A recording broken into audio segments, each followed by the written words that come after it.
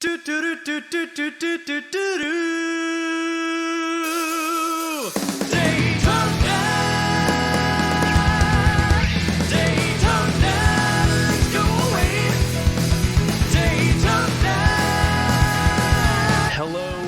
everybody. Welcome. Oh man, I should have focused my camera before we started. Welcome to Bonus Duels. Oh man, where is it? There we go. Welcome to Bonus Duels, everybody. I'm Cabajun. Thanks for tuning in. We're a minute early, but I needed to play this track because it's such a good kickoff tune. Thanks everybody for tuning in. Oh yeah. Thank you. It's going to be a fantastic day today here at Daytona. Vocals up. All right. How about I turn the music down? That'll work too. My B. I'm trying to speak over a vocal song. Not always a good move. Bonus Duels. Here we are. After decades of preparation, this is it. The first big official Bonus Duels collab with Dwelling of Duels and Bonus Stage. Shout out to Josh for hosting us and having a good time here with all of us. Tony's giving me EQ advice in the chat, and I will not heed it because I don't have time. We're going to kick things off here today. Bonus Duels has a ton of stuff today, as you can see here on the schedule. We've got the listening party for the next 3 hours, which will be fantastic. Following that, we got the DoD panel that's happening. We got a Dark Souls speedrun by Karl Germanovich. We got performances by the Virtual Video Game Orchestra, T-Bone, our own T-Bone, Toxic X Eternity. Our own Ivan Hackstock is doing an arrangement breakdown panel for his song from November's contest. Our own Nate Horsefall is doing a Star Fox survival run on Super Nintendo. That's going to be a ton of fun. Moo Man is running a VGM Name That Tune at 8:15 p.m. tonight. That's going to be a blast. I saw his whole setup for that the other day. It's going to be excellent. Following that, we got Pokerus Project giving us some awesome content. Mega Beardo coming after that. And then to close everything up, of course, we will have the Dwelling of Duels results. The results from this month's contest. It's going to be a blast. The votes and everything for the DoD month today, votes are going to be due by 8:30 Eastern this evening, so that I have at least a little bit of time to tally them all up before the 10 o'clock results announcement. So yeah, it is 2 minutes after the hour, which means it is time for the Dwelling of Duels listening party, PC versus console month. We had a fantastic turnout. I think the total number of entries was 31, I believe. Yeah, 31 entries. Fantastic turnout. I'm so excited for this, y'all. I was worried that the online stuff wouldn't, people wouldn't have enough time to get entries in, but I was proven wrong. We have more entries this month than we did last year at MagFest, so excellent turnout. 1994, I guess, did not, in fact, have any good games. That was just the reasoning there. Follow along with us, and you can vote along at dwellingofduels.net/voting. We've got the whole thing there. You fill in the sliders. If you've never joined us before, Dwelling of Duels is a monthly video game remix contest. All of these songs today are going to be they've been worked on and submitted for this month specifically, PC versus console theme. Everybody's chosen a side, either PC or console. We're going to see who wins. And all of these songs are presented anonymously, so don't go spoiling anything in the chat if you know who's doing stuff. I'm not going to say any names. Josh. And then I said a name. What am I doing? Yes, indeed. Go Team PC. That's the side I'm rooting for. So yeah, follow along with us. dwellingofduels.net/voting. On this next slide here, I'm going to have a QR code if you want to scan that on your mobile phone, or hit !vote in the chat, and you will get a link there. You can follow along. We have a bunch of sliders. You follow the sliders along with the tracks, and then at the end of that, you copy and paste the results of that into an email and send that over to dodsongs@gmail.com. All of that information is on the page where you do the voting, so we don't need to worry about remembering all that. All right, guys, we have like 2.5 hours of music here, so we're gonna get straight into it. We're gonna kick things off with a track from Alien 3. Keep it here, everybody. This is Dueling Your Duels. Duel, duel, duel, duel, duel.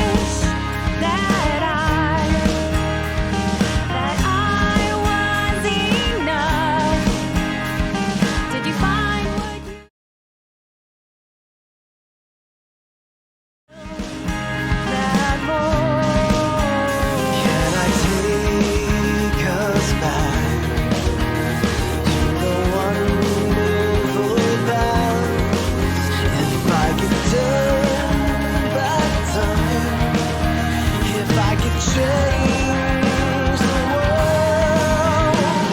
Remember all the smiles and joy and the safety in my arms.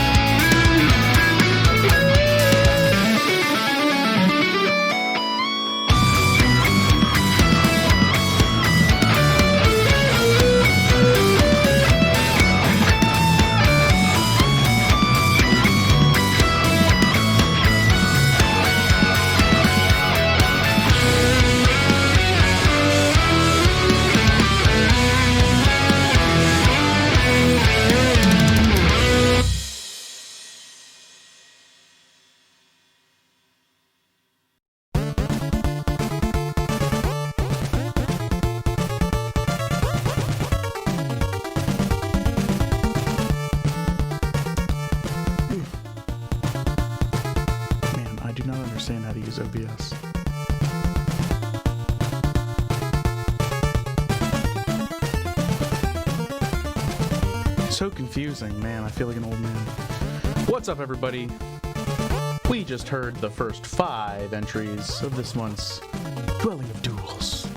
We heard, in order, Alien 3, Mega Man 3, Immortal Love, Chrono Cross, Another World, Chrono Cross, Chronopolis Part 1, The Fate and the Dreamer, Chrono Trigger, A Shot Through Time, and Comic Zone.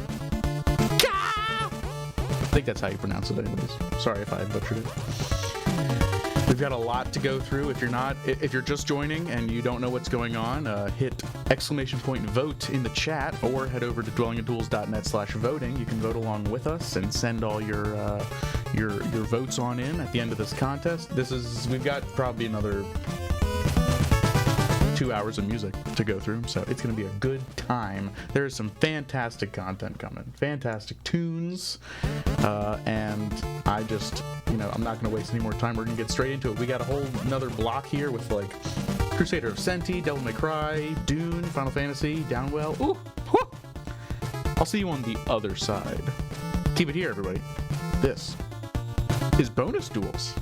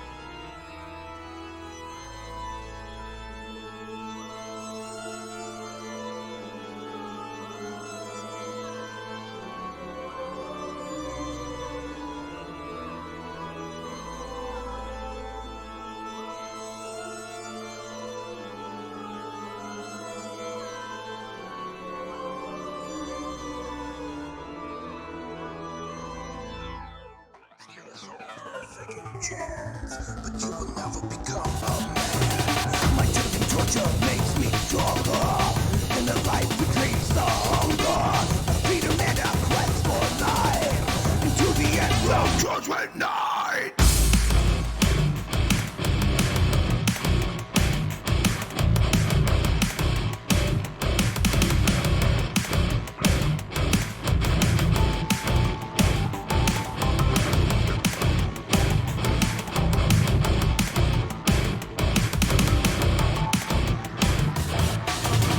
Let me with your gift of life, righteous cause on judgment night. Feel the sorrow that life has swallowed. Feel the freedom like Altamara.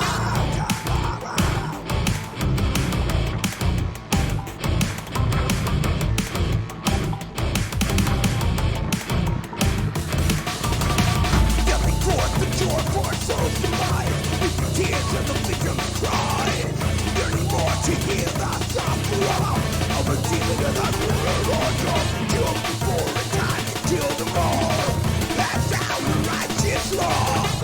Their rejections and wealth in vain. Mindless blood as far as the eye can see. The eye can see. The eye can see. The eye can see.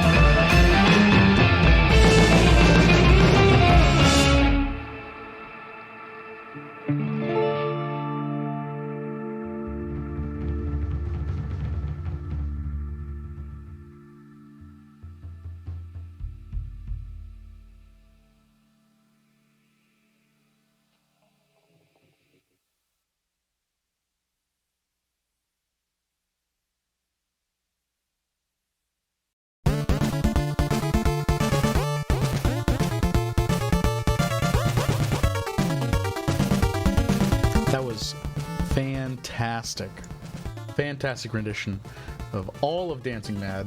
Godspeed You, Mad Kefka, Final Fantasy VI.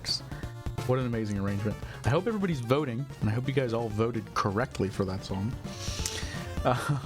In that block, we heard, in order, Crusader of Senti, Tree Stumps, and Inchworms, Devil May Cry 3, Demons Don't Cry, Downs Well That Ends Well, Dune, Spice Up Your Life, and then, again, Final Fantasy VI, Godspeed You, Mad Kefka. What a fantastic set of songs. All of the songs we've heard today have been amazing, and we're barely halfway through. We might be, I think we're about a third of the way through. So we're going to keep things rolling. We got another Final Fantasy track coming up right here, some King's Quest, etc. Hollow Knight, that'll be fun. So keep it here, everybody. This is Dwelling of Duels. Sorry, this is bonus stage. It's such a habit to say that. Man, I don't know what I'm doing. What the heck? Keep it here, everybody.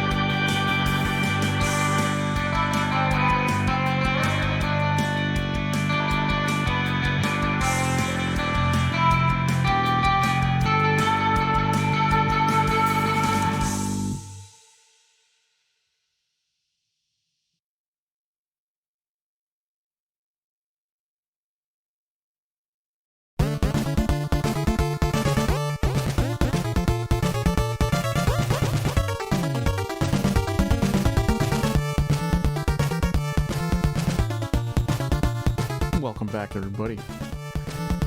Another fantastic block there. We had Final Fantasy getting the shirt kicked out of you for the crystals.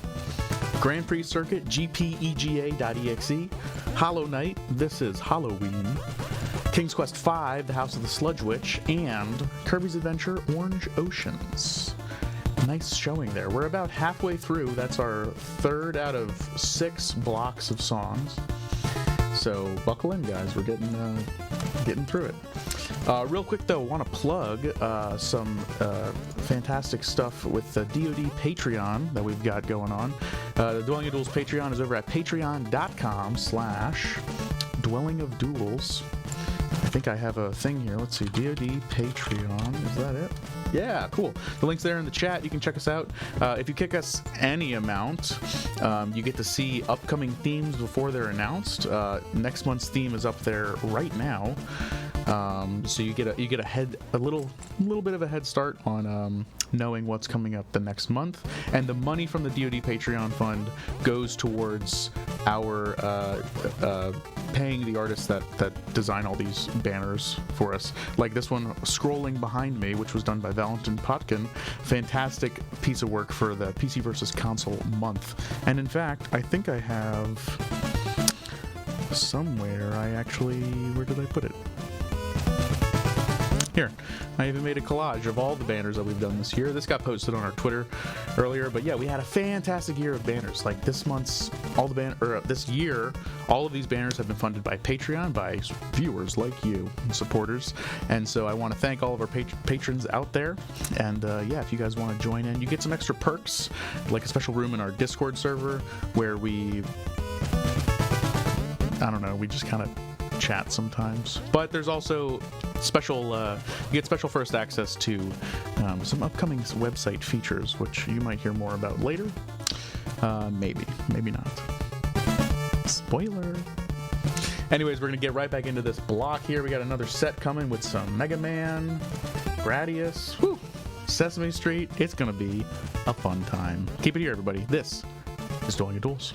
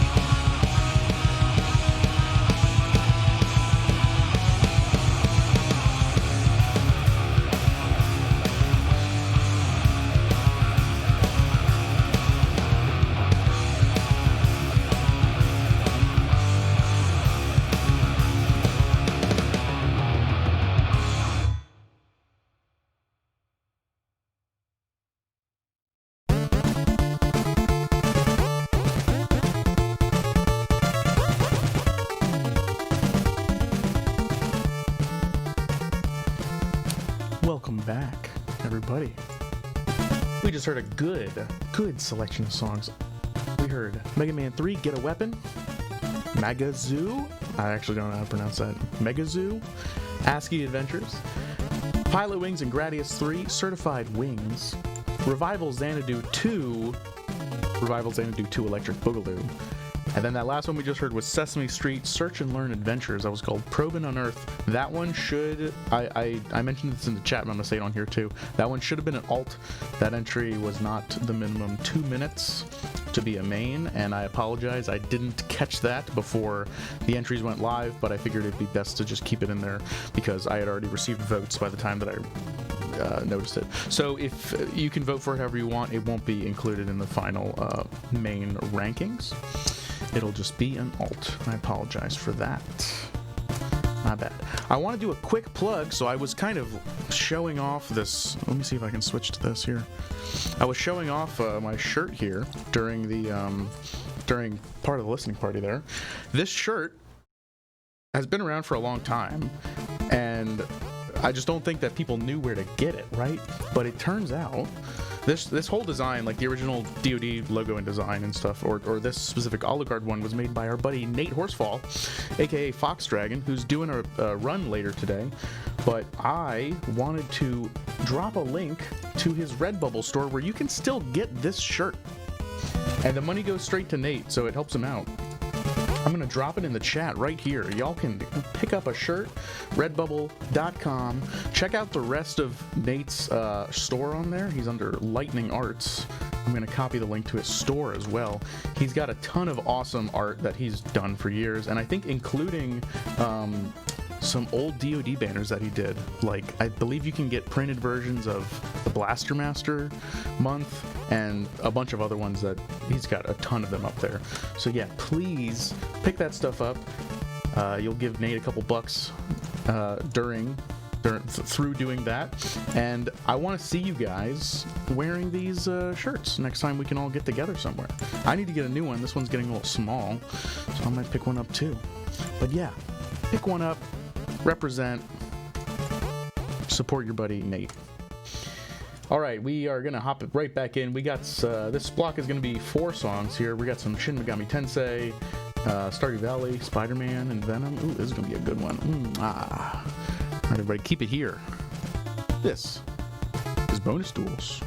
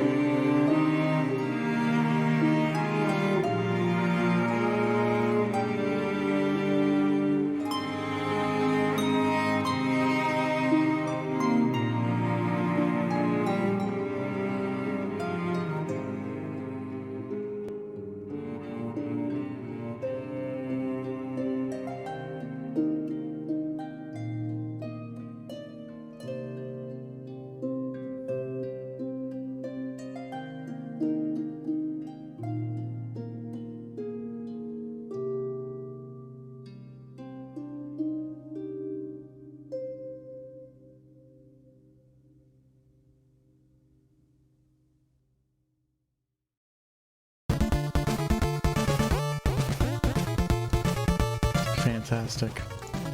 Guys, we're almost done. We heard a bit of Shin Megami Tensei Persona 4 there. Specialist, name of that track. Spider-Man and Venom, Maximum Carnage. Bring on the Carnage. I had to get the exclamation point and the capital letters there. Stardew Valley, Fall, Ghost Synth. And then we just heard Elder Scrolls Online, Beauty of Dawn.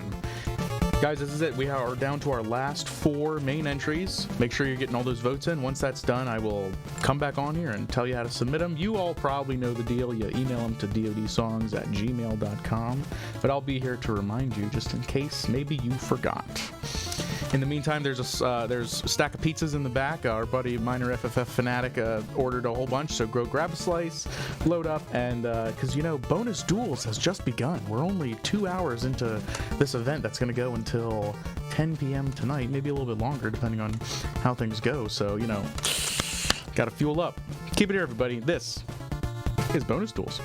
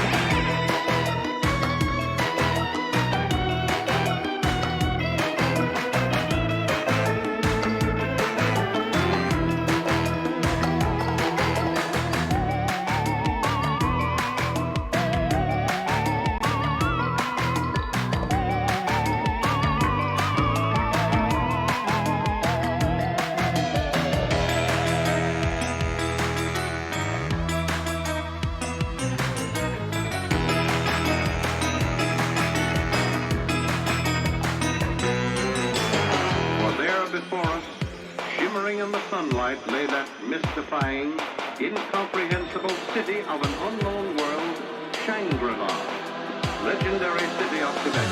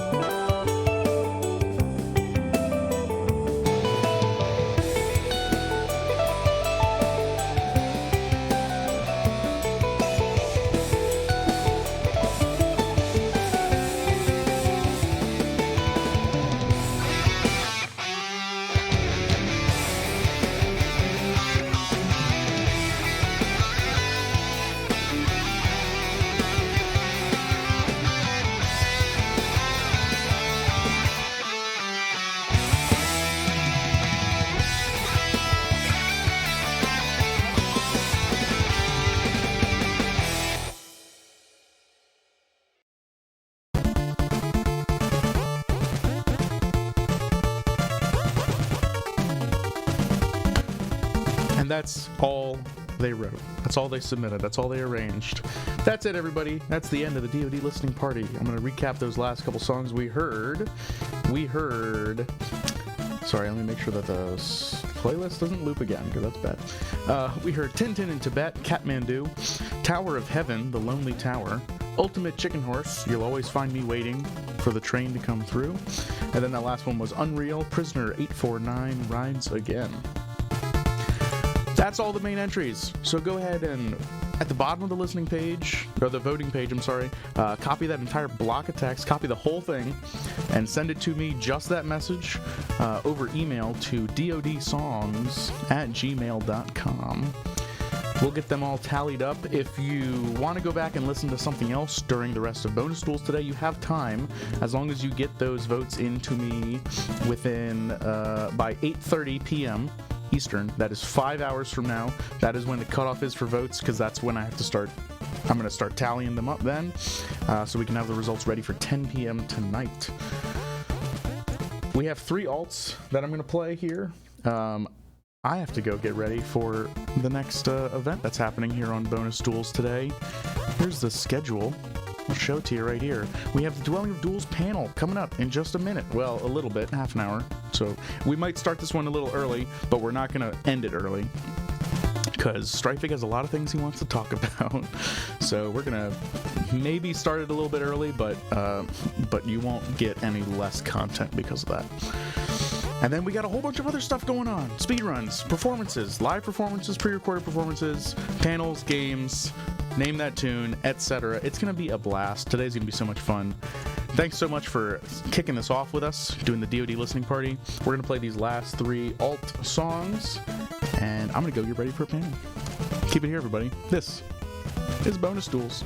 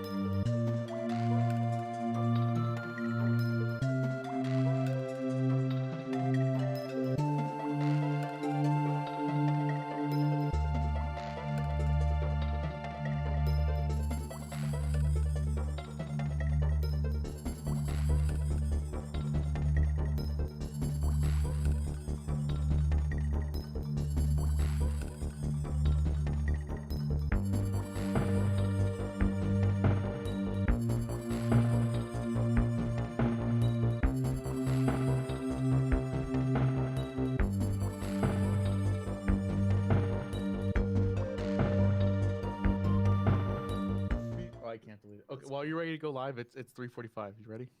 Yeah, sure. Let's go. Okay. Here we go. We're live. Shit on nerves, guys.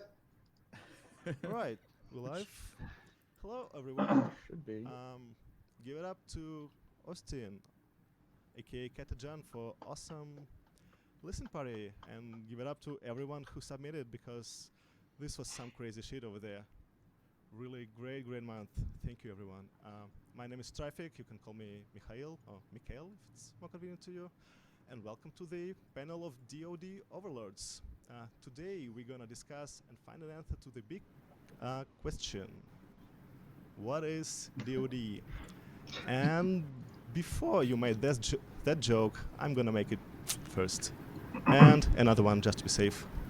So this stuff out of the way, we're gonna discuss what is it, Duel of Duels. What is exactly a music website, a competition, or like what the community?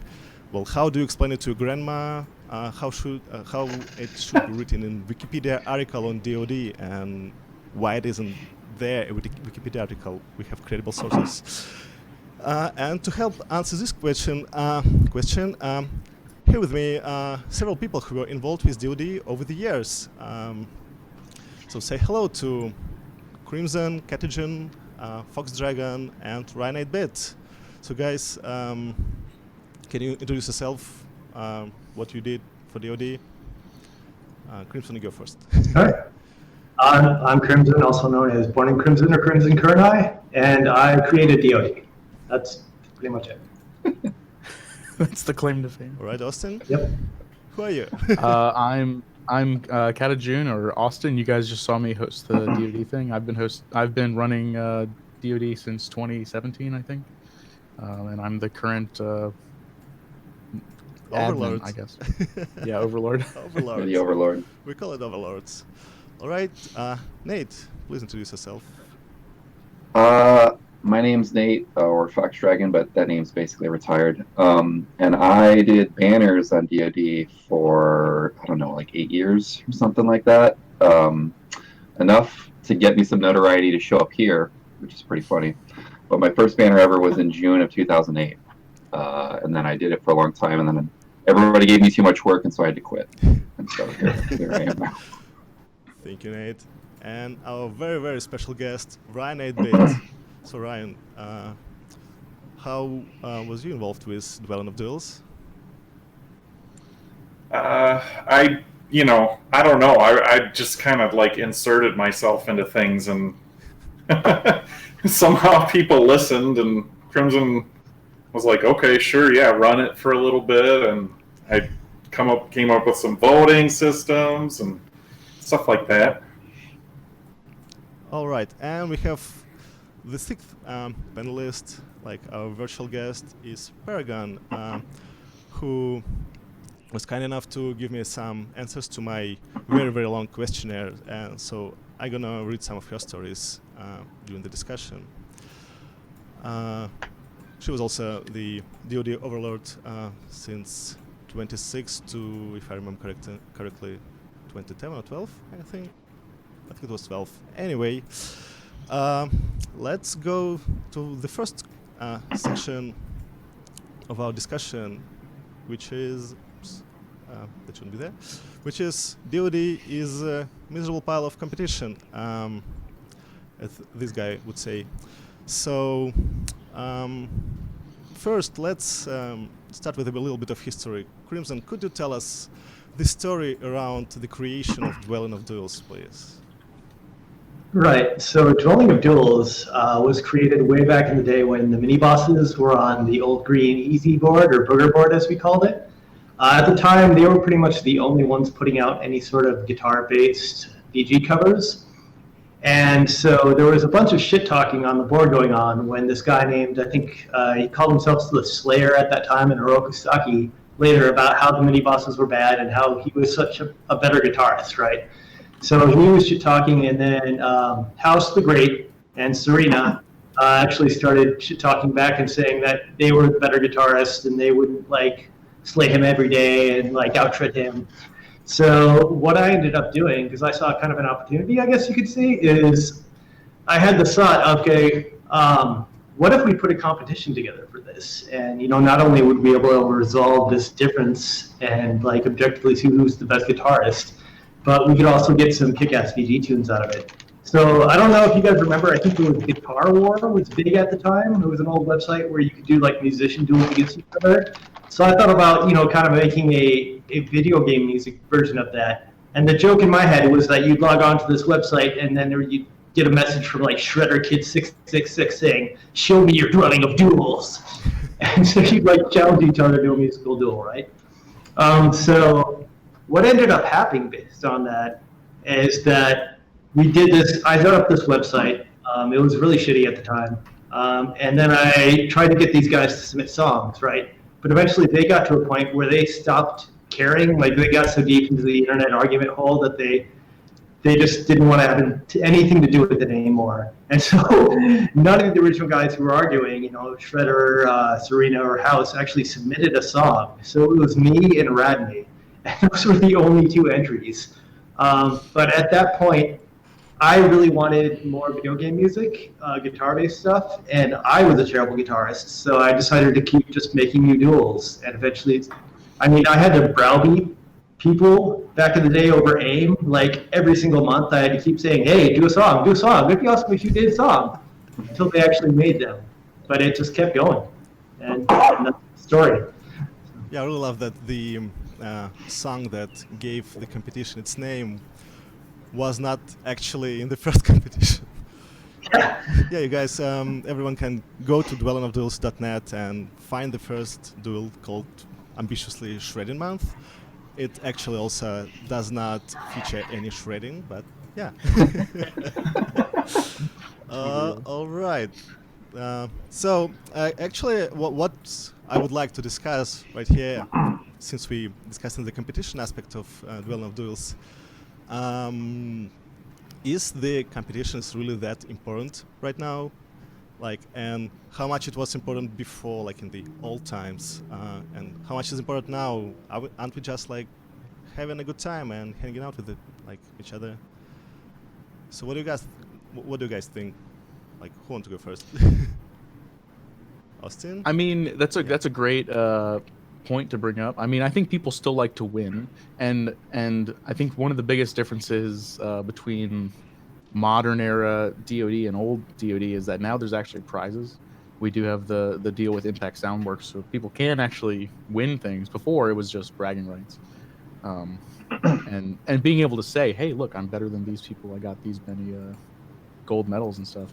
Now, though, the competition isn't as from my point of view, it doesn't seem to be as aggressive. Like people, if you win or you lose, it's like it's a nice surprise. I think plenty of people still want to win, but it's nobody's out here like trash talking over it. Yeah, I think friendly competition is a really good drive to improve. So that's why I always thought it was a good system. That's why I didn't enter the first month. It was really toxic. I actually did have an entry that I was working on, but I was like, I can't do this. This sucks. But then, like, right after that contest, I was like, I'm in this. And then I was in it for a while. Yeah. Well, you did do Dwelling of Doom. Like, what was it? 8 years later. Yeah, and the beginning of that song is basically me telling the story of what happened. By the way, Ryan, did you know that Paragon had what she described as one-sided rivalry with you? Did you know that? Yeah, I do.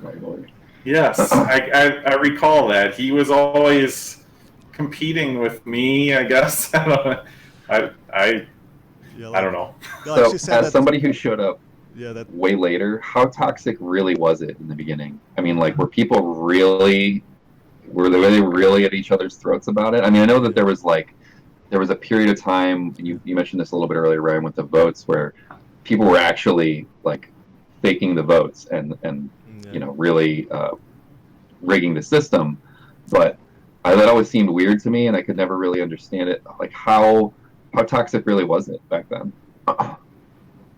before the word toxic was invented. I mean, it wasn't, it wasn't like the worst ever, but people were just talking a lot of shit. I mean, just think about how you were when you were like 18, because that's how people were. I mean, they were. I mean, yeah, like I think House and Serena were like under 18 at the time. Oh yeah. And so it's just a bunch of kids on these forums, just talking and not caring. And it's like, man, I look at even just my posts on the shiz from like 10 years ago, and I'm like, it's just awful. And so I mean, I don't remember the specifics. I just remember it was just not really a positive environment, like what it became. It became something where people were encouraging and, for the most part, positive. Mm-hmm. All right. Actually, I'm getting feedback that my voice is not very loud. So, chat, what do you say? Should I Yeah, I bring had to myself put up? some gain on you. Yeah, Bring microphone yourself there. up, and then I'll bring everything down. All right. Okay. I'll do it while we're talking. So I gotta throw in like another one real quick. So what do you guys think about the competition as like fuel for being better at production, performance, and like becoming a better musician? So how does that like drives you? And the same question goes to the chat, because a lot of you guys are DoD contestants. So what do you think?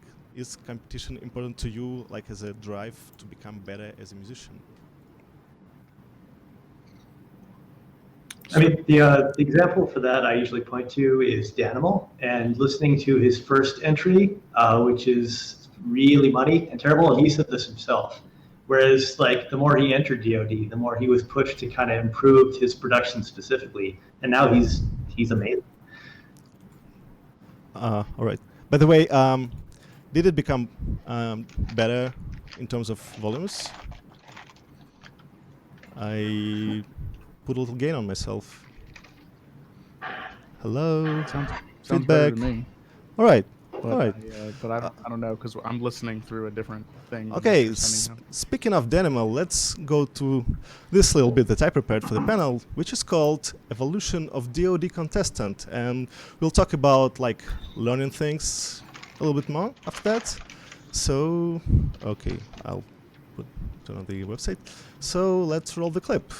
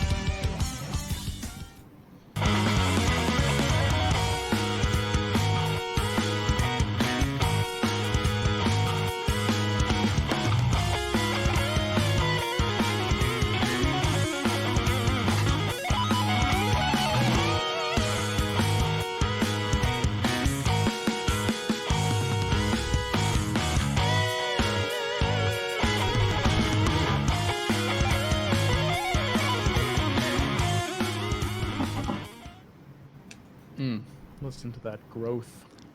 Yeah, that's That girth. really good growth, and that was still 2011, and you can Yeah, we all know where he's a Danimal is monster now. now. Yeah, he's a monster now. Exactly. Like he, well, I mean, I didn't think of it when I put this Pokemon little pictures, but well, Danimal actually had his music in actual Pokemon trailer. So how cool is that? So yeah. In the chat, but speaking of competition, Powellman said, "Totally, this competition is what got me started on production and has been massive drive in helping me get better." Yeah, that, Shout out to Powellman. yeah, I love his stuff. yeah, Powell Man's another one of those, like, just yeah. skyrocket. Nate, you told me that his F-Zero medley is like the ultimate F-Zero song. It's yeah. So I good. mean, they're gonna cut a little bit ahead of that, but just short story. In the Japan auction many years ago, me and George did a bunch of different things, and I bought his auction, and I was like, okay, George, I know you. I'm gonna have you do the entire F-Zero soundtrack. And that still hasn't happened, but my thing hasn't happened for him either. However, then Towel Man submits this song for the 10th anniversary, and it was like, oh, okay, well, there it is. Like, just insane. And I mean, I'd seen his name a couple of times, but man, that song was just like, who is this guy? What is this? So like the interesting thing that he just said that brutal comments in the beginning were eye-opening, and I'm curious, like, what do you guys think about all this harsh feedback that Duel of Duels were known for a long time? Because in my experience as running the duel, I had people like walking out of the competition because of the the atmosphere of the listen party, even though it was like much more mellow than I remember it to be. So what do you guys think? Like the harsh feedback, was it like necessary? Did it help? Your thoughts about that? It's definitely good. Some of the best feedback I ever got was just like, admittedly, I had to read between the lines a little bit for some of the harsh feedback from like Snappleman and stuff like that. But it's extremely good feedback. Like the best ones are from is like harsh feedback from people who know what they're talking about, right? Even if it's veiled as being like a little mean spirited, it's still like really good advice. Yeah. And I like I really love it when people do post reviews of songs, because I want other people to be able to get that same kind of feedback from the peers within this community. Yeah. Ryan, what do you think? Like in the lights of the toxic. I agree. No, that was just like the stuff that happened at the beginning was different. Some of it was mean spirited, and some of it was just not very mature. And it's I've seen the tough love side of in the chat and stuff, and I think sometimes it's just people kidding around. There's a difference, and I think we should all thank Snappleman. Really, I mean, he was total ass to a lot of people, but like, holy shit, he had knowledge that was just so great, so beneficial. And like for me, he was like I felt like I had this just this revelation. There was a certain point where I was like, oh my god, everything I've ever done sucks, and I know exactly what to do to fix it. Yeah, like and so he was a definite influence, and so like I don't think it doesn't matter if he's an asshole. It's like, did people get something out of it? It's like, who cares if your feelings are hurt if you learn something? Yeah. I knew quite a few people, like on a personal level, that couldn't handle that kind of feedback. They like, it really kind of broke them, and they were like, I'm done with this, I'm never going to do this again. And I felt bad, because I was really encouraging people to get more involved in it. But on the other hand, I do think there's a person, like if that kind of stuff really upsets you, and it's not like, oh, you get thick skin or whatever. It's like, that's okay. Like maybe there's something else for you. And the other thing about the listening party is that people just don't kind of understand. I didn't really see it hardly ever in this one, maybe because the month was so good. But people are usually just kind of like making jokes and riffing like during the listening party. So they might.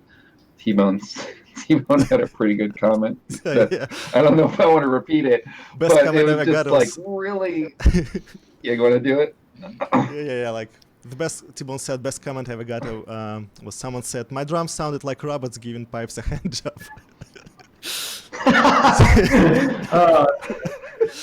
And so it's like that's really mean, but it's also just people are just goofing around. They're not really intending for you to take it that seriously. But if you've never been exposed to something like that before, yeah, I mean, it's going to be really, really harsh. And you're going to be like, who the hell are these people? All right, I'm out. I hear you, but like this is what like this issue I had when I was running the panel and was trying to bring more people from outside of our little DoD, exactly. the SHE circle, because at that point when I started, like a lot of people on the SHEs like already grew up, moved on, like never came back. So the like contestant pool was kind of like thinning out a bit, and I was trying to bring more people. Some people will kind of catch on with this, like a lot. This these kind of, I don't know, like locker room vibes.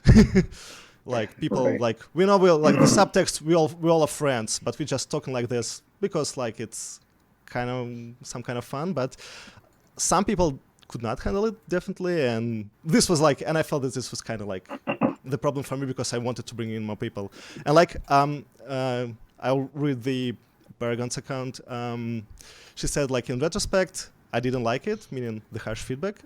It's a personality clash, I guess. Being on the receiving end of that kind of aggressiveness is hard to me, for me to handle. I know some people have fun with that kind of banter, and I'm not judging, but that's not for me. So well, that's just same point. Some people that you just said, Nate, like some people, like that's not for them. So like that was kind of limiting. In my opinion, it was kind of limiting DoD, like in the, like being like more universal. Though like we kind of like we get to this point later, but like we kind of like overcame the stigma of like it being the metal competition and brought in like a lot of like various styles, genres, and instruments.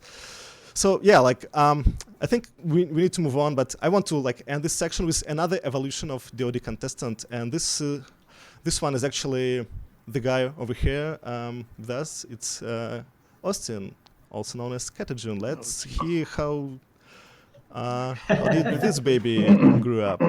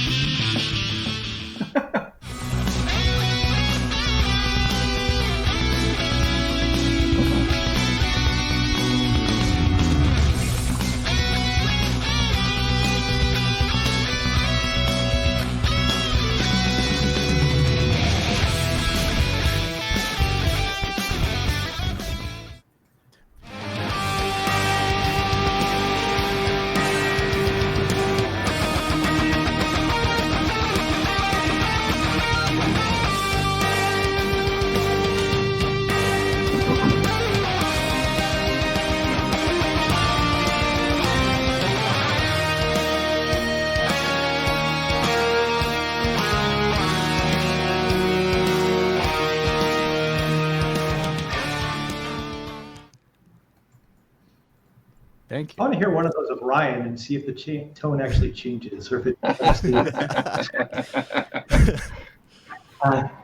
Well, as Ryan said, his worst track were before DoD because he's that old, right? All right. I'm just giving him shit. Yeah, no, Ryan is the greatest. So let's move on to the next topic, which is video games. And what I want to discuss here is actually the theme, but the thing that got hooked me to DoD in the first place was like every month was like an album gathered around like a specific theme, like specific game or specific topic, which was very cool for me. And like over the years, we had like when DoD first started, it was like very like obvious pattern. It was like the game, then the theme, then the free month, and like the cycle was continuing. But then like we got a lot more variety. There were versus month, like recover month, joke month, obviously.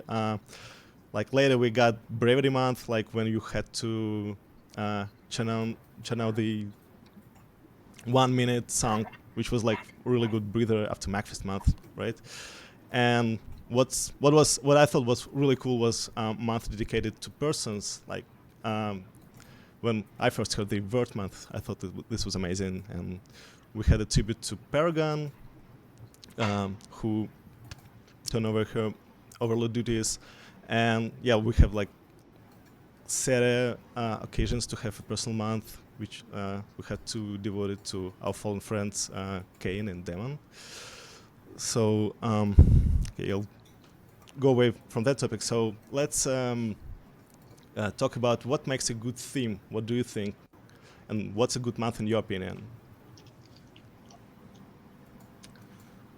Nate, do you want to go first? Oh, okay. Well, Power Man just kind of said it, and these have always been kind of my favorite. But the versus months are usually my favorite because they tend to kind of inspire people to be more creative and kind of start reaching for things that maybe they otherwise wouldn't, just because it's like, we had console versus PC, and it's like, well, what is that going to include? Apparently, it includes some pretty crazy games, right? And then you have your basic obvious triggers, Chrono Triggers and whatnot, Final Fantasies, but then you have, I can't remember one of the names was like some horse game, right?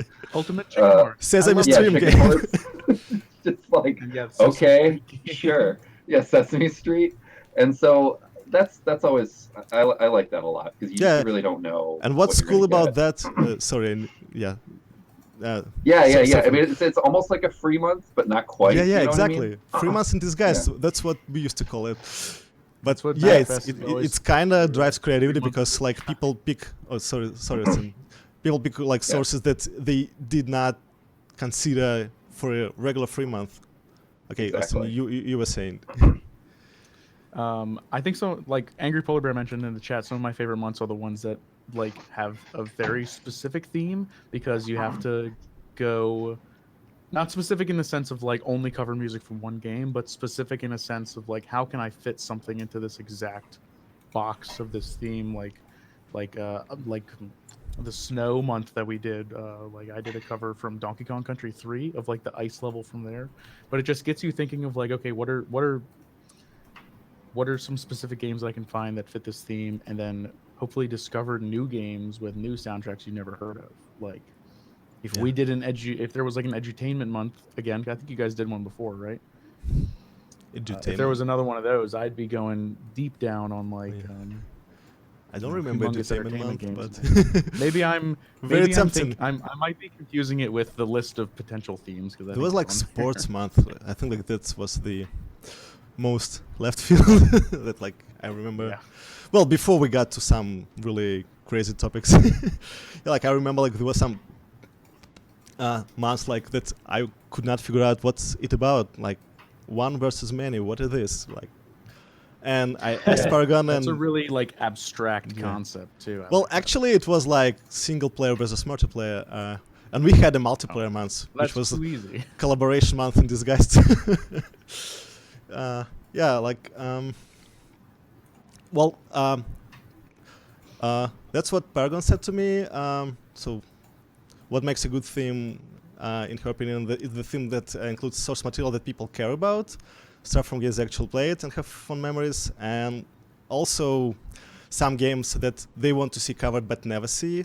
Like, she was obsessed with video game music and got into a bunch of obscure soundtracks from Japan, but like very few people want to cover a song from Mitsumi Gatoru, and here's the message: seriously, somebody cover the music from Mitsumi Gatoru. But yeah, what I find That's it an interesting. order, everybody. That's order, everybody. Yeah, next month, Mitsumi Gatoru month. Actually, Austin, take notes. Yep. Put it down on the list. Yeah, It's interesting, Austin. You 2022. said that you really liked those, like the winter months or whatever. Because I always found those were the hardest to actually be administrator on, because people would come up and say, okay, well, in this level of this game, there's an ice goal. Does that mean this song is good for winter month? They got That's into true. really long, That's a good horrible point. conversations. true. People So are I mean, they were defend the good, rules. but it was a little bit tougher on those running competitions in my experience. Yeah, people. So I always Yeah. go ahead, Scrapey. Yeah, I mean, like people always try to bend the rules, like bend the theme, and I don't like. I was kind of a little bit softy and allowed a lot of things like people did not allow before me. That's fine. I mean, it's a video game music competition, right? It's like it's fine. This is serious business. Yeah, serious business. So everybody is very, very serious about video games, video game music. So I don't know, Ryan, do you have to add anything to that? What makes a good month in your opinion? You asked us this question before, and these two guys said exactly what I was going to say. Oh yeah.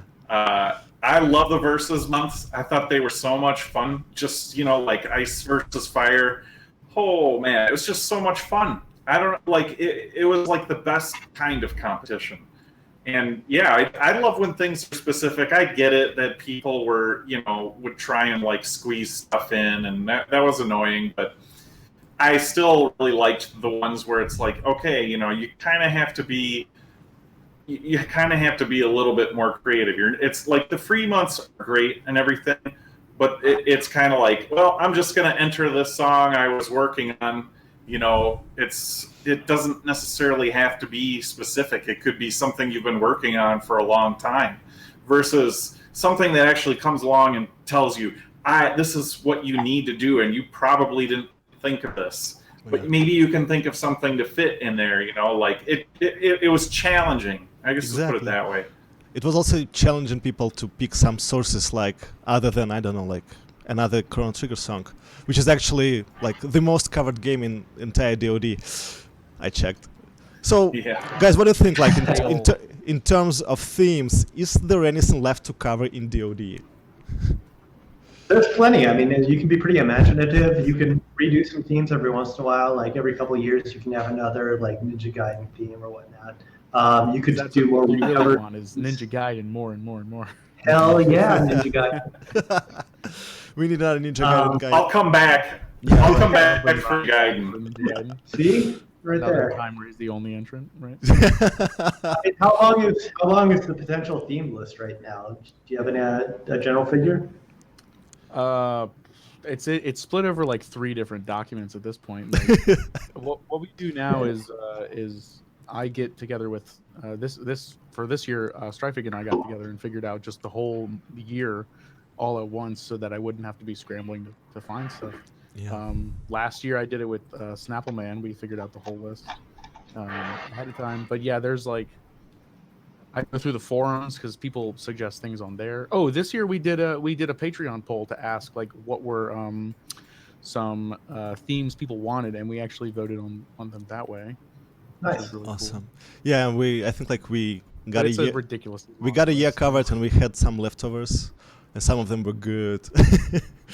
Yeah, there were some really good suggestions there. Yeah, all right. T-Bone asked a question. T-Bone asked a good question. What's our least favorite month?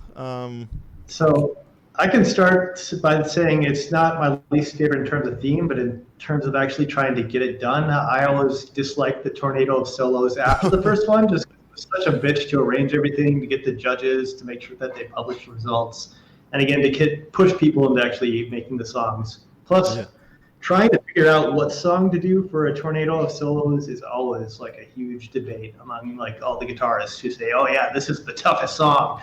Like this will actually move out." And then especially finding songs that haven't been covered a million times already. So I would say that's my least favorite, just in terms of running it. Yeah. I 100% agree. Those ones are kind of a nightmare. I can remember like the month that I did not like. Even if there were like 3 entries, like the theme was good, the song was good, so I don't know. Let's actually go over and pick some favorites. That's a tough question. Yeah, exactly. So, okay, let's start with Ryan. What's your favorite month? What was your first? Well, I don't know. It's hard to say. I mean, in terms of just the competition, I really liked the Clockwork one. I thought it was fun. It was great to have, House and Goat and Vert entering. And I realize now they're, when you listen to those, they're not as great maybe as Europe, but at the time it was like, it was such a great thing to, But that song is hard. I thought it was great, yeah, kind of. It's not. Can you tell the cake story? Oh, sure. Yeah. So my favorite month for me was, I think it was the first MagFest I went to, which was 3 or 4, and I just after that I was just like so fucking pumped. It was like, it was just like, oh man, I need to just get out here and make a really great song, and I got some new equipment, and I had some help from Norg, and it was just like I entered the song. I think it was Solstice, and I won. And I don't think it was the first contest, or at least I don't think it was the first contest that I ever won, but it was the first one I won when things started to really get competitive. And it was a lot of fun, and I was really psyched by it. And like my wife thought, she thought, oh, he's so psyched by this, and so she bought me a celebratory cake. Nice. I love this so story. it said, congratulations on your DOD win, which someone at the cake place is like, what the fuck is this mean? Defense? What did you do? Yeah, right. Did you launch the missiles? I won. Yes, I won the war. That was a good one. All right. Okay, I'll mention one more favorite, which is favorite of mine and Nate, and saw it in the chat also. I mentioned. By the way, guys in the chat, feel free to tell us your favorite month. But anyway, like the month I'm talking about is Duel of Duels 10th anniversary, because it was like, I don't know, it was very like full of excitement. Like a lot of people came back specifically for this. Like Eric Little Shack came back and entered DOD and like with like 1 minute entry that was extended by chip solo, and by chip solo I mean like he was eating chips on the microphone. But yeah, I mean like it also was like my first like full-fledged month as Overlord, and I felt responsibility to make it the best one. And I don't know, what do you guys think? I think I succeed. So Nate, what do you think? Anything to add to that? I can hear you, Nate. I think that. Maybe muted. Oh, I was going to say, I think that, a lot of that there was a lot of effort on our parts. We had like a list of all these people that were like, we should contact this person. And how do we even contact this person? Yeah. They're not even around like anywhere at all anymore. And we hunted down so many people that we loved. And I begged people. I was like, you got to enter, you got to be in this. And thankfully people listened and were like, yeah, I'll do that. That was a pretty good month. Yeah. Dude, Eric's Little Shack is in the chat. Oh, really? Is it? Holy shit. Oh my god. Oh, it's a miracle. Hey, Eric. Wow. We never met, but I respect your work. That's awesome. I don't know if anyone's actually met him in person. I guess we've never been to Mac. I mean, like we haven't even crossed paths on the forums. Nate, I think your microphone is muted. Yeah. Yeah, Nate, you're definitely muted. Oh, that's okay. Okay. It was just a special month. That thing was just like Brian said, messaging people, and I was messaging people, and just the volume of tracks that ended up. What was it, like 70 something? I don't know. It was. It was 52, I think. The most tracks I think you guys ever had. Oh. It was just totally nuts. And did you at that time you had to manually tag everything, right? You had to upload everything. Yeah, the amount of manual labor was immense. I still have nightmares from that. Good thing that we automated some of that. Yeah, like one month to mention is from Paragon, which is Recover Month, when everybody did their own spin on someone else's previous entry. And she specifically mentioned Xmark. She thought that his songs were underrated. And then Urian went in and did a tribute to the Dragon Spirit cover, which is cool. Anyway, let's move on to the next topic, which is, by the way, music. Music. So, which is actually music. It's a music competition. Let's discuss some song and what makes them great. All right. But first of all, let's talk about like the sound of music. Like the first Duel of Duels website had a tagline, "Battleground for those who wield the X." So like the X was the guitar, and it was like for a long time it was like very guitar-centric competition, or like video game music resource. But like it's good to see it expanded into like all other instruments, and we have like how many, like 15 harpists right now in the competition or something like that. Austin, you can correct me. Yeah, I think it's 2 at least. It's accurate, right? But But what I wanted to it feels like 15 compared to all the guitar players. yeah, what I wanted to ask is like Valen of Duels had this live instrument requirement, and what do you think of that? Like in nowadays, like when sound production tools like that you could use at home like improved, and you can like just imitate any sound, and even if you're not like very great at instruments, you can like do a very good take just by like editing it together, punching in stuff like that. So what's your take on that? Is this considered live instrument, and like should we drop live instrument requirement altogether? Like Creams, what do you think? If you drop live instrument entirely, I don't know if it's still Dueling of Duels, man. That's the whole like basis of it. That's true. I would say that it still sets a certain bar. I mean, I was thinking about it. I mean, really being able to punch in like a guitar track still requires a little bit more a little more skill than just like programming a MIDI track like a piano roll. So I think it's still important. I think it's still part of like maybe part of the soul of DoD. So that's my opinion anyway. And if you ever take the live music requirement out, I'm just gonna fire you and like take it. For the sake of our lives, Austin, never drop the live instrument requirement. I know, right? Or else I'm gonna. Yeah, like I'm with you there. Like I think DoD is always like the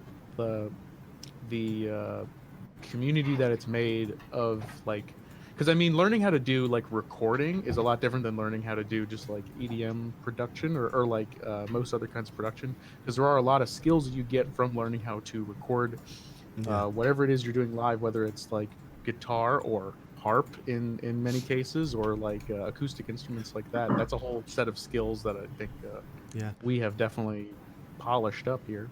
I think it's Done so appropriate much. to quote on Nork from the chat.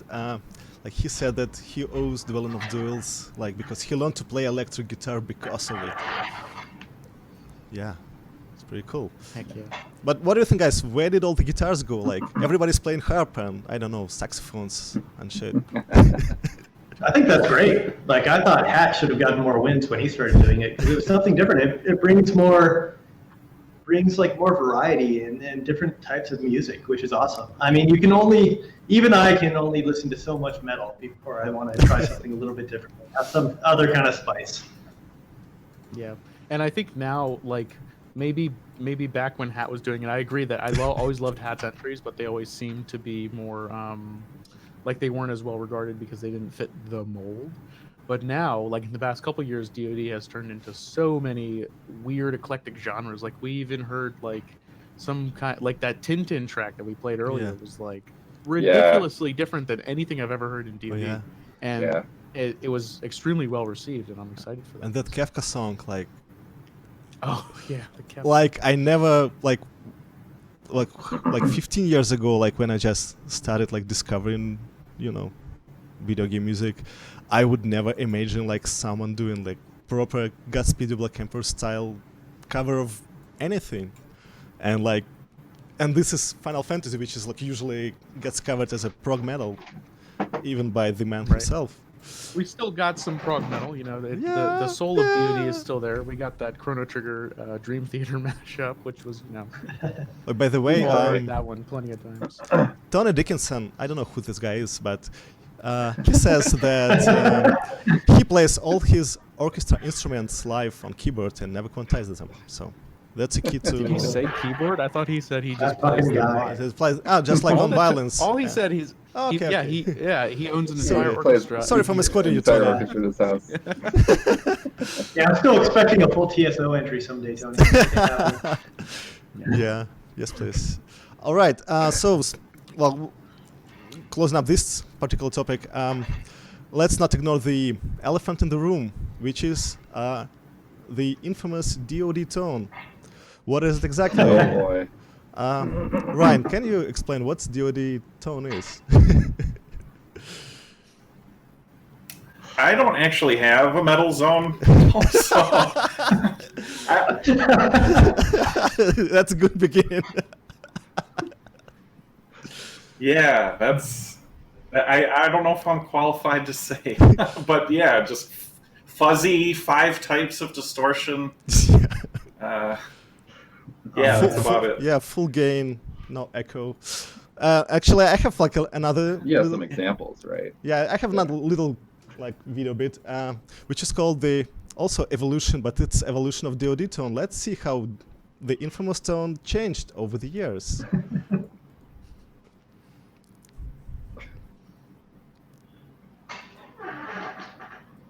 Five distortion pedals. Oh, sorry, There that we was go. some little technical mishap. Let's run again. Good line. Yeah. There it is.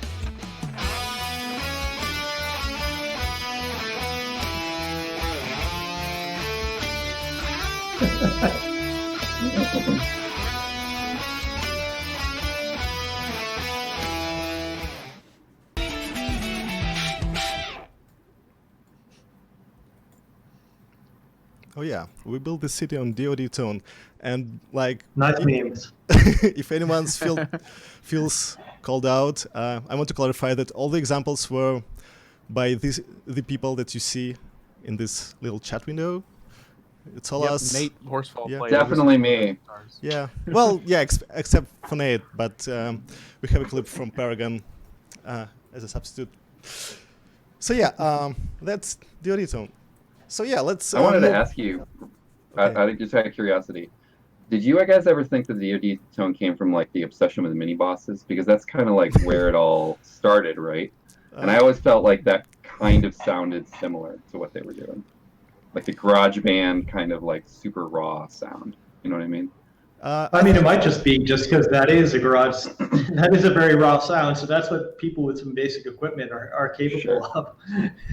Yeah, I mean, like it's like a beginner tone, like when people just like put all the distortion like to the maximum, and Right. it actually squashes the sound and makes it undynamic, and you can make a like, even if you're a good player, it kind of messes you up. So I think like it comes more from that, and since as we established, DoD is kind of like the learning tool for a lot of people. Like we all have to start somewhere, so I think like that's it. So at some point you have DoD tone, and there's nothing wrong with that. I mean, it's part of learning process.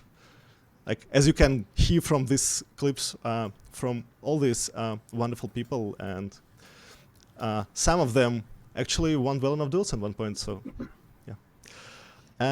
Let's move on like to another topic. We kind of running out of time, and What so Strike is let's. trying to say is that DoD tone is not a permanent affliction. You too Yes. can recover. Yeah, exactly. Either that, or you can stop playing music entirely and just run the website and have other people make the recordings. There you go. That's a good idea. I should It's do that. doable. So yeah, let's just rounding up the discussion of music. Let's just name some of your favorite songs. Like Crimson, what's your favorite song? I mean, every song is my favorite song, really, right? So I consider every song a gift. But You going mean back you to, like Viovis? I totally like the Viovis. Are you kidding? That's comedy gold right Skate there. trick?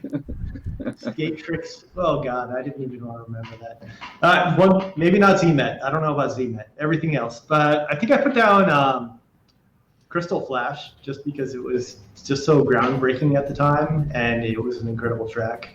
So that was my official favorite. But I mean, there's just so much good stuff. Yeah, I think Nate, you mentioned it as your favorite as Yeah, well. Crystal Flash is just it's a journey. It's not a song. It's a journey. I mean, the stuff that Bert put in there, he's got all these sound effects and all this like movie level composition stuff going on. It's ridiculous. And it was made in what, like 2005 or something like that. It's just it's insane. Yeah, it kind of does tell a story of like the journey. Oh, it's a complete, like everything about it. Whenever that song comes on my playlist at any point, I just have to listen to the whole thing because it's just like, it's just all of the sound effects. I don't even know how he did all of this stuff. You know, like he definitely did some Foley work and a bunch of other like sound effects, but man. I remember the comment on the Shiz forum, like this person locked up themselves in a basement for a month to make this. I would believe it. Actually, if it was Vert, he probably did it in a day, right? Yeah. Okay, Or just didn't go to sleep. Cool. Okay, I'll pull like a rank, and I pick my favorite song, which is Harmsing's Peter's Chase, a cover of Super Spy Hunter, which like it blew my mind, and it was like, well, for me it's marked the start of this where did all the guitars go era of DoD, like because it kind of expanded the boundaries of what can be a DoD song, like what can go in, like the level of musicianship and the arrangement and like and the entire fun that these people have in playing this song. It's oozing with fun. It's like it's my favorite. All right, moving on. Second place in 10th anniversary month, next to Power. Yeah, right. Yeah. So okay, moving on is DoD. Is it art? And yeah, by art, let's like clarify it. I'm talking about the banner art because every month has to have a picture attached to it. So we have our expert on art, Nate Horsfall. So what's your story? How did you got involved? My story is pretty funny because I stumbled over DoD through a Metroid Metal forum. Somebody posted in there like, "Hey guys, have you heard this Chrono Trigger metal song?" And it was Snapple Man's "I Could Be Banned Soon" Trigger, which I didn't understand why that title existed. Now I understand. I'm not going to explain it. Other people, I'm sure, will figure it out. Anyway, I stumbled over it. I was mind blown from it, and then I was obsessed. I downloaded all this stuff, and then they made this month Boss versus Hero month. And I hope the person who made this banner is in the chat and going to be offended, but like the banner that was created for that month was I was so like upset by how lame it was. It was just this MS Paint like Mario and something else, and I was just like, oh my god, this is Boss versus Hero. Like, this should be epic. All of this stuff is so epic. And so I spent a weekend making this new banner.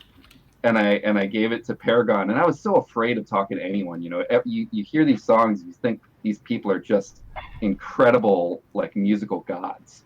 You know, I don't know who any of these people are. I had no idea that they were just a bunch of like nerds. Most of them were kids younger than me. And so I submitted it to Paragon, like, hey, I made this in case you guys wanted to use it. And it was like, holy shit, yeah. And I said, well, if you guys like it, I'd be happy to do more. And they were like, there you go. You're done. You're doing it now. And that was it for like 8 years. Yeah. Awesome. Yeah. Basically what happened. I also remember like when we were discussing it, like that you were really mad about this particular thing, this free-month banner that was like, reused. The free-month banner was reused over and over again for like many years before that. I don't know the story. Do either of you guys know the story behind that? So I think that was Jackie, or I think he called himself JQ, made most of that initial art because he was the only guy who I knew who had Photoshop and was willing to actually put up that sort of effort. And yeah, I mean, it was a start, right? It was something. Yeah. It was fine. I was just like, but free month is a blank canvas, man. Like you could do literally anything, and instead it's Kirby every single time. And so one of my biggest like I'm going to change this was that the free month banners were all going to be wildly different. And every time a new free month banner came up for me, I was just like, I don't know, what do I feel like doing? One time I photoshopped some stuff that was on my floor. Another time, there's that. I made that in 3D and then drew over the top of it. And it was just, I don't even remember why I made that. I just, at the time, I thought of the idea and then I went with it. And when you've done like 12 3-month banners or something, it starts getting difficult to figure out like, well, what's this one going to be? But yeah, that ended up What being about my favorite one. The Free Willy one that I did? It was just like it was just like the guitar, right? Jumping over. Yeah, that's fun. Yeah. Because I think you're busy. You're like, can you do the free month banner for me? And I was like, okay, sure.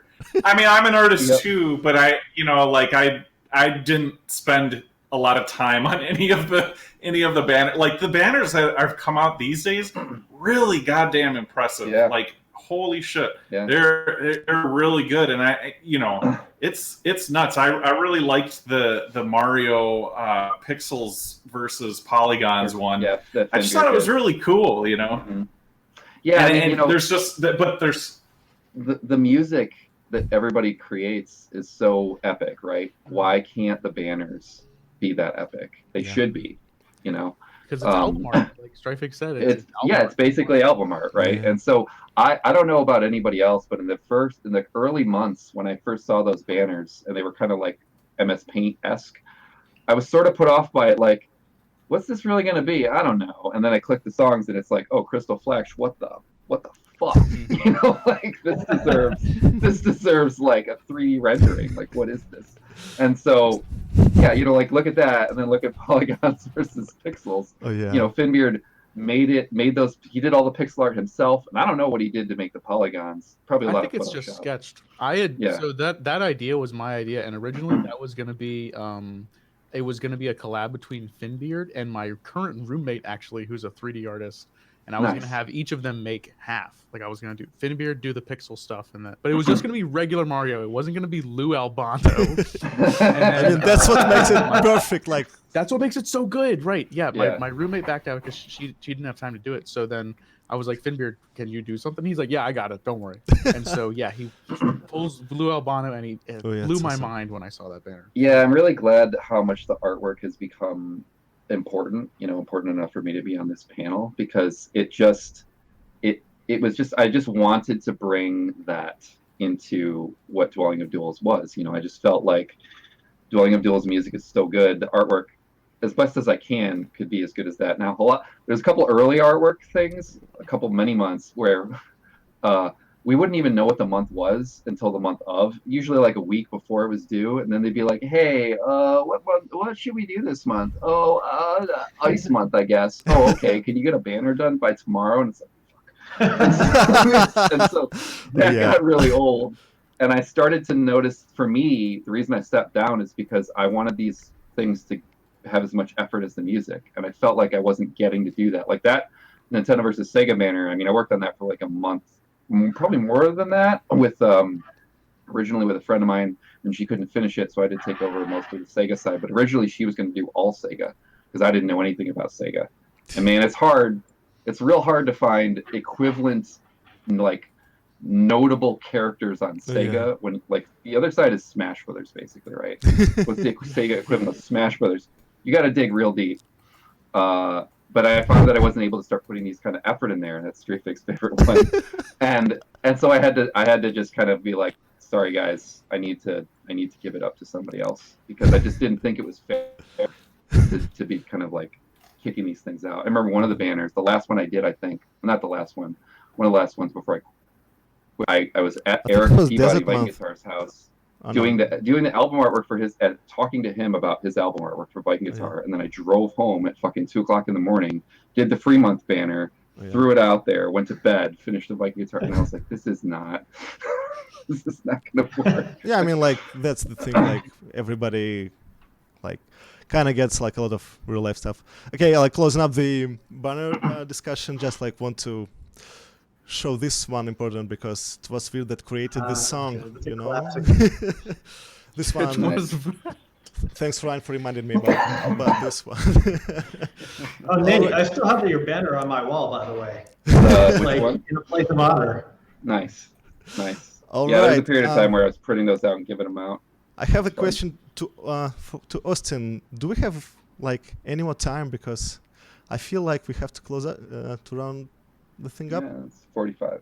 You can have like 5 more minutes. Oh, 5 more. Oh, all right. So I had like one more topic, but like let's kind of match it with. Real quick, can I drop? Can I show one thing? I still have Yeah. the Brevity Month banner that was made by Damon live at MagFest. Oh, nice. Our friend Damon live at Nice. MagFest. What was it? 2 years ago, I think. Yeah. 3 years ago. Still got it. I'm gonna hold on to that one for a while. All right. So Put that in a frame. the final topic is what actual DoDs actually is, in my opinion, is you people, like everyone who submits, everyone who attends the listen parties, votes, hanging out in Discord, and of course us people who do the hard work of running the competition. Like we had like another section that we wanted to go through, but we have no more time, so maybe like we gotta do another panel, like for some of the listen parties. Anytime. If you guys up with them. But one thing that I really want to do, because I feel it's important, is this. So let me turn this off. Okay, Dracula can go away. And here the list of people who were involved with the competition over the years, from the very start up until now. And I'm gonna read this out loud in my glorious Russian accent, and I want you people in the chat to post all your favorite, like all your heart emotes, like Fs, whatever you want, to express your love and respect to these people who are Crimson, JQ, Kain Lacroix, Paragon, Strafik, that's me, Ivan Hextag, Catagum, Ryan8bit, Serena, Ailshon, Fox Dragon, Vert, Prince of Darkness, Snappleman, Narc, Adam Zap, Lag, Bahamut, The Creeper, Omega Drive, Greg Council, GMR, Will 8bit X, Overcoat, Thronix, Syndra, Darmak, Dennis, and Fedi. I'm really sorry if I forgot anyone who were involved, but I love you too, and I can say this for this panel, like we love you. Thank you very much for doing this. And I see a lot of Absolutely love you. I see a lot of hearts, and A lot of hearts. And this, that's, this makes me very emotional. this- It's very good. This guitar was gifted to me by a lot of people who are in this Dwelling of Duels community. So I still have it. Oh. And I got a second one because of you guys. So I've been playing because of you guys. Maybe someday I'll record something. You played a solo on Chronicles of Times I album. did. I did play some dude made a Chrono Trigger album and I played on it. Yeah. Yeah. All right, so guys, like any closing remarks about DoD and what matters to you personally, and we have to. Long live Dwelling of Duels. Long live DoD. Absolutely. It's just great that it still exists, that's still running. You know, for many years, I know definitely people on this panel were just like, "Shit, man, it's dying. What do we do? What do we do? What do we do?" And I don't really know what has been done exactly to not keep it from dying, but it just still around. Yeah. Still, people still supporting it. You know, there was always this tries, like you were saying, Stray Fig, to do community outreach and things like that. I don't know how much of that ever actually truly was like successful, but we're still here, still doing it. I think the Russian invasion was definitely successful. Yeah, getting the Russians in here. Russian invasion. Let's just a second here. Russian invasion. I mean, like this was after the free month that I brought like 7 people into it from Russian VGM scene, like by deception and intrigue, and this was kind of like pretty big month, and everybody was impressed, and that's how I got to run DoD. I think Crimson, correct me if I'm wrong, but yeah, Nate made like repurposed his banner for that month, making the Rush month's banner. But yeah, for me, Dwelling of Duels is a huge part of my life, and it like helped me meet a lot of wonderful people, and it helped me improve my skill. Yeah, when I won DoD, I was just numb because I could not believe that. That was very important milestone for me. So yeah, thank you guys very much for being here, for joining me for this panel. Everybody give a round of applause. Or, I don't know, nut bread emotes for Boring Crimson, Fox Dragon, also known as Nate Horsfall, Austin Green, also known as Catagen, and Ryan Stern, also known as Ryan 8-Bit, and me. I'm Strifik Mikhail Ivanov from Moscow, Russia. And next up are some videos from people who were submitting to DoD over the years. They're gonna play the best, I don't know, favorite songs for you guys. Thank you very much.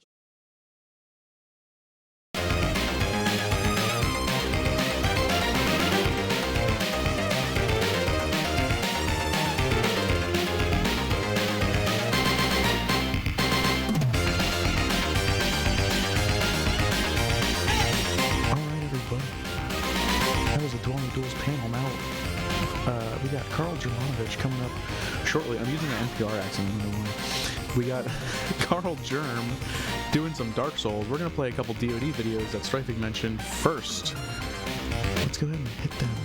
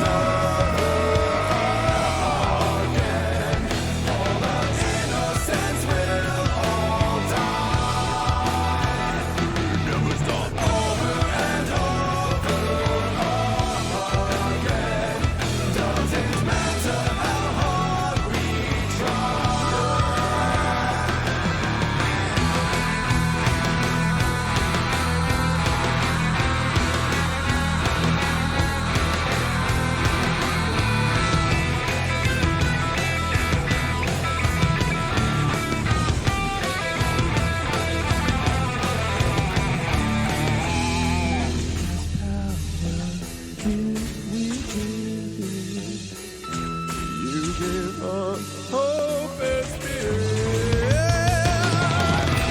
He will take his path no longer. Will never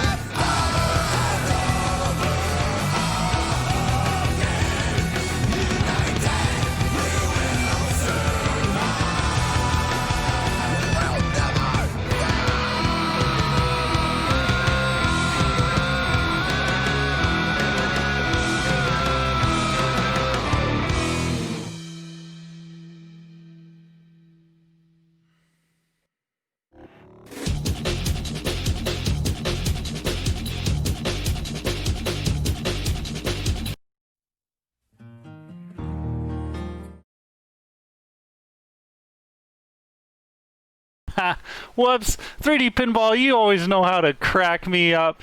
Oh, anyways, how's it going, everybody? Thanks for coming out to Bonus Duels. I do want to give a huge thanks and rock out to Austin, of course, of Dwelling of Duels. He's been doing a really amazing job just operating everything. Thanks, everybody who sent in their submissions for the month. Wow, why can't I talk? Oh yes, thanks, sweet shirt bro. I had a picture lined up somewhere, but I can't find it. It's of course of your band leader there signing my chest. Anyways, yes, let's get some nutbread in the chat for Austin for an amazing job, and for Strifig as well for doing that panel. That was stellar. As you saw on the schedule, we've got a whole lot more to this day than the past 4 hours that you've been on already. Make sure you're hydrated. Please get up and stretch your hammies once in a while. We do have a long day yet, and we want to make sure that you're here and in your best shape for that. Speaking of what's to come, up next we've got Carl Germ and a Dark Souls speedrun. Super sick. He's been doing a lot of GDQ streams as well. You might know him from that.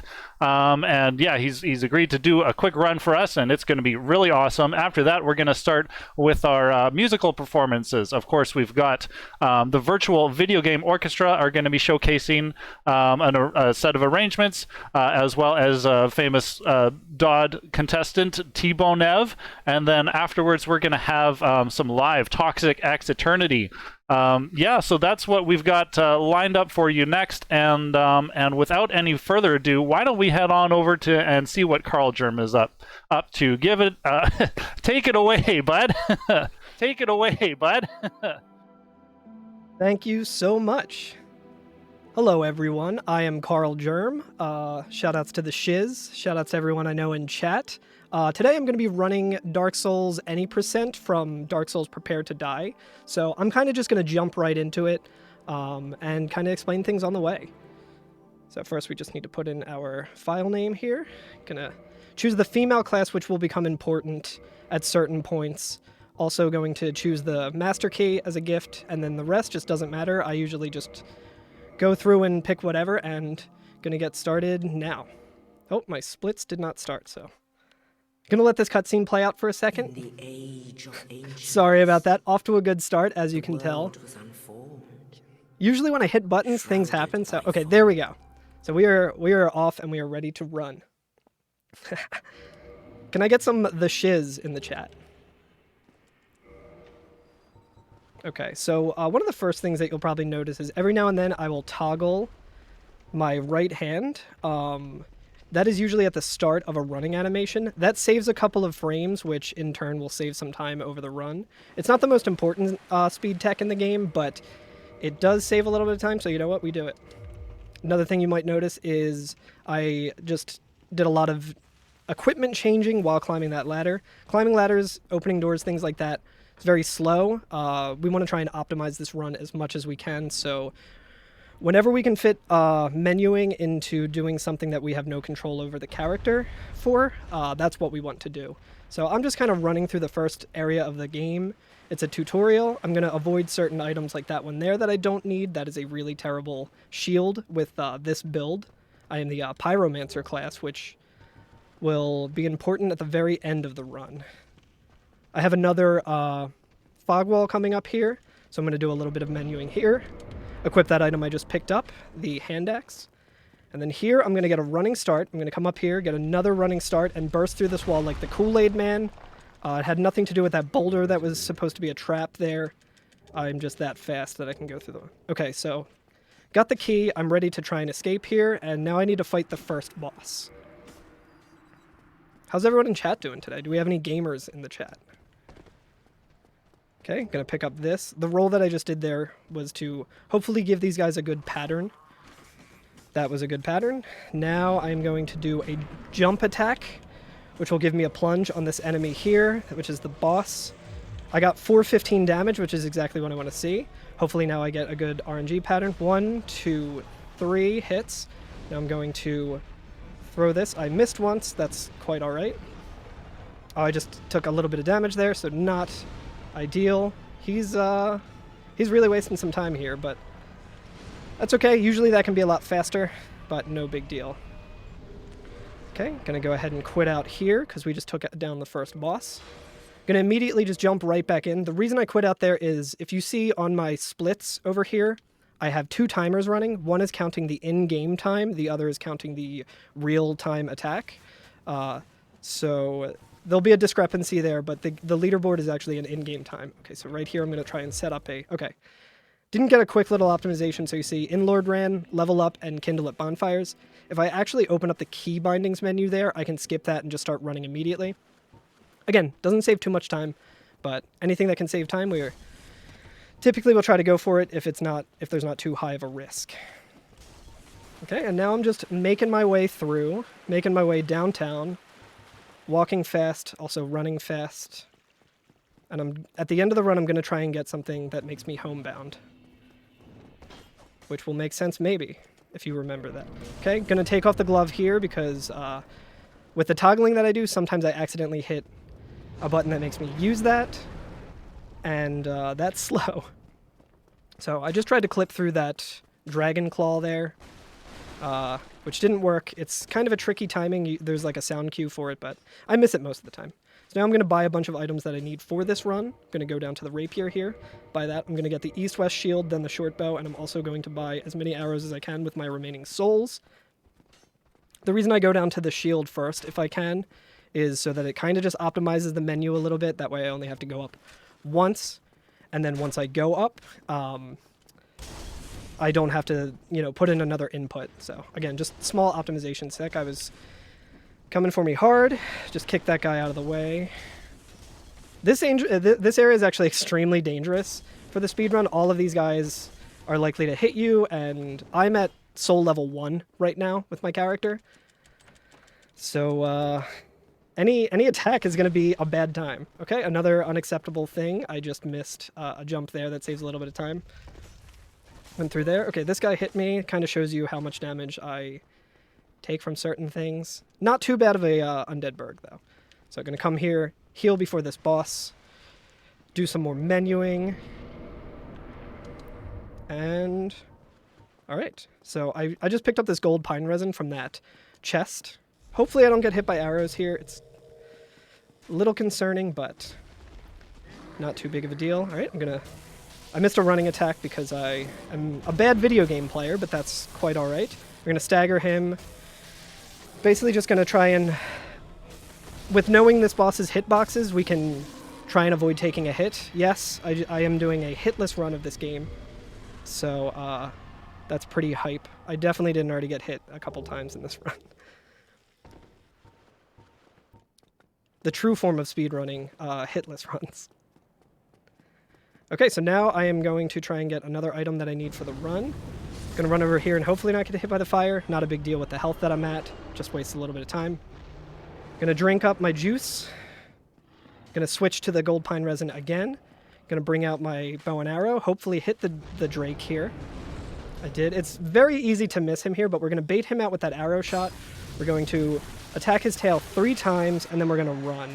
And hopefully... Ooh, this is a little bit concerning. Nah, not concerning at all. We're actually completely fine. Okay, a menuing thing that I do here is put the hand axe there. Okay, I'm also going to heal. Hopefully this guy doesn't try and bully me too hard. Okay, that's fine. I'm going to be doing a couple of safety strats, just because pretty much anything in Dark Souls, if you're trying to go for like a really good time, can kill your run. So I might be making this look easy to some people if they've played Dark Souls before, but it's actually pretty difficult. I'm going to do one of these safety strats here. Okay, I almost got hit there. I'm going to avoid this guy. This is just a safety strat I do for like marathon runs, so if I die here, which can definitely happen, I'm not out a whole bunch of time because I have this shortcut now. I'm going to watch out for this guy who's very mean and will chase me very far even if I rest a bonfire. So because of that, I'm going to jump here, and I'm going to quit out, and we're getting ready for our first major glitch in this run. How's everyone in chat doing? Okay, so this guy is going to hopefully give us what we need to do something called Sen's Gate Skip. Okay, so my setup was a little off there, but that's fine. This should be good. Gonna repost him. Little bit of optimization there that I could have done faster is move the Drake sword that I got from cutting the dragon's tail. While I'm stuck in that animation, that takes a little while. But basically what happened is I just clipped into the wall and activated the kill camera, which you can see here. So now it's like Link to the Past or whatever, where it's like a top-down game instead. And real quick, I'm also going to level up here to the best number in the world. Shoutouts to Regal, who I think I saw in the chat, 12. And we are going to make our way, hopefully, a little bit disoriented with this camera. Clearly, I haven't played enough top-down Zeldas. I'm going to just try and thread this needle here, and we did it. What a gamer. That is frame perfect. That is pixel perfect. I am not making that up to make myself sound better at doing something that is incredibly easy. With this, I could be holding W on the keyboard, and it's like super consistent, but I don't, for whatever reason I use controller for it. It's not really recommended, I don't think, but it's just kind of how I learned it, and I got used to it, but it does lead to things like that. But anyway, I was in that kill cam, and the game, like, was expecting me to be dead, but I wasn't, so because of that, there were certain, like, it doesn't load anything, so this area that I'm in now is usually, like, halfway through the game, where you have to go and fight 2 bosses and ring 2 bells to open this gate. That's pretty slow. We do have to kill those bosses. We will be killing them in this run, but it's actually faster to just go right here by getting through that gate with Sen's Gate Skip, with that death cam, and just making our way through. So here I'm also going to unequip the hand axe that I used. And the reason I use the hand axe there is because, as you can see, my pathing isn't too great when I'm in that weird kill camera to get through Sen's Gate. Quickly should note that the reason I quit out here was there's a boulder that's about to like just completely decimate me. You can hear it right there. If I quit out, it just doesn't load. So that's something that you can do casually too. If you're familiar with this game and familiar with this area, it's probably given you a lot of trouble. But if you just quit out there, if you're on a good cycle, you can just get past that boulder and just make your way all the way to the top instead of having to go around and turn off that trap that shoots the boulder. I'm going to play it a little safe here and wait for these blades because the cycle that I was on might have been a little concerning. But yeah, the reason I had the hand axe was so that I could kill that hollow that I was using to set up Sen's Gate Skip, because he is very fast. He should be a speedrunner because he absolutely always beats me to the bonfire. If he's close to the bonfire, I can't rest at it. Then I have to quit out. Then I have to do Sen's Gate Skip again, and I need to sit at that bonfire to level up. So, yeah, that's why I kill him. We need to unlock that bonfire to do a couple of strats. So I just missed a pretty precise glitch here. I'm going to try it again using this wall. Okay, I missed it again. What I'm doing is a glitch called Move Swap. I just did it there with an easier setup, which requires... it's a little easier to do with a female character model for some reason. I usually play as female characters in Dark Souls anyway, so that makes me happy. This is Bob. He sucks. We don't like Bob. He has a habit of killing runs. So now we come to my least favorite boss in the run. It's the Iron Golem. Pretty consistent. You can there's like setups for it that make it pretty easy. I'm not very good at this fight. This is actually pretty perfect. Okay, so I missed a hit there, but I should be okay. Missed another hit there, that's fine. He's actually in a good position. I think this should work, but it might not. I'll show you. If it doesn't work, it's completely fine. And I'll just kind of show you why I hate this boss. This setup's really difficult. Oh, he's being way too nice today. Not gonna lie, I did not expect to get that first try. This is pretty good. I'm gonna do another thing for marathon safety here and rest at a bonfire coming up. Which you wouldn't do if you were on like a good paced run, or trying to go for like world record or anything. We don't need this bonfire coming up, but this is a very dangerous area. So I'm going to take it, because if I die at any point around here, I would end up back at, before Sen's Gate skip, I would end up at the last bonfire I rested at, which is the one that I sat at during Sen's Gate skip. So that wastes a ton of time. This wastes a little bit of time, but that's fine. I'm also going to do my level up here so I don't have to rely on the souls. I need 18 endurance. Well, really, I need 27 strength to wield the next weapon that we're going to get. And dump everything else back into endurance, because that gives you more stamina, which lets you run longer, and just makes it way easier when you're using heavier weapons, which we're about to. So, just going to do this. Missed it, but I'm going to split anyway, because it's fine. Okay, this is a very concerning part of the run, because again, there's a lot of dangerous enemies here who are likely to kill your run, so just going to take it a little slow. But yeah, like I was saying, you can see that the Drake sword is in my left hand, which is kind of weird. Going to heal up here. Hopefully these guys are nice to me today. I'm not sure they're going to be. So far, so good. I'm going to do something that is toggle strats, where as I'm running here, I'm going to just spam toggle this right weapon here to hopefully kind of throw off the painting guardians up here, throw off their AI. I'm not even sure if that's what happens. Like, I don't even know if that actually throws off their AI, but one of the world record holders in a category usually does that and says that it does, so that's good enough for me. I don't know if it was ever confirmed, but... Okay, so we're looking good so far. It's a pretty good run. Shoutouts to Regal, who's laughing in chat right now. But to go back to just trying to explain the move swap glitch, basically the way Dark Souls works is you can queue up an action that will happen like the next time you have a chance to do the action. Oh, okay, that was a little worrisome, but luckily we have iframes when we roll, so I was able to roll through that. Eventually I'll be able to get back to explaining the move swap, but yeah, you can queue up an action. If you've played Dark Souls casually... Oh, I just tried to punch that guy because I thought I was two-handing, but I wasn't.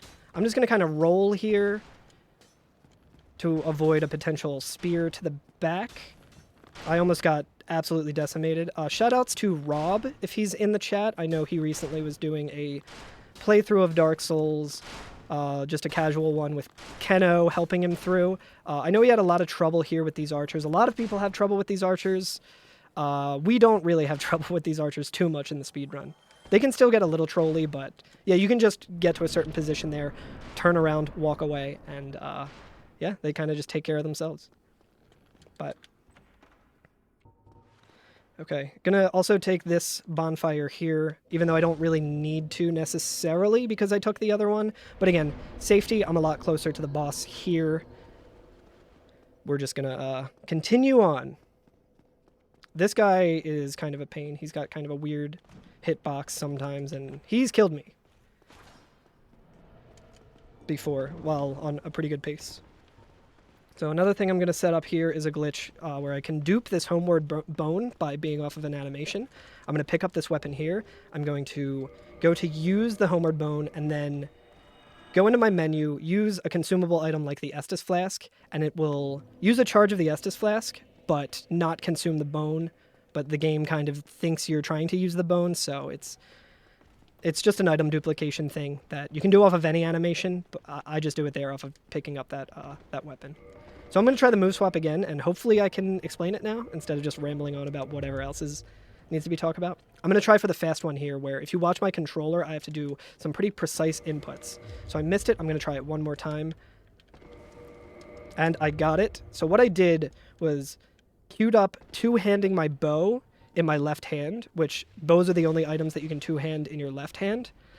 And before I was able to put on this weapon right as I two-handed the bow. So now I'm two-handing the dragon tooth. All right, I need to focus here because this boss, if you play Dark Souls, you know this boss. Let's just say that.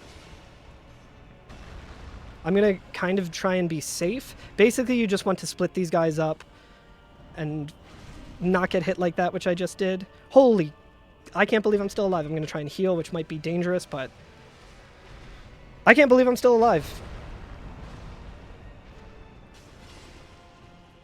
I'm totally using Game Shark. I'm using God mode. Shoutouts to Motoi Sakuraba, who composed this soundtrack. Oh my god, please. Yeah, okay, so I figured that would happen. Unfortunately, that, you know, this fight, in my experience, is kind of like a dice roll or like a coin flip, and by a coin flip I mean like 2 coin flips because you're dealing with 2 of them. But that's okay. I do have save files, which I might start using if I die again here. Not the end of the world. This would be like the end of a good run, pretty much. Like, that's definitely a run-killing moment. But in a situation like this, 12 coin flips. In a situation like this, you know, we just try and power on through. I'm looking up there at that archer who can definitely shoot you, and if you don't land in a kind of a precise spot, he can see you. So now his AI, the first guy's AI is going to be a little bit different. I can't do the same start that I did last time, but this one should be okay.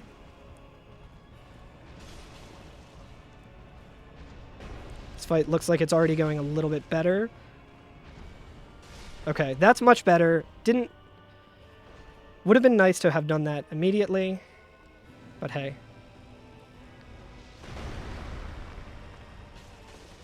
Okay, so he hopped back. So what I'm doing here, the reason that I'm able to hit twice in one shot is because the game thinks when I do a charge attack, that I am using the weapon in my right hand, which is the rapier, which is what I bought all the way back in Undeadburg.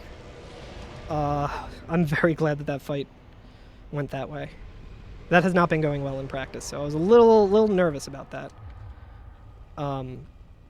But yeah, I'm using the dashing attack with the rapier, which hits twice, but I'm getting the damage of the dragon tooth with that move swap glitch. So you can just cut through enemies like very, very quickly. Okay, so gonna just dupe another bone here, off of this animation this time. I think I got it, yeah. So now we have the Lord Vessel, which is required to get to the end of the game. I'm going to warp to Firelink Shrine, which might seem a little counterintuitive, but it'll make sense in a little bit. This seems like it would waste a little bit of time. I'm also going to do a safety strat here by leveling up to 25 endurance. This will give me a faster roll for the final boss and just make a lot of the run a little more comfy. Like, if I was going for like the fully optimized time that I can personally get, I would not do that there, but I am now going to make my way to the gargoyles, which is like one of the first bosses that you're supposed to fight. This is one of the required bosses to open up Sen's Gate, which we held off for, 20 minutes of the run to just try and, go faster. Okay, so this guy coming up, I really dislike. He was very nice to me today. He knows that this is for bonus stage Dwelling of Duels. I'm going to do shoutouts to Ashwin for giving me this safety strat, which every time I've given Ashwin a shout out during that, they have not done what I was expecting them to do. but that is quite all right. I'm going to try and do another move swap here. Oh, I got it. Okay. So I was able to do the queuing up of the two-hand animation off of the animation of the ladder. For a while, I was practicing that and could never get it. And then, like, a couple weeks ago, I just got it on a whim while doing a run, and I, like, couldn't believe it. Never since then, I've been having some pretty good luck with it. Okay, so this isn't an ideal start to the fight, but same thing, just we are extremely overpowered with this weapon and this moveset, so we can just boop, boop. Boop them twice. Take them down. Got the gargoyle helm. That's good news. We're going to wear it because this actually is not good news. And I actually kind of want to drop it, so I'm going to drop it here just so.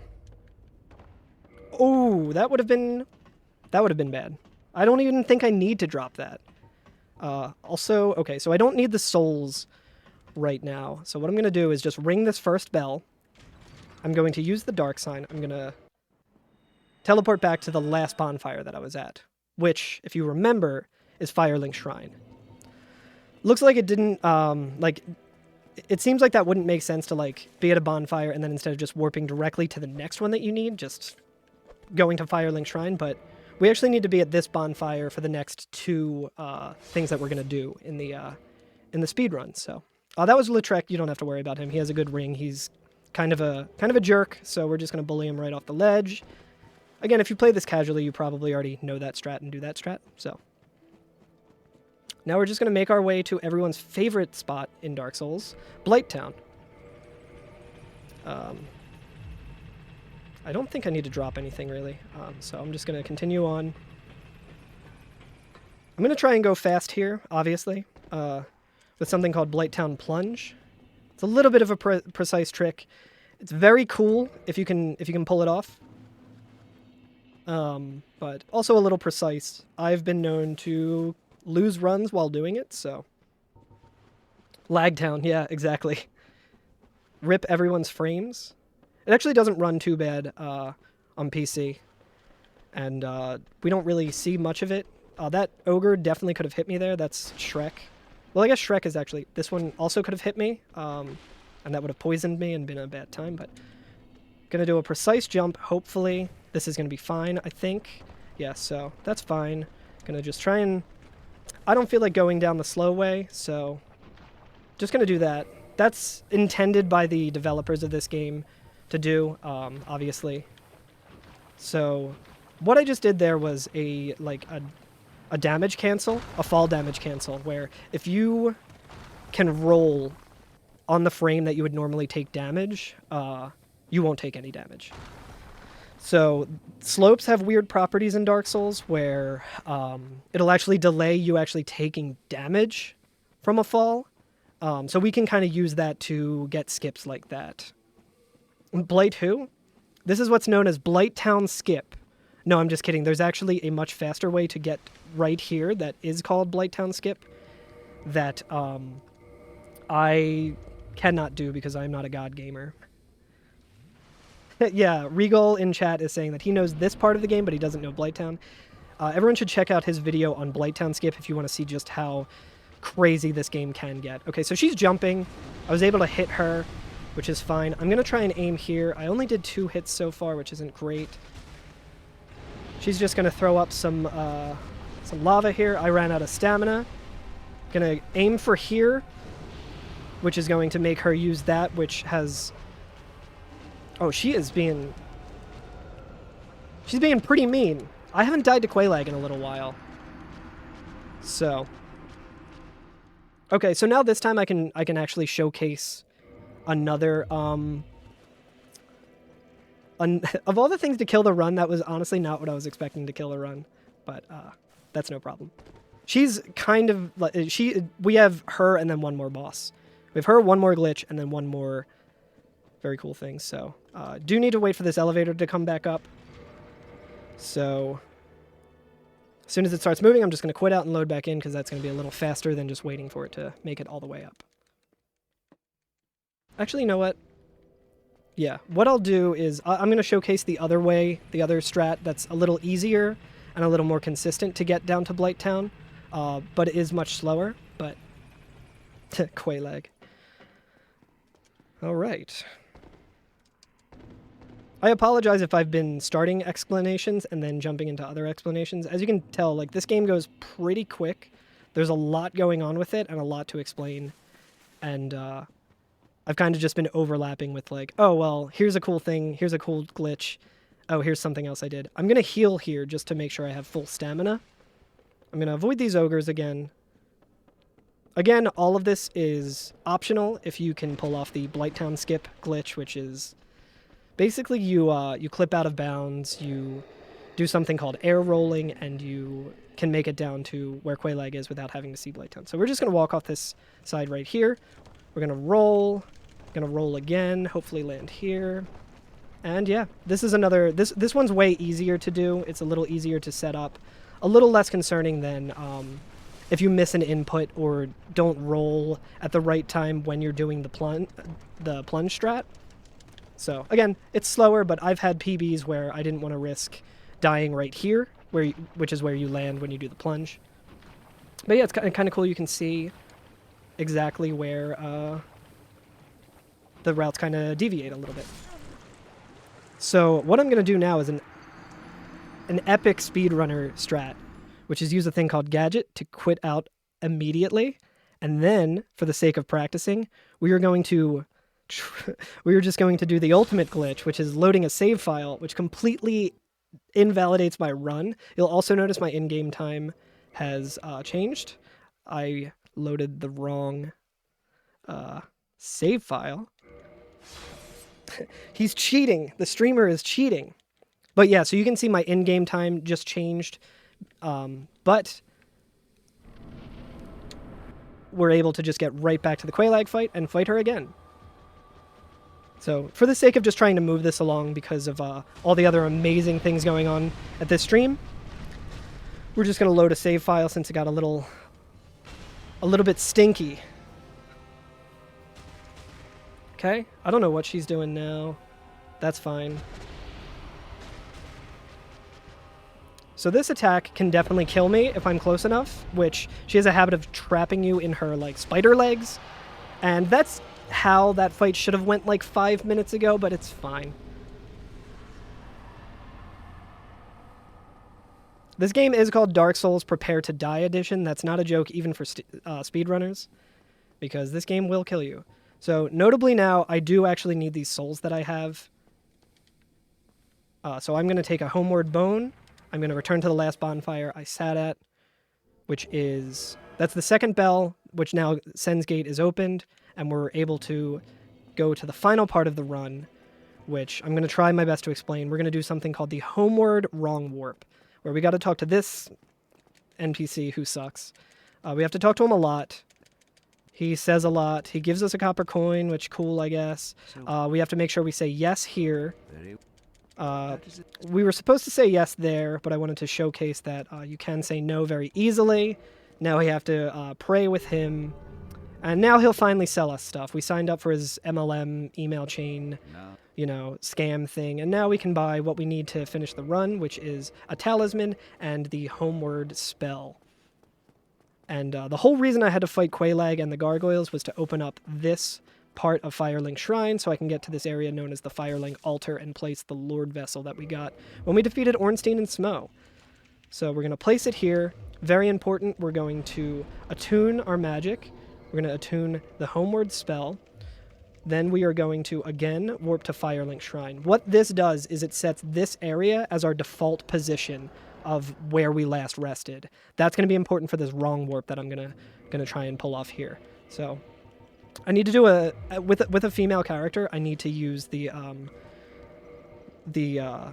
move swap so that I can pull off this glitch. And what I'm going to try to do is use Fireball, use the homeward spell with the Fireball animation, and let's see if I can get it. Okay, I missed it. It's quite all right. It's a pretty precise trick to get. So let me just try and... I got it. First try, let's go. And now, as soon as I did that, I had to rest at that bonfire. And that basically just has the game get into a state where it doesn't know where I'm at because I was doing 2 forms of warping away at once. The game doesn't really know how to handle that, so it just warps me back to my default position, which is at that altar, which is blocked by a big door that you need to defeat 4 bosses in order to get through. But that is the default position of that location, so if you can make the game unstable with knowing where you are, you just warp directly to the end of the game. It's pretty insane. Wrong warp has been a thing in Dark Souls for quite a while. It usually took an online item that you get in the DLC, which requires fighting, I think, 2 very difficult bosses in the DLC. That guy we call the Run Killer because he likes to kill runs. So usually you would have to kill 2 DLC bosses. Before even getting to the DLC, you have to do quite a bit of speed tech. You have to go to quite a few different areas to get items so that you can access the DLC, and it's slow. That's the second time I did this today. I was practicing this earlier, and I did that. I've literally never done that before until today. So that shouldn't be a problem. That actually makes this part a little easier that I quit out there, because one of the knights that would be blocking my way is just not going to be there. So, what was I saying? Yeah, so you would get an online item after defeating one of the bosses, and then you can use a similar kind of, a similar kind of glitch where you use an item that you're not supposed to be able to use, much like I used a spell that I wasn't supposed to use, to warp to the final level. So, all of those knights notably can kill you, in one shot with the level we're at. So this is Gwyn. It looks like a kind of easy fight if I pull it off. It's not. He likes to do stuff like that, so I'm just going to quit out, because if things go wrong in Gwyn, he can kill you very quickly. We just want to quit out, be back outside of the fog wall. We're going to drink up our juice. I think it tastes probably like Mountain Dew Live Wire. I usually roll when I first get in there because those knights will be right behind you. Okay, so hopefully he is a little nicer. What I'm doing is waiting until... Oh, you son of a... So what we're trying to do is just continually stun lock him and kill him. He likes to hop around. He likes to jump up, and get down. We don't like to see that. It wastes time. It makes it very likely for him to hit us. What we do is we roll, we do a follow-up attack that just does one quick hit, and then it puts him within stagger distance of just taking one hit. So we go behind him, we wait for our bar to go up just a little bit. It's a little more precise than it looks, because we don't want to wait too long, because then he can jump or he can attack and kill you. But yeah, basically just jump back, charge attack, and he's dead, and we've done it. So now we are ready to continue this run. I only had to load 1 save state. Feel a little bad about that, but this game is not easy. The speedrun is not easy, and we did it. So I'm going to skip that because that does not take your settings of your volume settings in the game, like the mix that you have, and it gets really loud. So thank you so much, everyone. I don't want to use up too much of anyone else's time. I know that we have a lot of great things coming on this stream, so I'm very excited to check all of that out. Thank you all so much for tuning in. If you have any questions about the Dark Souls speedruns, please let me know, and I will be happy to answer it for you. You can check out the Speed Souls Discord and website for anything in more detail than I was able to explain to you. Shoutouts to the Shiz. Shoutouts to all my friends at Bonus Stage and Dwelling of Duels. I love you all so much. Thank you. And thank you, Carl. Wow. I mean, he just hit the ground running and took off. I don't know what more to say about that. That was really incredible to watch. Holy cow. Yeah, and before we get too much further into the rest of the programming, I do just want to make sure that everybody remembers. Donate $10 to the arts today. Oh no, 3D Pinball. 3D Pinball's right on top of that. That's I'm sorry, that's my blunder. Yes, but if you are so in fact willing to toss a coin to the show, we put that all towards the performers and improving everything by putting it back into the community, be it through like commissioning artists for marketing and things like that, and just like supporting the VGM scene, the broader VGM scene as it is right now. So yes, thank you for your contributions, everybody who supports us on Patreon and who's donated over the course and history of the show. Yes, and we're going to start getting into some of the musical performances. Obviously, you've heard lots of music already today, as well, in conjunction with the Dwelling of Duels contest for the month, as well as some of the best of DOD contributions that we've received as well. And so now we're going to get ready into some of the exclusive presentations. And up first, we have somebody, the project lead anyways is a longtime Nutbread fanatic, super supportive. You may have seen his Nutbread recipe presentation at Virtual VGM Fest Ultimate, and he's here to present some of the Virtual Video Game Orchestra's arrangements that they have prepared in a special video exclusive for Bonus Duels today. And so without any further ado, why don't you give it up for that? Hello, Bonus Duels. I'm Brandon, also known as Nutbread Fanatic Ranja. I'm one of the founders of VVGO, the Virtual Video Game Orchestra. We're so excited to be here. We have an awesome lineup for you. Many thanks to Josh over at Bonus Stage and to the folks at Dwelling of Duels for orchestrating this here event. But before we get started with our set, a little bit about us. In March, when quarantines and closures hit, the local video game orchestra that I was in had all of our concerts, rehearsals, gigs, you name it, everything was canceled. And I thought to myself, well, what's really preventing us from continuing to make awesome VGM together online? So I got some friends together, they got their friends together, we got organized, and then suddenly we're able to offer this awesome musical opportunity for musicians, performers across the globe. So far we've released 6 tracks with 3 more on the way and are about to open up submissions for our 10th project and are in the process of deciding what other music we're going to be trying to perform during the beginning of 2021. So if you're a musician or a performer, or if you just like VGM, please consider joining our community over on Discord. We're this close to having the number of members that we need to apply for Discord partnership, and we're open to anyone, regardless of what instrument you play, regardless of your skill level, regardless of your musical background. We are happy to write music for you to play, because no one should have to go through the pandemic alone. So without further ado, here is our set. We're going to start off with Proof of a Hero from Monster Hunter, and I hope you enjoy.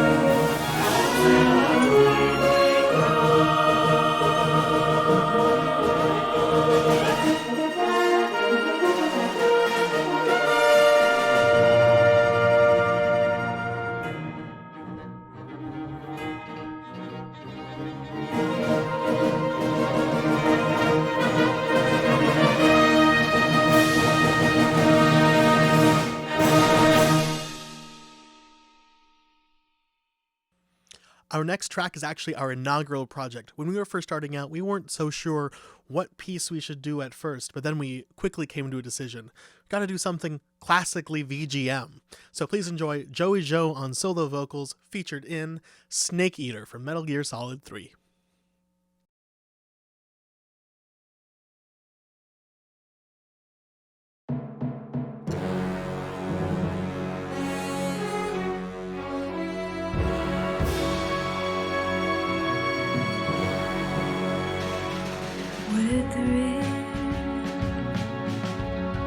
With darkness inside us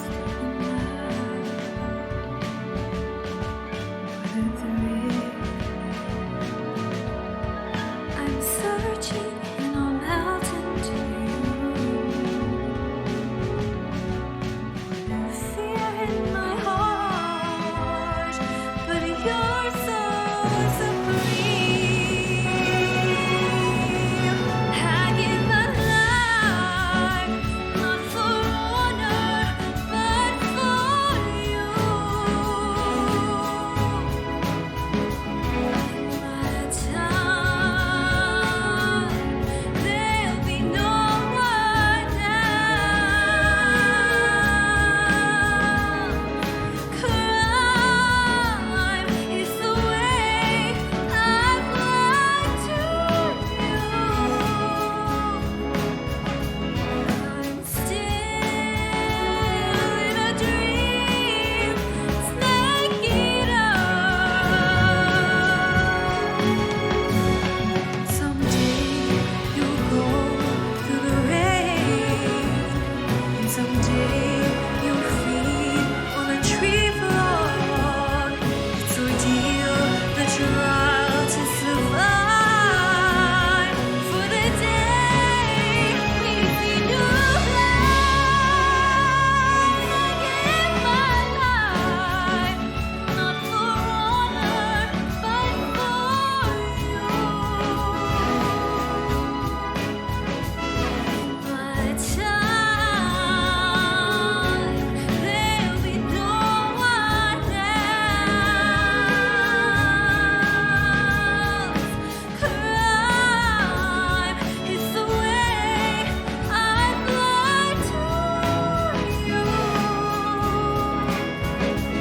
I'm still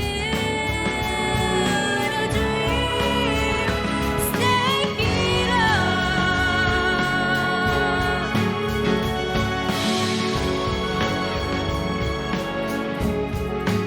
I'm still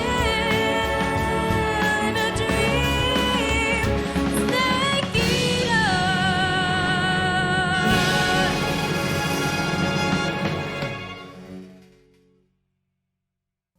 Before our next piece, I wanted to talk briefly about our arrangements and where they come from and how we take an idea and then get it to fruition. This next piece in particular is by members of our community, and this is how all of our arrangements pretty much go, where somebody in the community will arrange some music from a video game, they'll submit it for consideration, where we'll figure out, okay, how much work is going to be needed to expand this to a fuller instrumentation so we can give everybody a part who wants one, and how well does it translate to a click track that people can listen to so that we can synchronize everything really well. This next piece is no exception. This is from Jonathan Sheed and Aidan Backus from the Intermission Orchestra at UC Berkeley. Please enjoy Between Heaven and Earth from Fire Emblem Three Houses. White clouds, red wolf moon, between heaven and earth.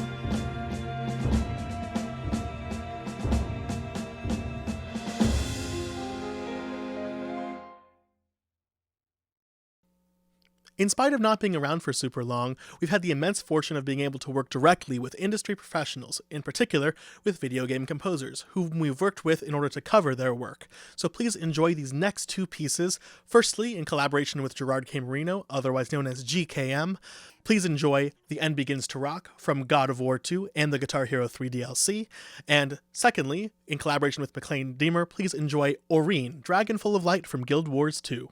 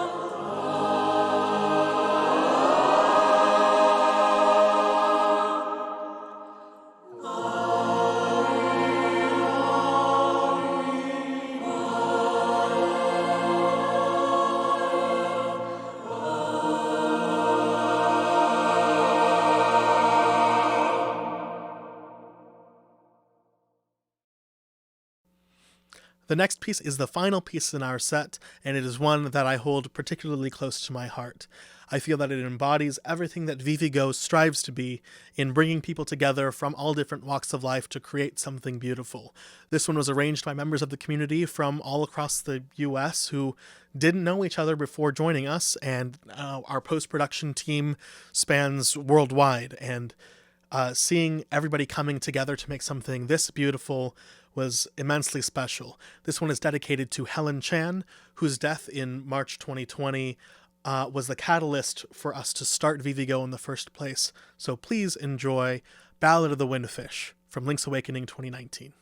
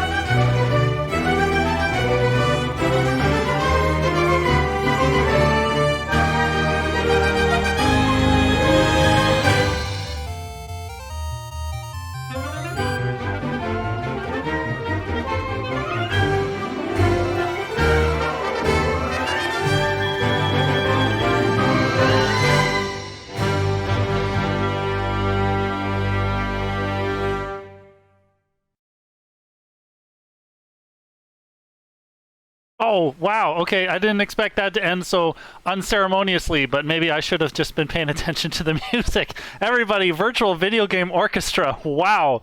Yeah, what an incredible production that is. Holy cow.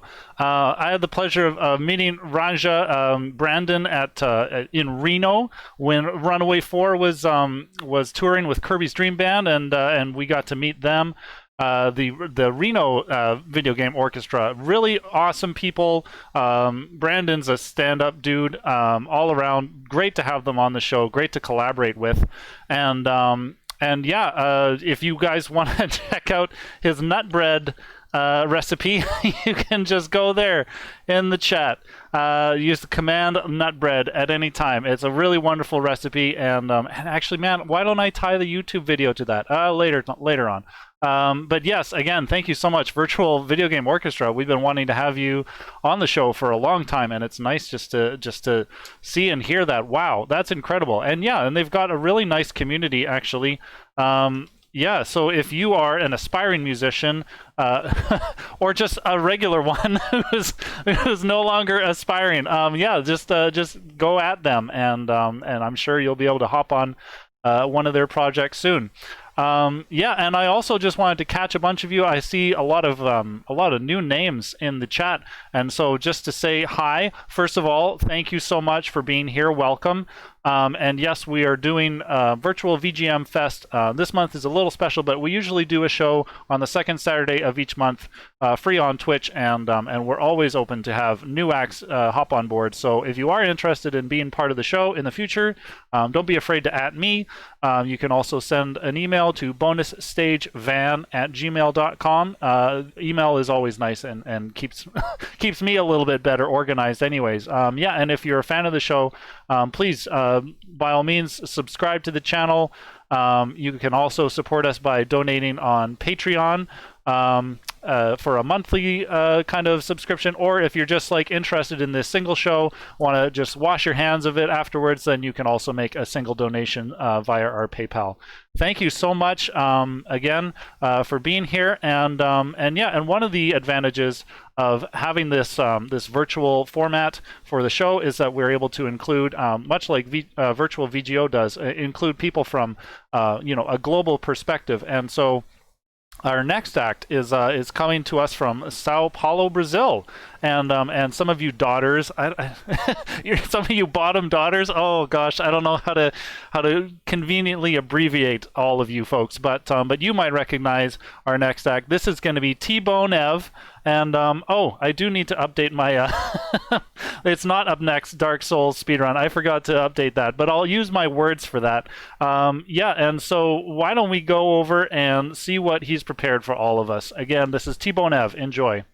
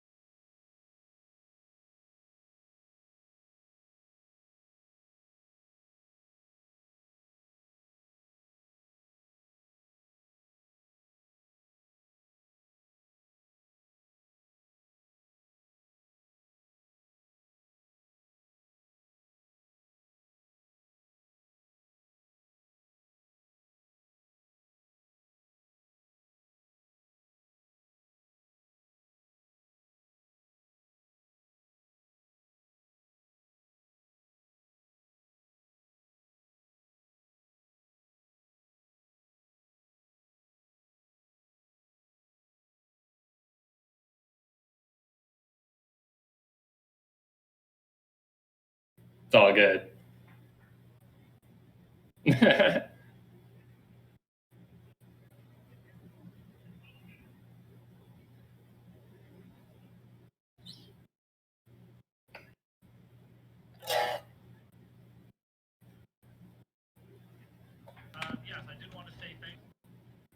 Hey Josh Bud, you're muted on stream. What?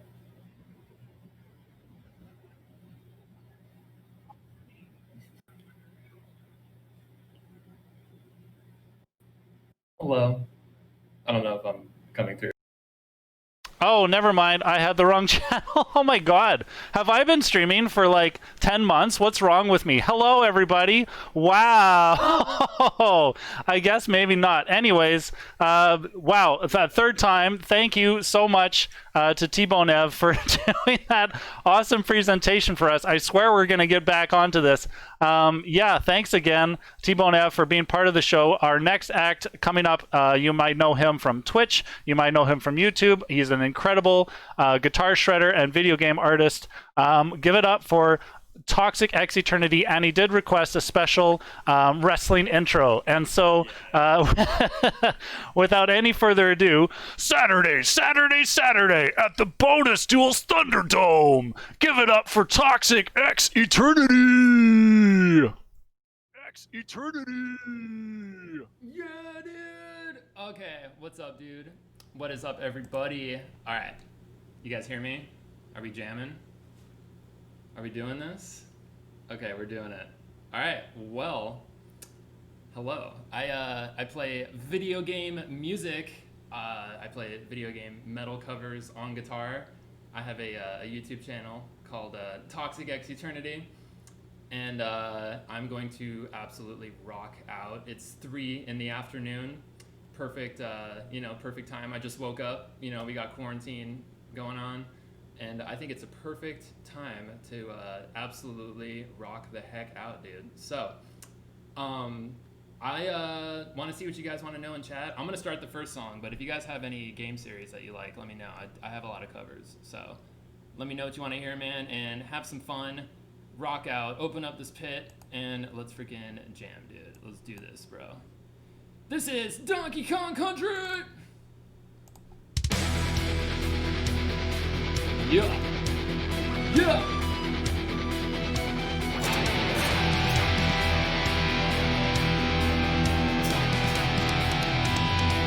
Kirby, oh yeah.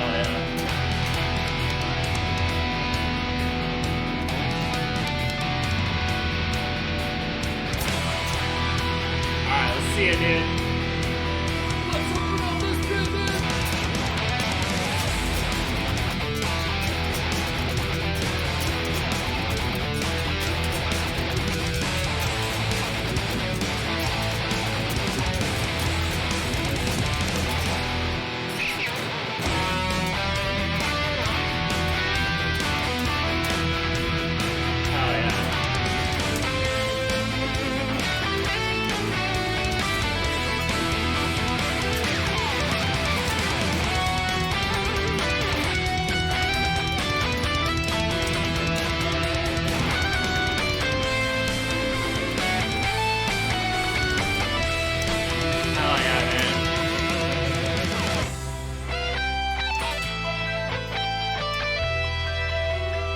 see it, chat. Give me some emotes, man.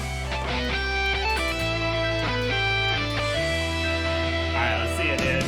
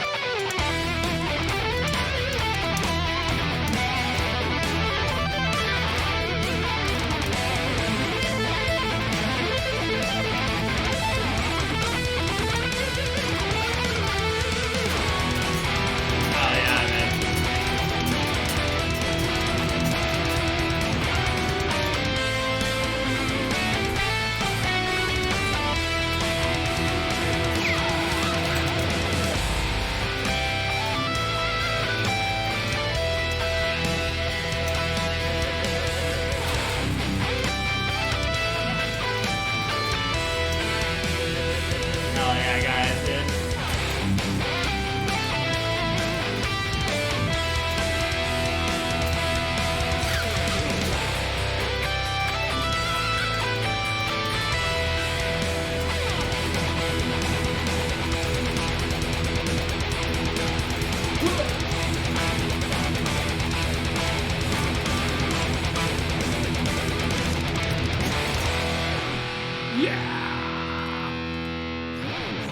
Hell yeah, man. Bonus stage. What's up, everybody?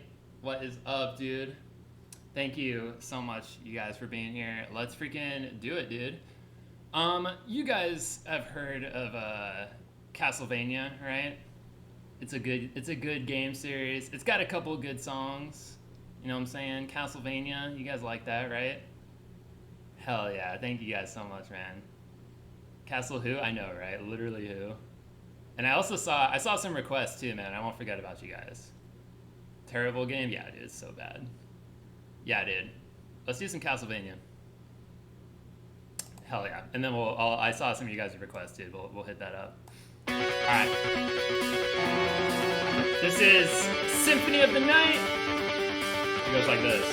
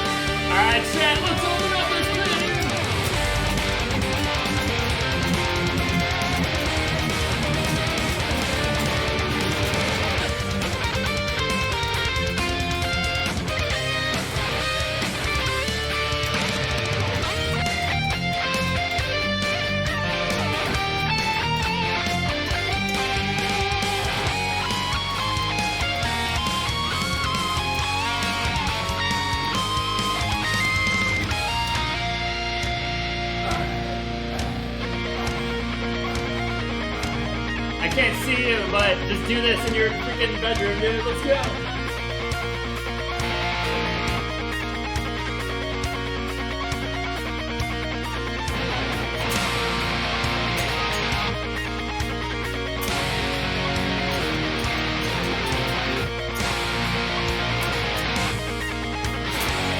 Let's open up this picnic!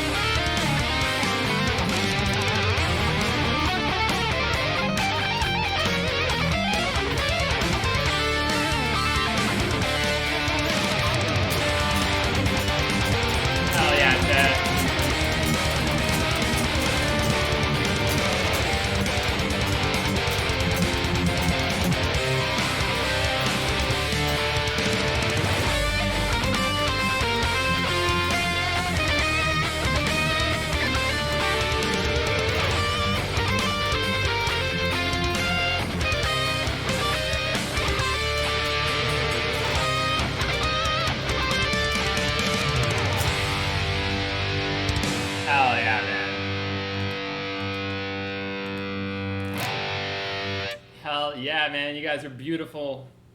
Thank you guys so much, man. I want to definitely say a huge thank you to Bonus Stage and Bonus Stage and Dwelling of Duels, man. Thank you guys for having me. And thank you guys in the chat, man. Thank you for being here. I appreciate you all rocking out, man. Yeah, dude. KK Metal. Dude, I got to hook up, you know, if you're a mod, dude, I got to do what you say. But also, I want to do KK Metal, so that's the main reason. We should do KK Metal for sure. All right, yeah, let's definitely do definitely one of my most popular covers that I put out on April Fools, and it got like freaking 500,000 views for some reason.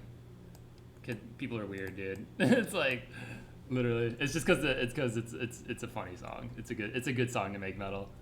Let's do it, man. KK Metal. Let's see if my version comes up. Yeah, dude. Yeah, dude.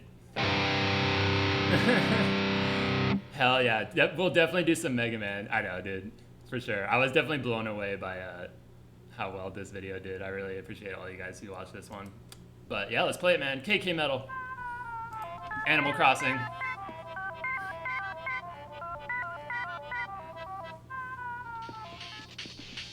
Let's do it, man.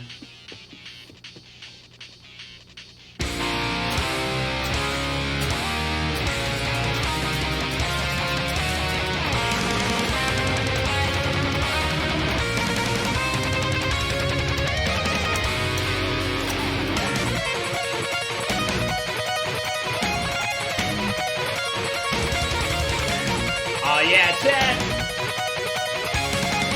What's up with all this shit?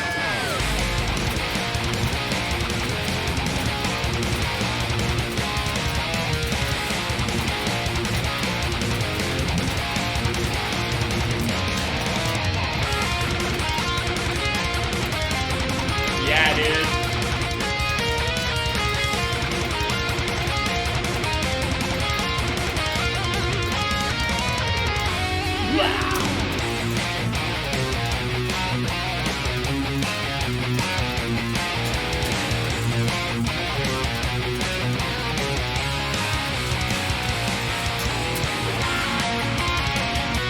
Hell yeah, guys.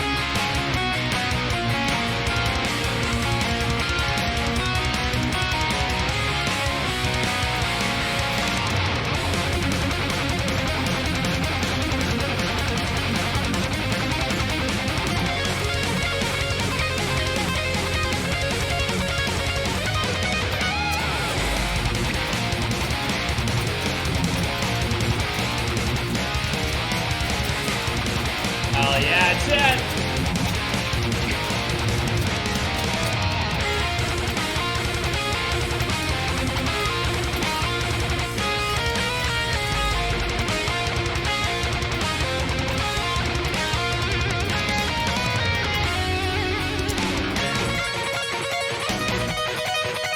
Let's see it, chat.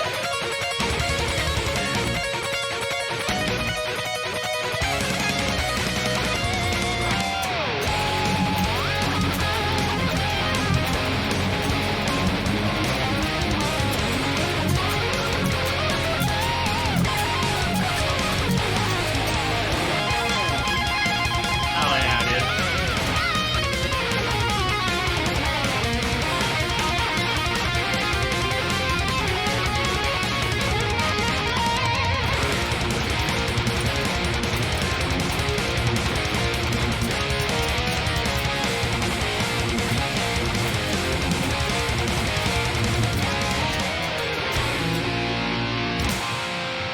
Hell yeah, man. That's what I'm talking about, dude. Hell yeah, dude. You guys are freaking awesome, man. Thank you so much, dude. Yo, cheers, man. So yeah, man. Thank you guys again for being here, man. Thank you so much, Dwelling of Duels and Bonus Stage, man. I also want to give a special shout out to my girlfriend who's staying at her apartment right now, and I want you guys to know that she put a lot of work into making this look really good for you guys. Oh wait, hold on. Yeah, the Koroks, dude. So So like, you know, I wanted to say thank you to her as well. She made this all possible. I was just sitting here setting up my audio interface and shit, you know what I mean? So it was a team effort, you know what I mean? So I hope you guys dig that, man. All right. So let's do speaking of Zelda, man. You guys like Zelda, right? Who here has heard of Zelda? Have you guys ever heard of Zelda, dude? I think a couple of you guys have heard of Zelda. No? Alright, well I'm gonna show you some Zelda.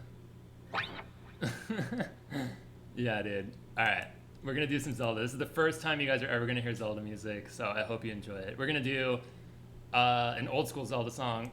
This is from Zelda 2, also known as the Hyrule Temple theme, and this is called The Palace.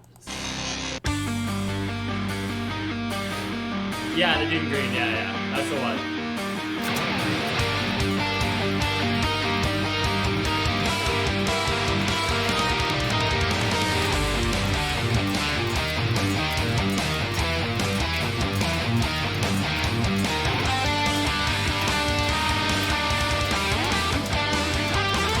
Let's go, dude!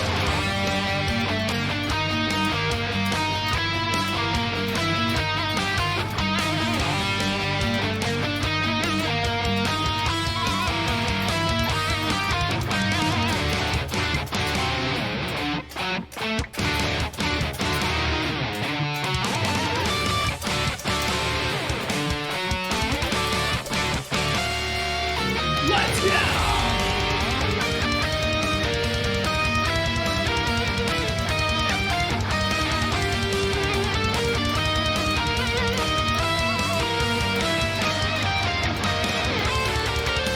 Hell yeah, Chad.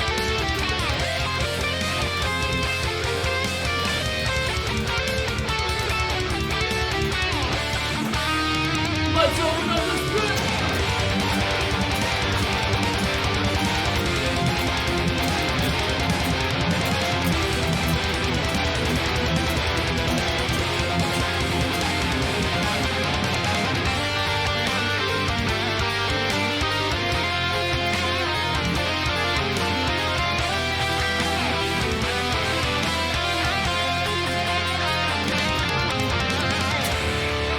Let's go!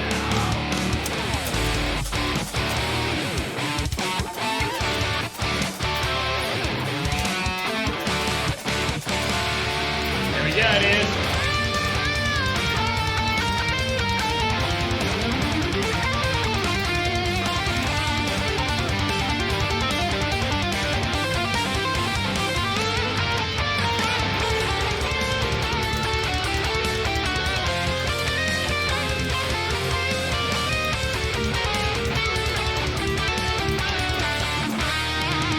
Hell yeah, Chad!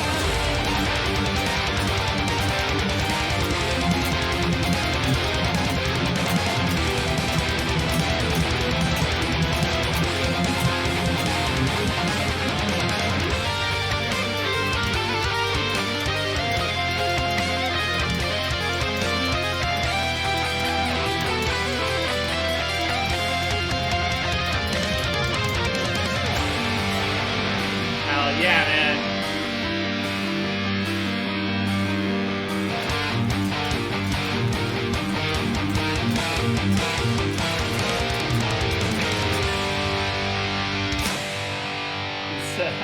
Hell yeah, dude.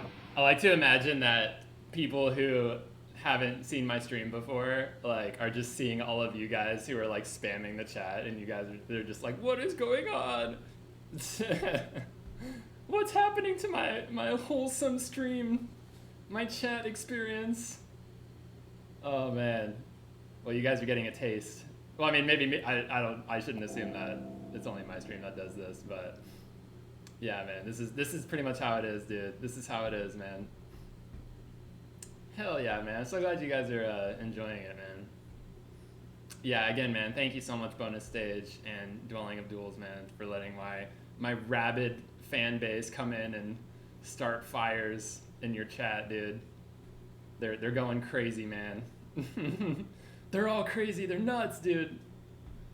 Oh man, but obviously you guys see what's up, dude. So you know, you guys should definitely get involved too if you want. Hell yeah, dude! Dueling of Duels is sick, man. I've been following Dueling of Duels for a while. We should definitely do some stuff. Hell yeah. Sick, man. All right, so I did see a request for Kirby, and you know what? We should absolutely do that. You know what I'm saying, dude? Let's do the banger, dude. The absolute banger. You know what I'm saying? Let's see if I can find this one. It goes like this. Okay, hold on. Let's get my intro here. Oh, jeez, that's gonna be loud. Okay, hold on. Okay. Well, that gave it away. But yes, we're gonna do Kirby. Here we go, dude. This is called Gourmet Race.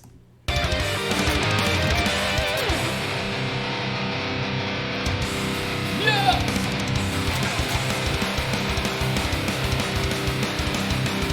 Let's see it, man.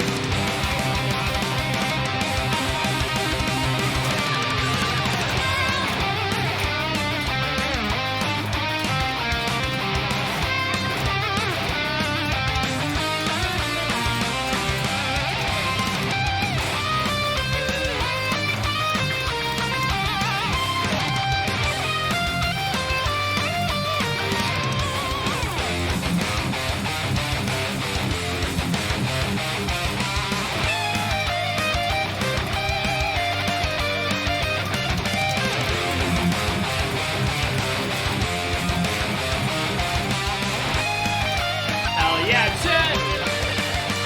What's up with all this good?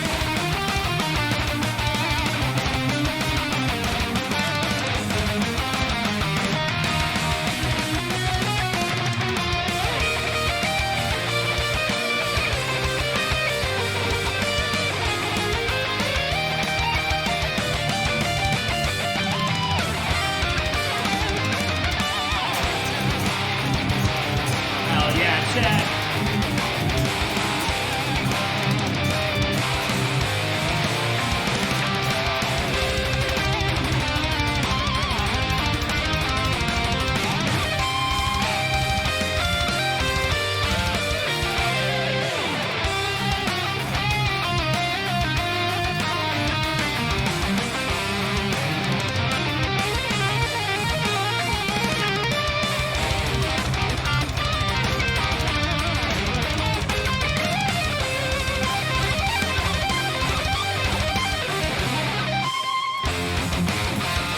Let's hit Chad!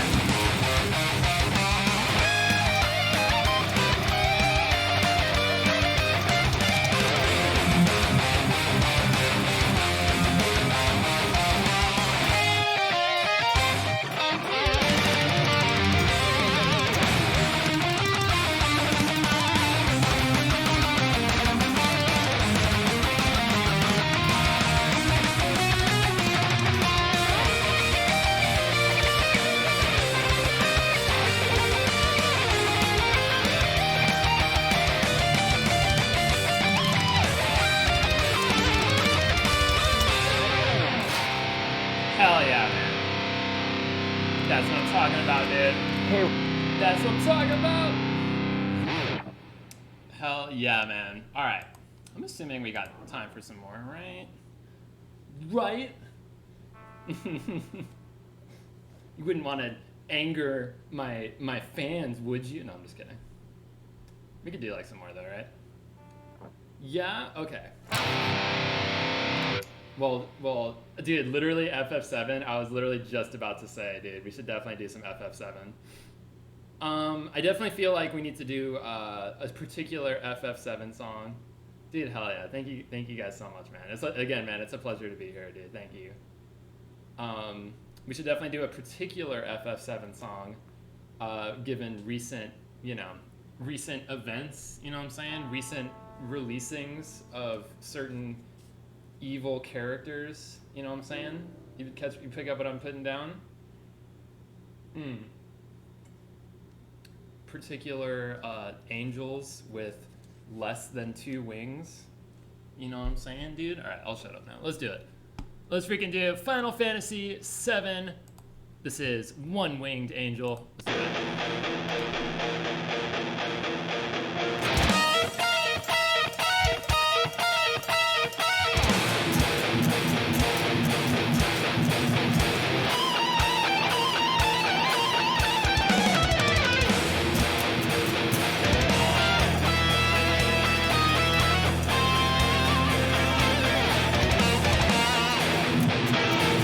Yeah, dude.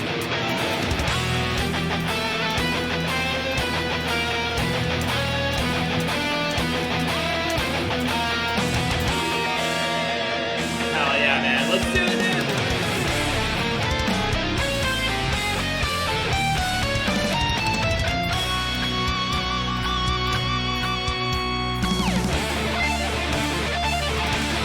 Let's rock this shit.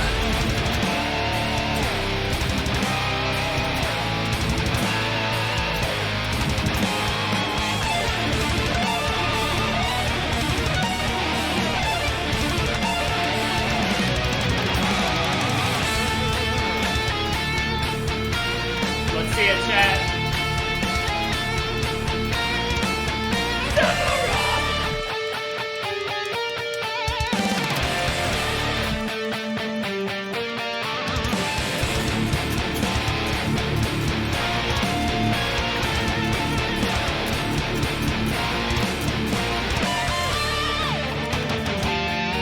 Hell yeah, man.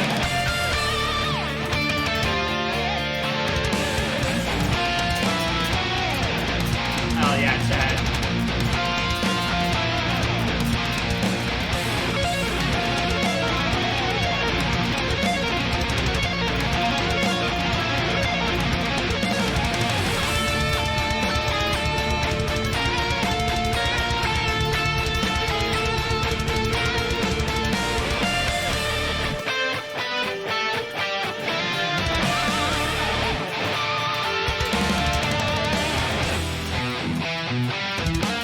Let's see it, dude.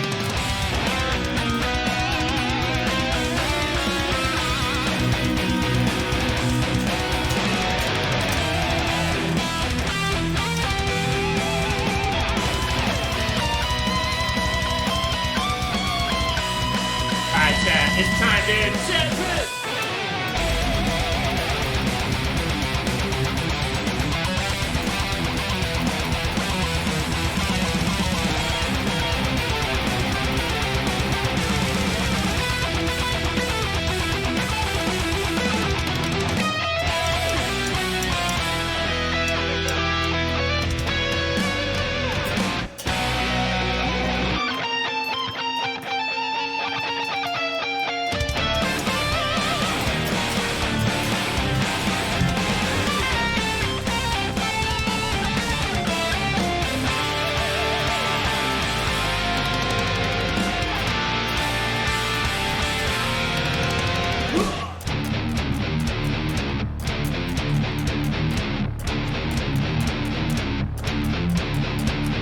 Hell yeah, chat.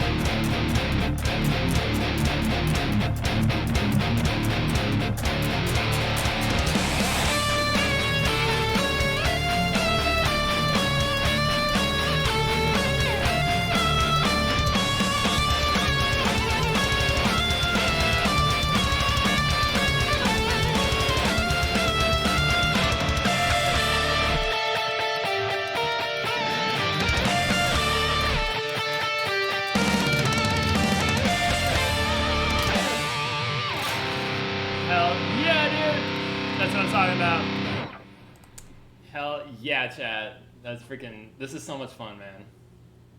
What do you guys think? Like, you think like 2 more songs? I'm not asking you guys in chat. I know you guys are rocking out. Last one? Okay, cool. Last one. Hell yeah. All right. Well, we definitely need to do. I'll let you guys decide in chat, dude. I'm so sorry to give you this choice because this is like 2 amazing game series. But what do you guys think, man? Freaking, should we do some Sonic or should we do Mega Man? I know it's the hardest. I hate to give you this choice. I want to play both. You know what I mean? But we'll end it with either a Sonic or a Mega Man. Yeah. Mega Man. Okay, well, shucks. Okay, well, I don't. Wow. Okay, dude. All right. Well, that was less hard than I thought it needed to be. All right. I know you guys want freaking Mega Man X, right? We gotta do like the classics. You know what I'm saying? All right. Let's do Mega Man X. Let's do the freaking banger. You know what I'm saying? There's so many good Mega Man songs. That's the problem. It's just like there's so many good ones. Oh, you know what? Actually, let's do this one. Let's do a freaking... We gotta end it with a banger. Alright. Alright, dude. We're gonna do it. Mega Man X. You guys know this one. If you don't, then are you even a gamer? Question mark. No, it's fine. You're still a gamer if you don't know this. But most of you will know this. And I hope you guys enjoy it, man. This is Mega Man X. Say it in the chat.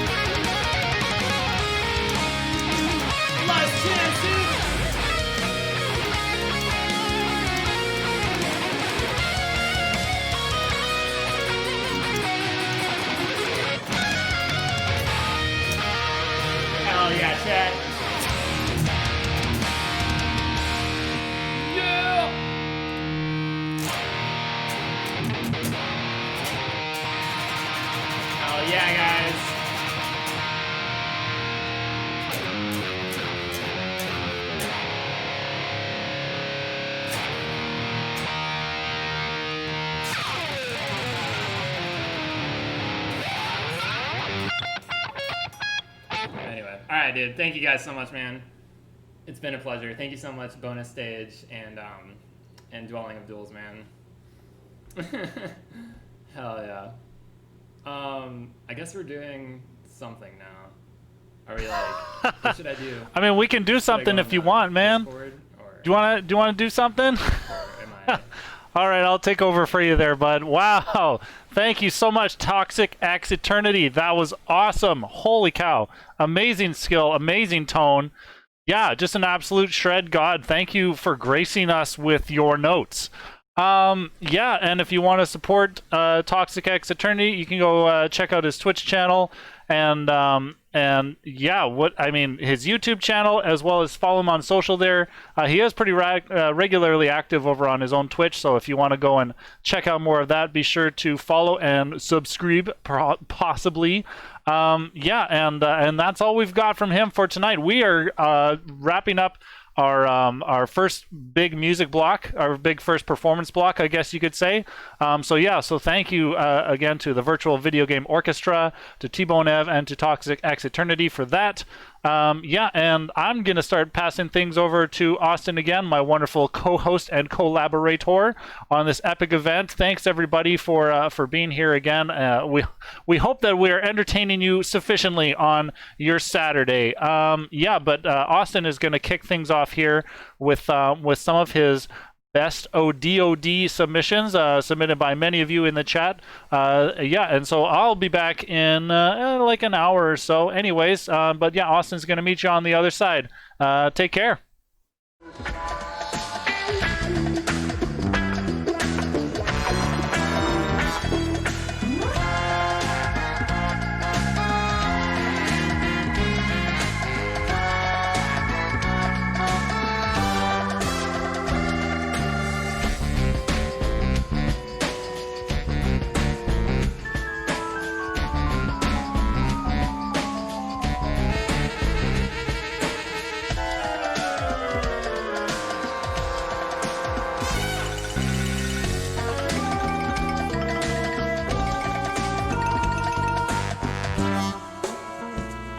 Hey everybody, it's me again. We're gonna hit some best of DoD submissions that came in. We're gonna hit them real quick and real hard. Here we go.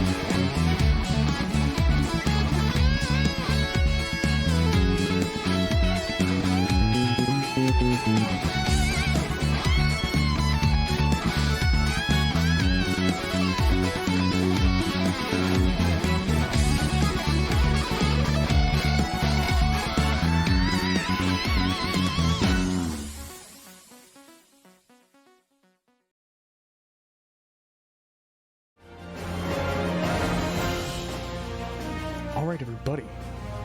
Right there, you just saw Ivan Hackstock performing his song from last month's Dueling of Duels. It was his Chrono Trigger cover. And now, special presentation, he's going to take you through his arrangement of that entire song. We're going to jump right over to that right now.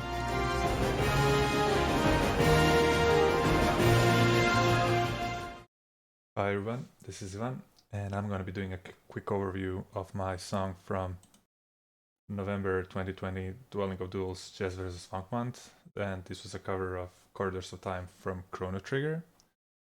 So just a quick look at the project. Here we have the drums and the synths, some strings, brass, and finally the live instruments, the bass and guitars, including Sixto's guitars. He collaborated with me on this.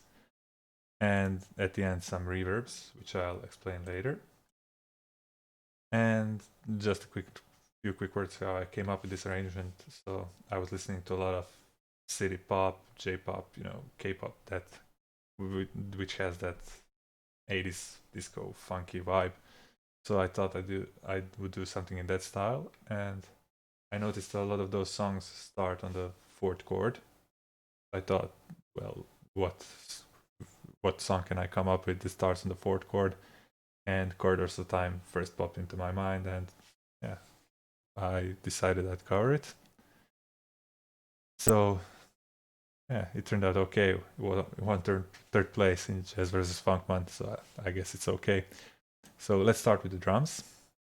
For the drums, I've used Native Instruments Battery 4, and this plugin comes with a ton of sounds. So I just used the Electro kit, and I added some of my own samples. For example, this is the main kick that plays throughout the song.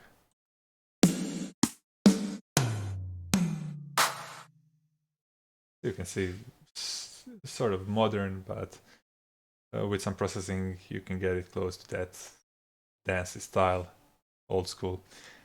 So let's get on to the processing. First we have the snare.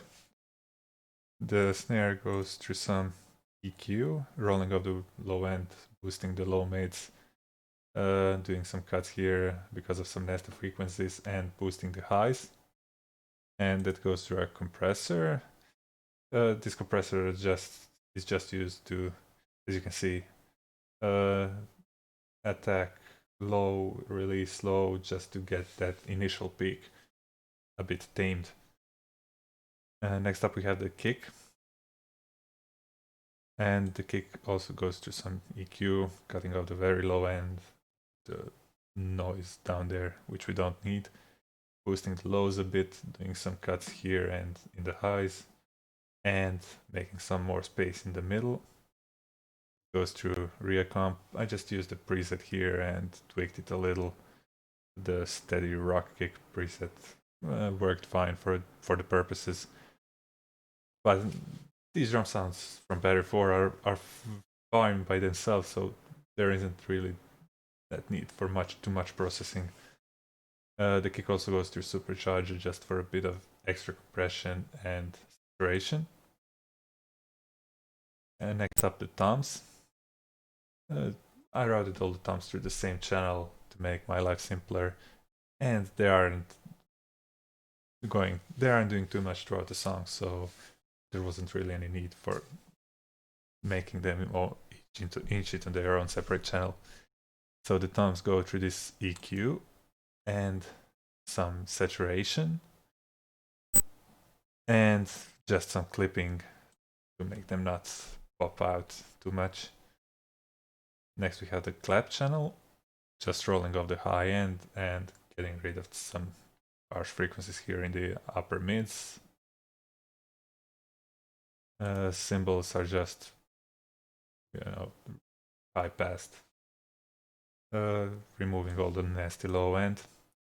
And also the snare, the toms, and the clap have their own gated reverb channels, so just a room reverb, plate reverb in the case of toms, and for the claps also gated room reverb, just for that 80s sound. Now this we also have this channel where everything else goes, so the hats, shakers, and stuff like that. And you can see on this, these are all mostly hats, so I just rolled off the low end, added boost here, cutting off the highs because they were harsh. Yes, pretty simple stuff. These all channels go into two channels, so this is the unprocessed and processed channel. On the processed channel I do some heavy compression. You can see a high ratio, just squashing them, and then also doing some tape saturation for even more squashing and adding some harmonics. Then I mix these two channels into this last one, which only has a clipper, which I pushed until it reached the clipping point. And yeah, the drums overall sound pretty good, you can hear.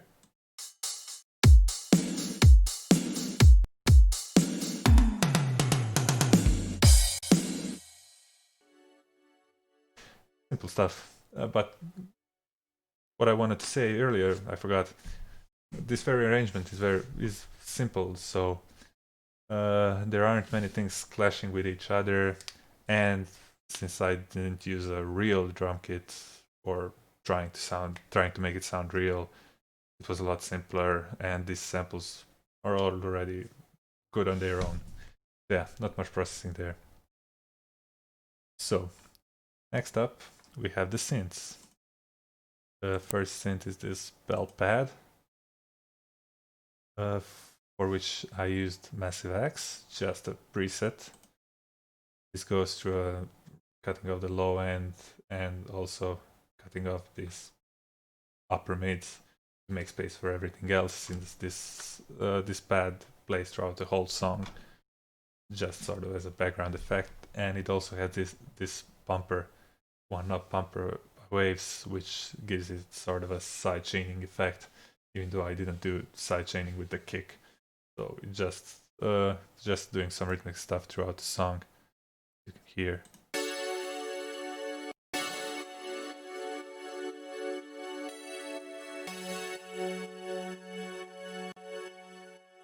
Yeah, just a simple dancey vibe. Next we have the ARP synth. This is just playing the arpeggios from the source tune. Used Massive. This is sort of a saw wave sound. This here EQ is used as a sweeping effect, so I automate the frequency and make it sweep in the intro of the song. This all goes through a delay and the main EQ, which cuts off the low end, and it has a cut here in the middle, make space for other stuff, a little bit of a boost here in the highs. Yes, this sounds like this. You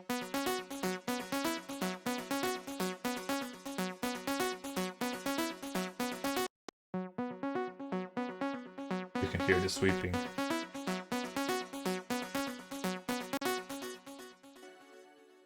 So yeah, that's it for that synth.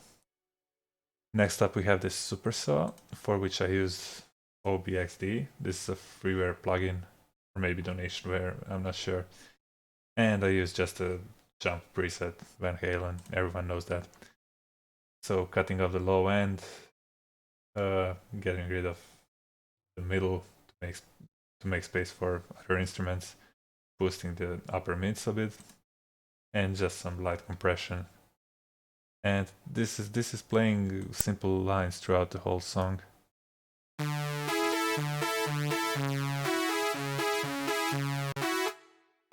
So yeah, just some octaves plus a few other things. Yeah, something like that. Repeated. Next up, we have the lead synth. Again, this is a massive preset Rudesk, and goes through an EQ. Got rid of a bit of the high end because the preset itself has a lot of high end, and again, getting rid of the lows. Yeah, this was a fine sound just by itself.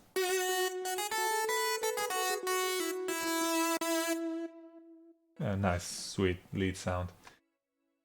This is just a noise channel used for some effect with the automation. For that, I also have this FX channel up here, which has some risers.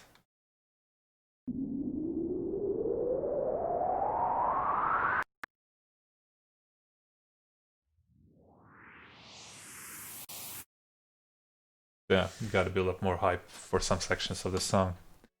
Next up is this bell lead, which just doubles some chorus parts.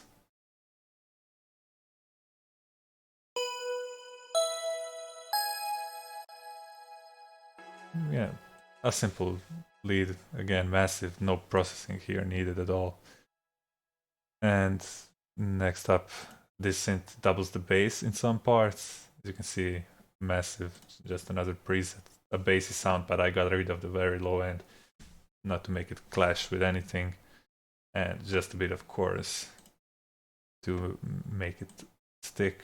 And yeah, like I said, it doubles the bass guitar.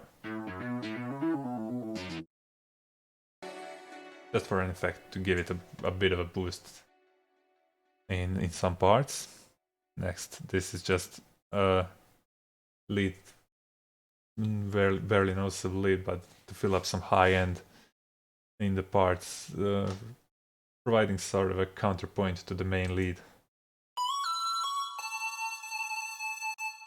And you heard this sound a million times, so this is just a simple synth with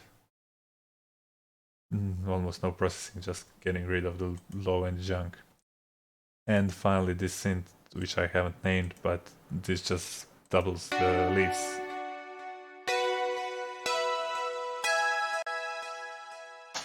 Just doubling the leads during the chorus.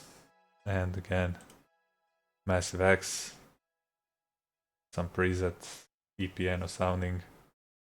Massive X is very, very good and has a ton of great presets, which is of course always a plus.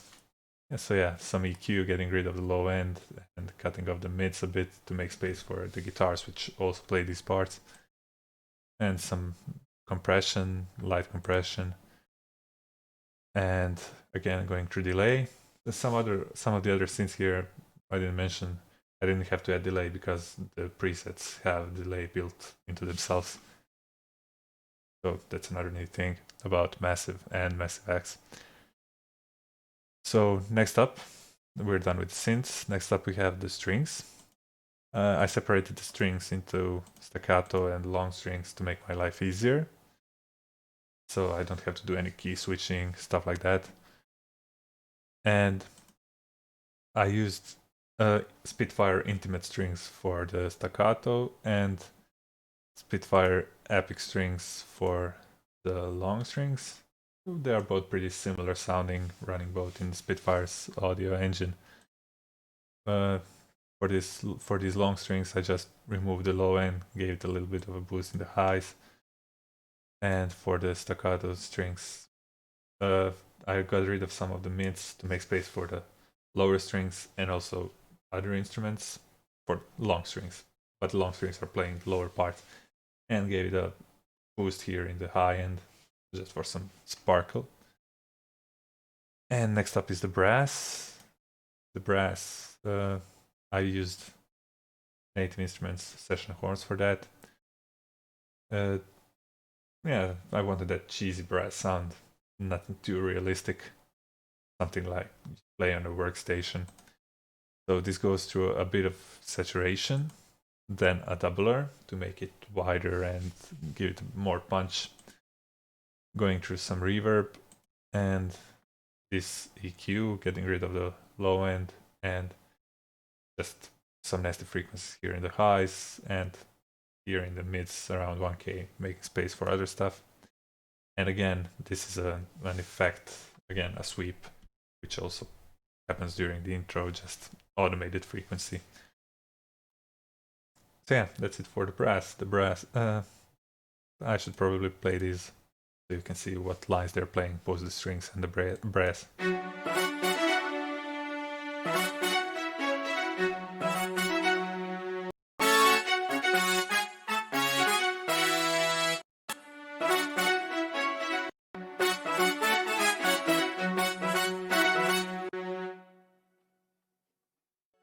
You can see that they are kind of clashing with each other, but it has a purpose. I didn't want them to be playing the same thing. And in some parts, they are completely separated, so you can hear distinctively what each of them plays. So next up, we have the live instruments. And as you can see, I separated the bass into finger and slap. The processing is pretty similar on both, but I kept them separated because it was much easier to mix them that way. So yeah, bass goes through bass rider to keep the levels even. Gate, don't want the noise coming through and nothing should be playing. Then this DK amp plugin. I was wondering if I should use BOD, but this one sounded better for this song. And goes through this isn't a compressor, this is a sidechain. As you can see, I have the auxiliary input routed in here, so the kick triggers this and ducks the bass whenever the kick hits. This goes through an EQ. This is just some preset I found and tweaked a little to fit my needs, to make it a bit brighter, getting rid of these low mids to make space for other stuff, and getting rid of the junk at the very low end. Going through some heavy compression and saturation, and finally a clipper. I wanted to keep levels as even as possible throughout the whole song. So yeah, similar processing goes in this slap bass. Again, bass rider, gate, GK amplification, sidechain rear comp to duck the bass when the kick hits. And as the EQ here is a lot different. So we got a boost in the low end. The slap bass is pretty bright by itself, so I gave it a little bit of a boost, cutting off some around 160 to make it less boomy, and getting rid of the very high end because again the slap bass is bright, so gotta not make it too harsh, make it easy to listen to. Going through some compression with some saturation also turned on, and again more saturation here, but just light. And this also gets clipped. So yeah, keeping the levels fairly even. And you can hear how this sounds.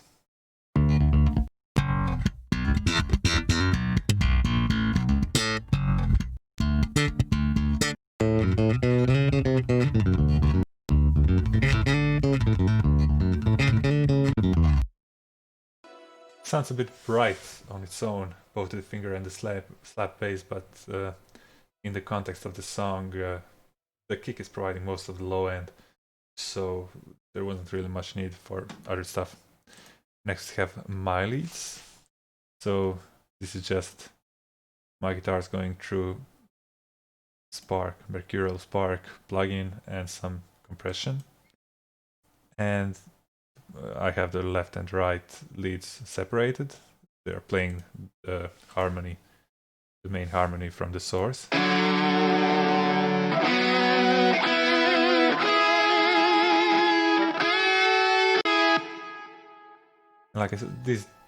Like I said earlier, these leads are doubled by the synth, and they go through this just simple EQ, getting rid of some very high frequencies and the very low frequencies, and going through a plate reverb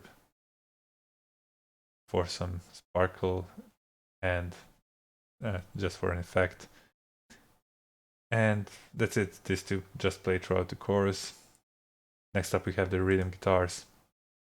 So again, using Spark, going through again a little bit of compression and EQ.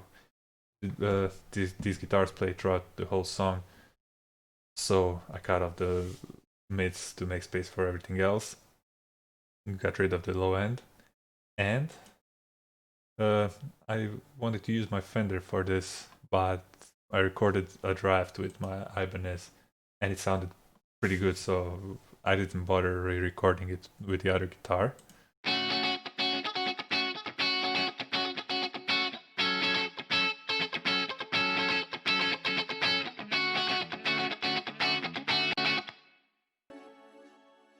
My Fender has a bit of more focused sound, but this was fine, so I didn't want to re-record anything. Next up we have Sixto's guitar. Not much process here, just some light compression in 2 stages to make it just to get rid of some peaks, and yeah, his guitar sounds good on its own, so didn't really have to do much.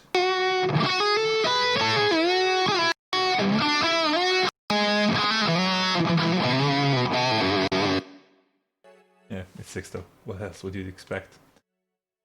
And that's it as far as guitars go. So I explained these 3 reverbs, but this last one room reverb. I route everything else through this just for some mix glue. You can see cymbals, pads, most of the synths, staccato strings, long strings, brass, so everything that doesn't have its own reverb gets routed through this. And yeah, this all goes into a master channel, which has Brainworks refinement. Just this plugin is used to get rid of some harsh frequencies.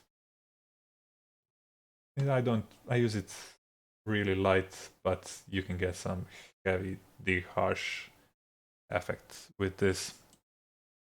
And this finally goes to Ozone, where I have an exciter, just adding a bit of sparkle. Gotta have that sparkle.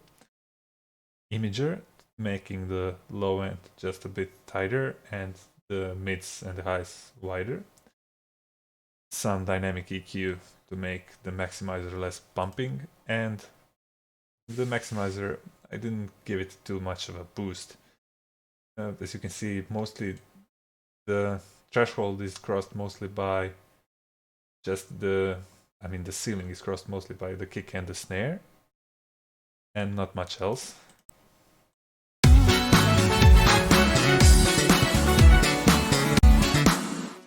So there isn't too much squashing going on on the master channel. And that's it for this project file. Hope you enjoyed this quick overview.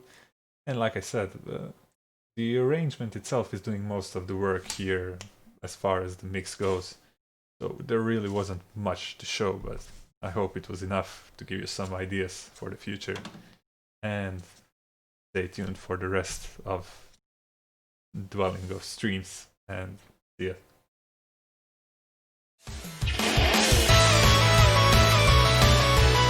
All right, everybody. Thanks to Ivan Hackstock for sending us that awesome breakdown, arrangement breakdown. I learned a lot. I'm very interested in what I learned. I hope you guys enjoyed it. Up next, we've got our own Nate Horsfall, who you saw earlier on the DoD panel. He's going to be doing some Star Fox runs for us. I think he's live right now. Let me double check. Yeah, he is up. So I am gonna switch on over to him. Enjoy.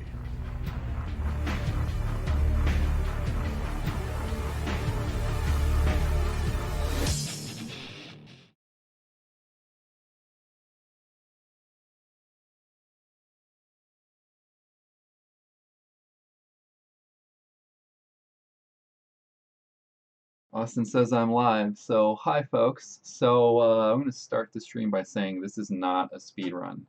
This is more like, hey, what if you played this really weird version of Star Fox and tried your damnedest to actually survive it? And just to explain to you what this is, so the original Star Fox looks like this. So I'm going to tone that down. If you watch the planet, it's pretty slow. Mute this. Excuse me. Sorry, I had to mute some other windows. If you watch this screen specifically,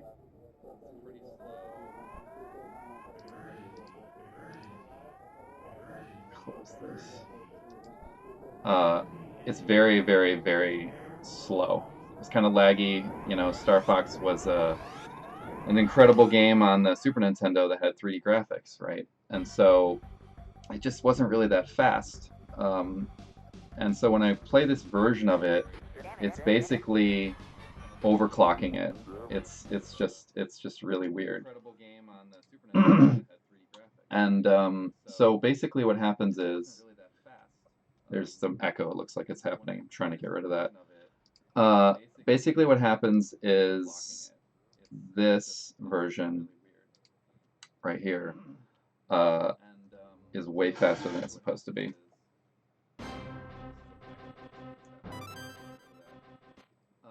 Basically what happens is this. So if we play it, if you're looking at the plans, you can already kind of see things are moving quicker than they want. I'm going to ask you guys before I start this. I can either do the first normal run, which is stage 1 right here, or I can attempt to get through these other ones. I want to double check and make sure that there's things going on here. I'm going to close this. I'm going to close this. Close this. Looks like there's echo. Get rid of that. Thank you, Austin. So I can't really look at the chat. So Austin, you can tell me, what do they want to do? Do you want me to do the hard run or the normal run? I can either die a whole lot, or I can attempt to get through one of the routes, and that's basically it. I will wait. Which one do you guys want me to do? Hard mode. That's what I expected, so just so you're aware, I'm not going to beat this. You see how fast that planet came up? Do you see how all of this is going to go? Let me attempt to bring the stream back up. I'll just do my damnedest to mute it this time. All right. Just watch. Just watch how fast this goes.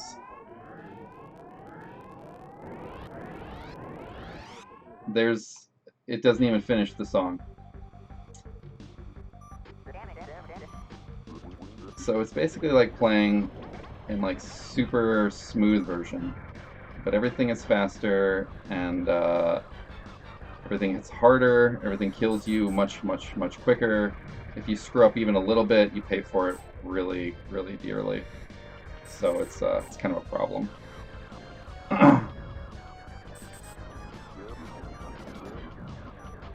But I'm gonna tell you right now, I'm not gonna beat this. I have once. It's many weeks of practicing. Unfortunately, I did not get many weeks of practicing for this, and I can't look at the chat very well while I'm playing it. But I'll look on the breaks. There's occasional lag, like stuff like this, that happens. Oh, and I should also mention, this was originally going to be a speedrun thing. Me and another friend of mine were going to do a race, but he couldn't make it, so we just figured we would do this for the hell of it. Didn't want to just cancel everything, you know?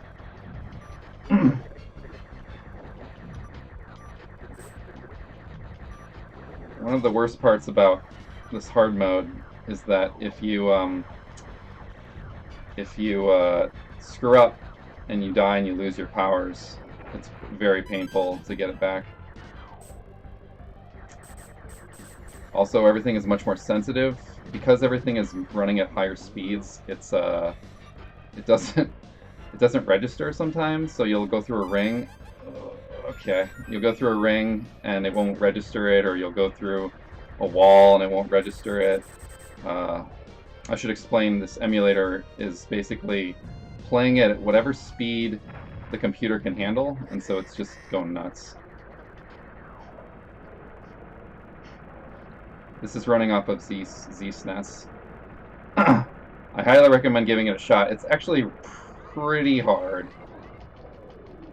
You really need to not screw up. This guy even can just destroy me if I screw up. I'm not going to deal with it. Ugh. I think he's dead. There we go.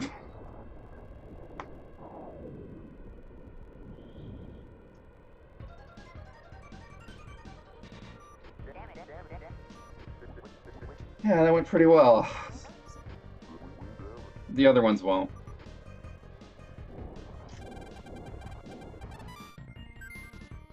But yeah, I mean, the normal game is significantly slower.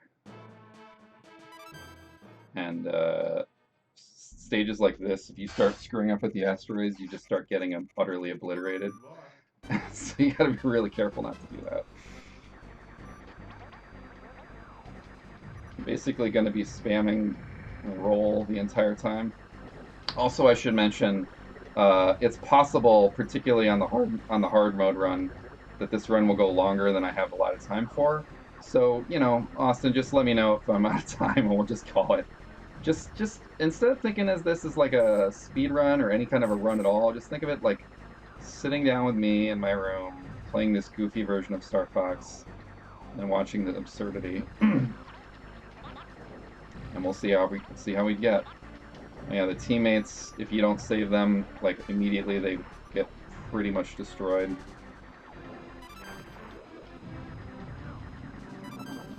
Okay, really need this twin blaster, but I'll probably lose it because of that. Enemies fire quite a lot of projectiles at you. Oh, okay. Really need these rings.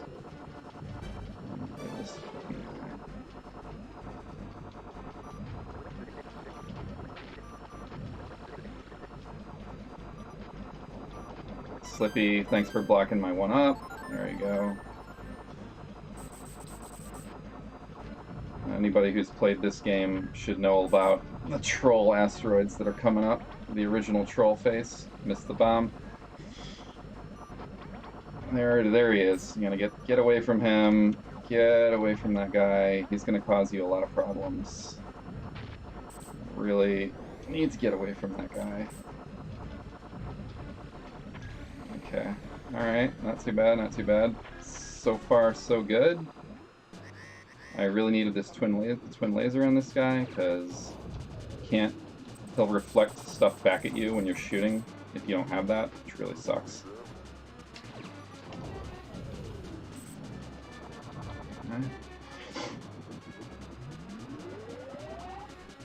I don't really feel like dealing with these guys, so I'm just gonna bomb them.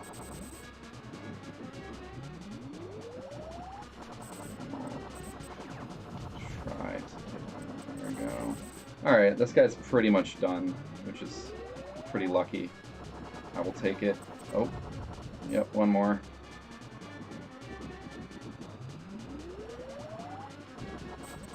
And done. And then he throws himself at you because he's a jerk.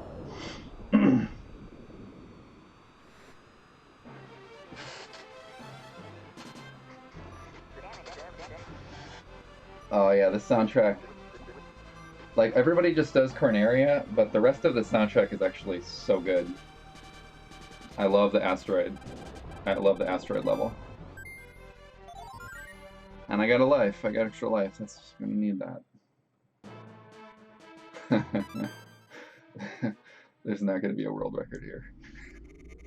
Yeah, this level, if you screw up even like a little bit on it, it's basically over. So, and it's also kind of lucky. There's a little bit of luck involved with the dragons later. We'll see how it goes. There's just so much stuff to deal with. These guys, if you don't deal with them immediately, they'll just like swarm you. Fortunately, I was able to deal with them immediately.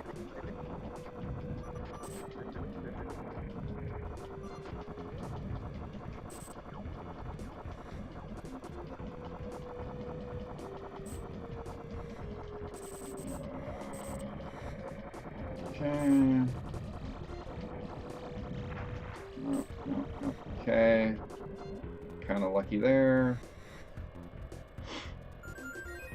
And here comes the dragon area, which is almost one of the worst parts of the whole game.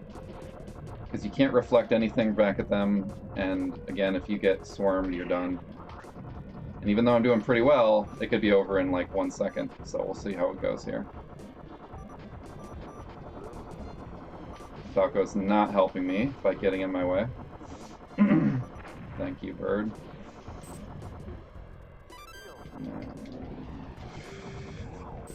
Dragon, see, he decided to spawn on me, which is really what I did not need to happen. Okay. No, no, no. They can fire behind you too, so like after you pass them. Oh, we made it, oh my god. That was a lot luckier than it looked. Get away, Slippy. I need you to go away, bro. Thanks. Now this is nice, since I already have twin lasers, I don't need to duck and weave into this one area later that has twin lasers. So I can just focus on surviving.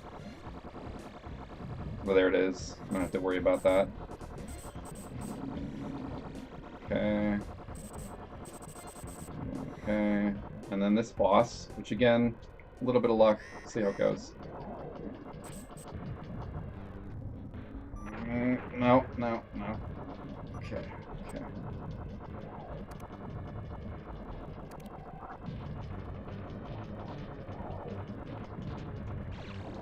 I think I got him. Oof. Oh.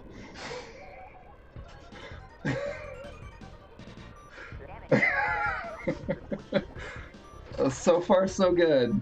Oh, I know I keep saying this, but like, man, each level is just like if you mess up a little bit, it's basically over, and then you have to deal with the single laser. All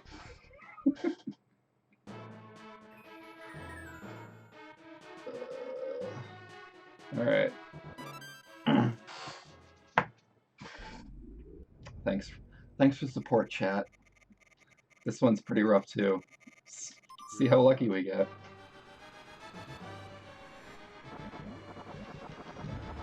If I can actually get to Venom, that stage is just... Actually, Macbeth is really the one that ruins me the most. But Venom is pretty bad. Oh, I missed the bomb. Could have used the bomb. Oh well. Who needs it? Into the wall. Okay. And luckily, again, I don't need this twin laser, so I can just worry about surviving. Screw it. Screw it. Okay. Ow. Just survive. Put over there. Go away, Slippy. Really need you to not block my shots right now. There we go. Sometimes it's better to just let them die, just so they don't block you. Okay, there we go. Okay, and then this one. This is really silly.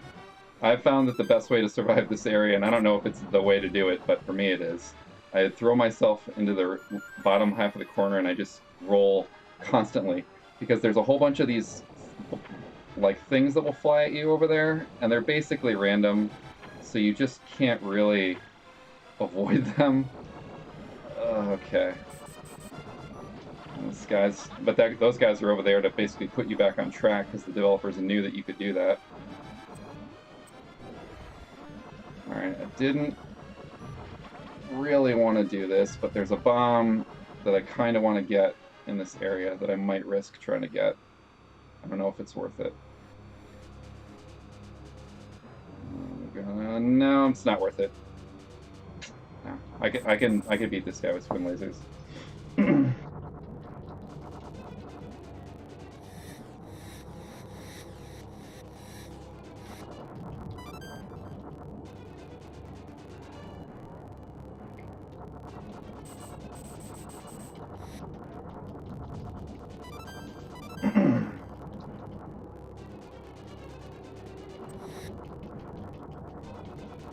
It's better to have bombs, but I can beat him with twin lasers if I get...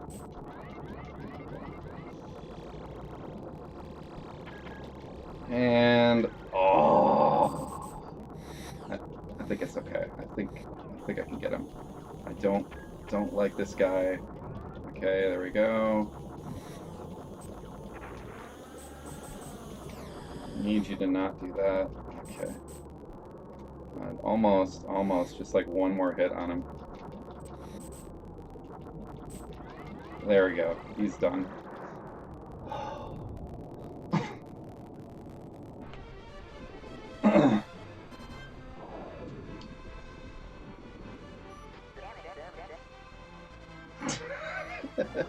I'm dying in real life while trying to play this. Yeah. Alright. Macbeth is pretty brutal. I know this is redundant, but if you screw up, you're done. And the last boss is such a pain in the ass, because the way he starts is random, so it's hard to not get obliterated by him. Okay. Oh, there's a bomb here, thank God.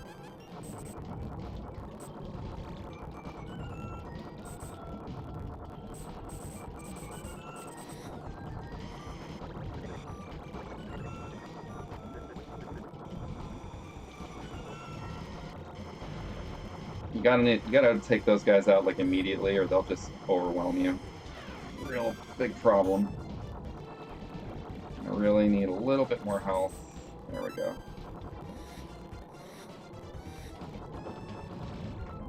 There's a guy over here. There's a twin laser, but I don't need it, so I'm gonna leave it alone. And I've noticed that you can kite these things that are right here. You can just kind of kite them. There we go. Because otherwise, it's pretty random, and you basically are screwed trying to get that shield. It's a big, huge problem. Sometimes it's better to not even go for that, but you know what? I went for it. Why not? Why not? Risk it all. It would be really great if I could make it to this boss with shield, but I probably won't. Slippy is not helping me, or Peppy? Yeah, Peppy. Thanks a lot, Peppy. Real good.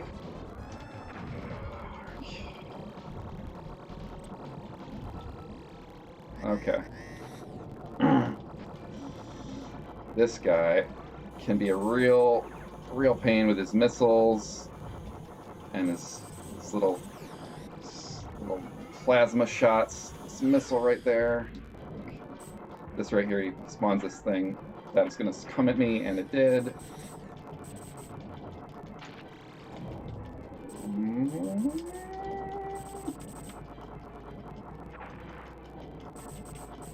No, he's blocking it. He's being a dick. Oh my god. Oh. Should not have survived that. He's totally random the way he goes up and down, so you just like try to get it.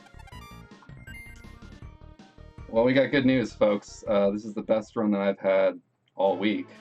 So,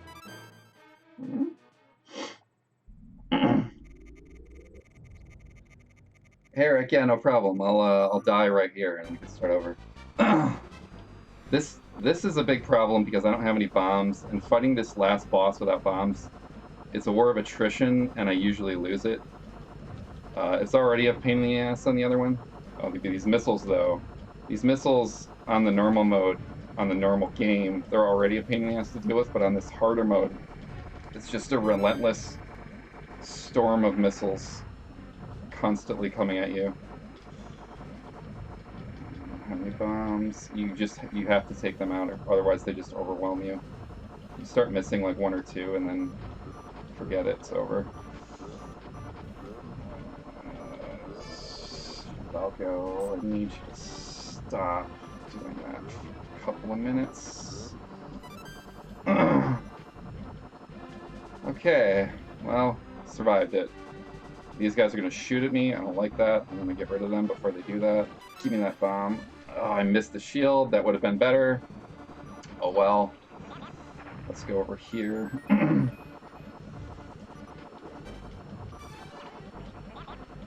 I don't need the shield right now. I'm surviving okay. Famous last words.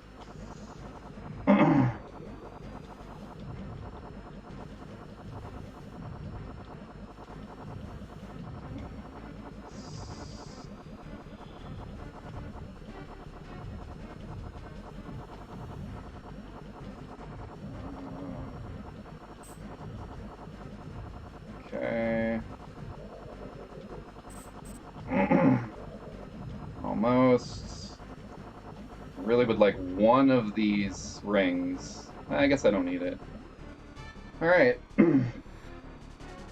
Now I have a long time to wait for this guy to decide to fight me. And if you can hear the music isn't even going to finish.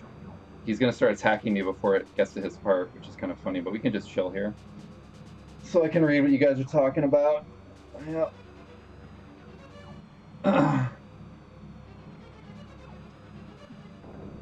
Yes, thank you for your adrenaline boosts. So he's really annoying because he only opens his little things right here for like, even in the original game, for like barely a second, and then in the sped up version it's even worse. So it's just like getting to them is such a pain.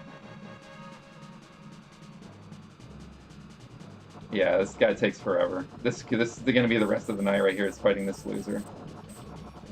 It seems pretty easy so far, but pretty soon he's going to start shooting these plasma balls at you, and you got to get in close and shoot him, and it just sucks. I'm gonna... ETA to end if you don't finish. Austin, I'm about maybe... If I were to...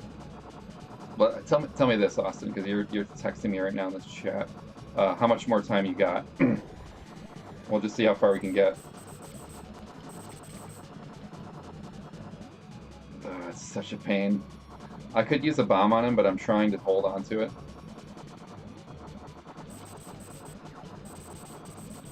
It's so annoying.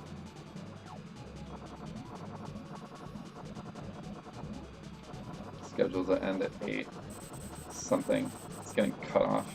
Okay, I got 2 of them. Here, let me just see what Austin's saying to me. 8:05. But if you're really close, we have a buffer.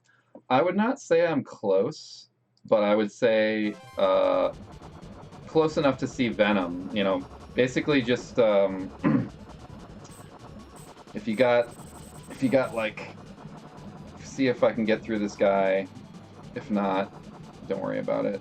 But yeah, please cut it off as necessary. Surprised. I'm gonna do this. It's gonna be reckless. We're running out of time.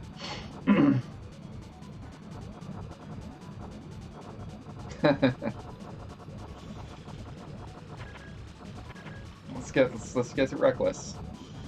Pretty close. See, after this, there's a whole other stage, and that stage is fairly long, so it's not close enough to finish. But so far, I haven't died on it, which is a lot better than I expected, and I'll take that.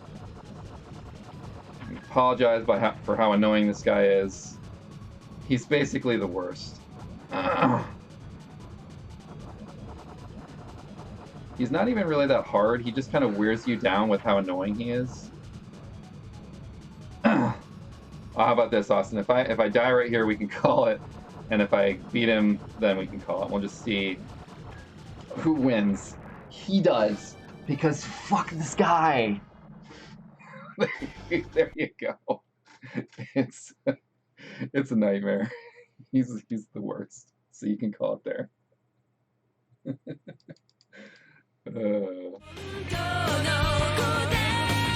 Everybody, let's hear it for our buddy Nate Horsefall. Taking one for the team there against that giant Star Destroyer, basically. All right, so yeah, next thing coming up here, we've got... Hope you had fun. Nate says, hope you had fun. Sorry.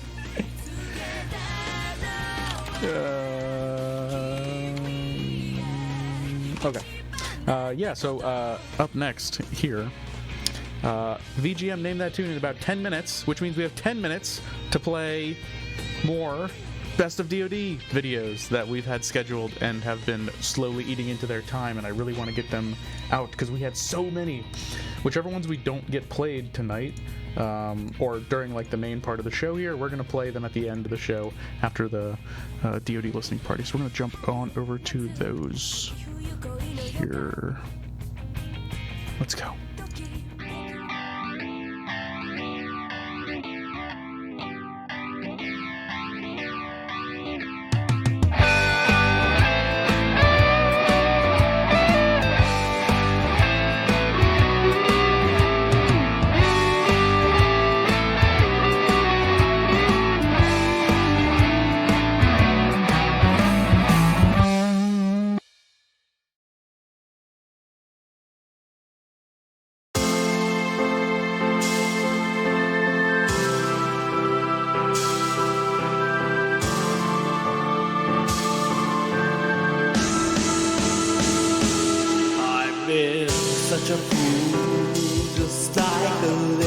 child,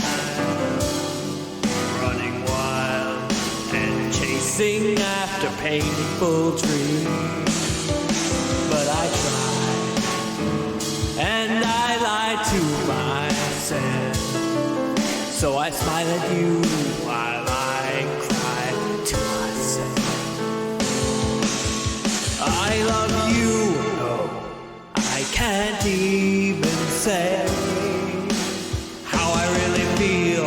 Other thoughts got in the way. Am I to up and say goodbye? Will we meet again? It's the end. Maybe I know. All I know is that I don't know much. With all of my love, feels like I'm drifting out of touch. No matter how many drinks I can forget, all the memories of you and me. I've been a fool.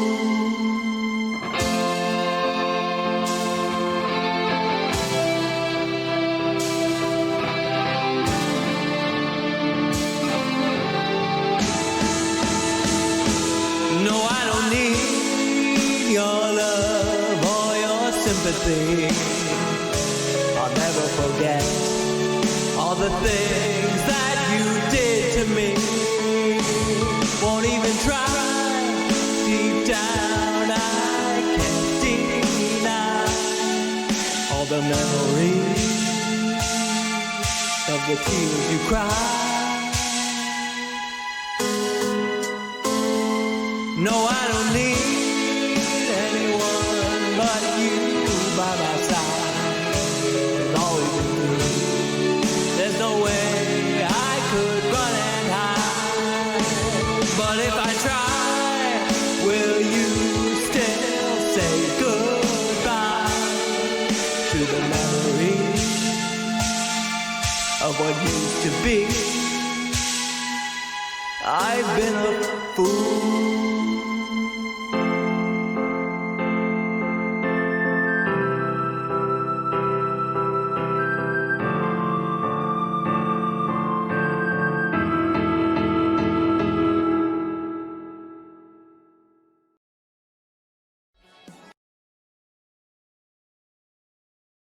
All right, hi everybody. My name is House. I'm coming to you from my home studio / guest bedroom. Today I'm going to be playing for you my Clockwork track, which I recorded about 15 years ago, so it's a little bit rusty by now.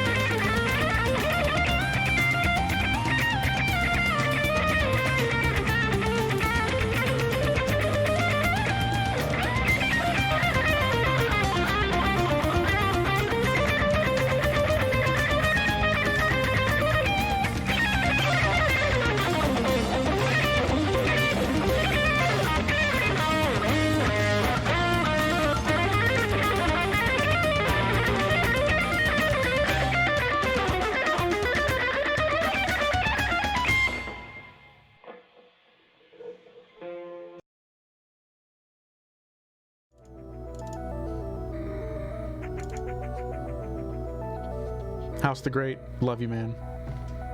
Excellent work there.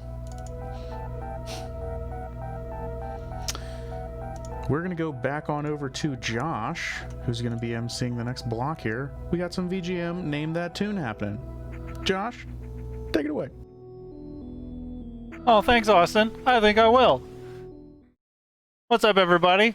Yeah, all right. We've been streaming for, what is it? Low upon 7 hours and 40 minutes. Just want to make sure that everybody is practicing proper self-care for this wonderful day of VGM. Make sure you get in a stretch. Make sure that you have a piece of fruit. And don't forget to hydrate. Yeah, and especially now because the next block is going to require a little bit of your cognitive function. Yeah, one of the local treats that we have here in Vancouver happens to be There Is No Easy Mode, which is a trivia that's like run by one of my good friends and also roommate, Chris Mooman Narati. He's been able to adapt this to a virtual platform, and so that you're all able to participate at home. We don't really have any prizes at this time, but you'll be able to see your scores reflected in real time, and make sure you get some flexing going on in the chat. He is an excellent trivia writer, so expect some deep cuts and some really hard questions. But yeah, I also just want to remind everybody that that following this next block, the Dwelling of Duels results for this month, PC versus console, are going to be announced. So you have until 8:30 Eastern, 5:30 Pacific time to finish your votes and get those in. So use the command votes if you still need a fresh link on that, and make sure that you participate so that we get everybody's tastes and opinions validated and represented in the results. Yeah, and I don't really have too much more to say than that. Why don't we head on over and see what Mooman is up to? Yeah, and I don't really have too much more to say than that. Why don't we... I think I'm live. I hope I am. I hope I am. All right, cool. Hey, everybody. Welcome to Name That Tune, brought to you by There Is No Easy Mode, hosted by me, the Lord High Mooman, Twitter famous trivia writer extraordinaire, here to host trivia for you. I am super, super excited for this. We've only recently got this to work, and I am so excited. Okay, so we don't got too much time, and we got 3 rounds of 5 questions each that get a little harder as we go on. So let me just explain exactly how you guys can play. Either go open up a separate browser on your computer and type in menti.com, or scan that QR code on your phone, or go to menti.com on your phone. Essentially a separate browser. If you scan the QR code, you'll be taken right to the page you need. If you go through your browser through menti.com, you just gotta type in the code of 4166950. It's easy to remember and fun to say. So that's menti.com, M as in Mooman, E as in entertaining, N as in never not entertaining, T as in there is no easy mode, and I as in I love there is no easy mode.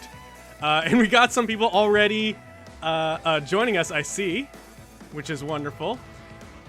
Oh man, I am so looking forward to this. Yeah, I know, right, guys? Nudge in chat. Everybody who's hyped for this, just spam emotes in the chat. Spam nut breads if you got your nut breads. Spam those nut breads. And we're going to get started just momentarily. I'm just going to wait a teensy tiny bit more to make sure that there's no stragglers who haven't wanted to join yet. And if you come in partway through or kind of feel like you don't want to start playing and then change your mind, good news. You can join whenever you can. However, I'm going to have to correct Josh on something, because I found a last-minute prize. That's right! You're not just winning for bragging rights, but bragging rights is also great. You can go up to people in, well, maybe not in public right now, but online, and say, hey, I won Name That Tune at Bonus Duels, a collaboration event between Bonus Stage and Dwelling of Duels, and they'll be like, I've heard of you! That's prize enough as it is. But I also found a digital code for a indie game, Steam code for an indie game called Love is Dead. Oh, that's a great name. It's a local Vancouver indie game it's a puzzle game, I believe, about you and your partner who are zombies. Sounds fun. Why not? The only thing that's killing me is lag. Yes, lag is a bit of an issue. You will get the results or the questions on your phone a little bit before the stream, so I'll try my best to kind of buffer and get the music out on the stream before I submit the questions to your phones. We've spent about 5 minutes here. Oh, look at you guys spreading all the love there. A couple of devil faces and a couple of thumbs up. Those are all good. Oh man, look at all those nutbreads in chat. Keep those nutbreads going. We'll start exactly at 5:20, I'll say. Oh, it's 5:20 now. Cool. Let's get started. So let me explain the rules super quick. It's super easy. Here's the rules. Go to menti.com. You guys have already done that. When entering your name for trivia, which you will shortly on your device, make sure it's the same as your Twitch name in case we have prizes. In this case, we do. So I'll forward you the stream code if you win, or whisper it to you on Twitch. So just make sure that whatever name you put on Menti is the same as your Twitch name. Don't type answers in chat. Or else. And or else basically means I'll be disappointed. I won't even be mad, I'll be disappointed. Which is worse. But if you keep doing that, we're going to have to put you in a timeout. And if people keep doing that even more, we'll have to switch to emoji mode, and nobody wants that. I only got a half hour with you guys. Don't make me work more.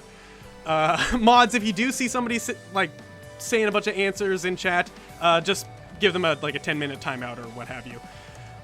Other than that, multiple choice questions are worth more points the quicker you answer. So if you got good internet, you already are winning. And that's the economy for you, am I right? But yes, quicker you answer, more points you get. So don't take too long. There's also typed answers. Now those won't give you more points if you answer them quickly. You just get a set amount of points for getting it right. But you do have less time to write them out, and spelling does count because that's the way this is. That's the way life is. And most importantly, have fun. Mandatory. Alright, I think we're about ready to get started. Let's do this. So we're going to start with round 1, which is normal mode. And all the questions are the same. What game is this track from? We're starting out, I know it's called There Is No Easy Mode. We're starting out kind of easy. And it's tradition in There Is No Easy Mode to always have a Sonic question. So we're going to start this off nice and easy with a Sonic question for number 1.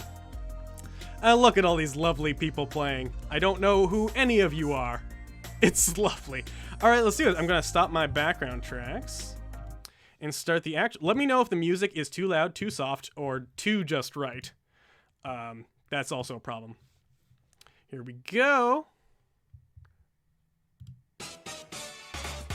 Alright, I'll give a couple seconds on this. Let you guys permeate in this a little bit so you hear it. Yeah, I like that. Let's go to the question. Answer fast to get more points.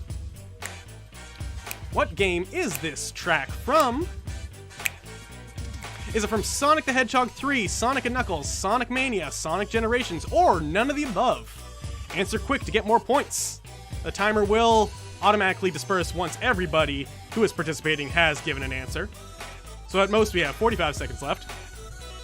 But I'll just jam out to this. This is, yeah. Do the washing, the windshield washing.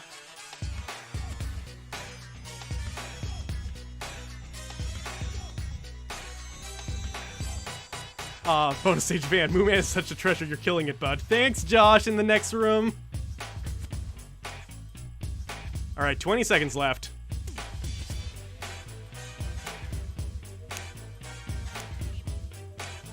Man, some people are really struggling. Remember, any answer is better than no answer. At least you tried, and that is the greatest treasure of all. Oh, there we go. Alright, so we got 15 saying Sonic Mania.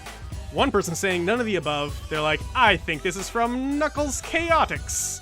But the actual answer is Sonic Mania, of course. And who is in the lead here? Oh, we got a lot of points.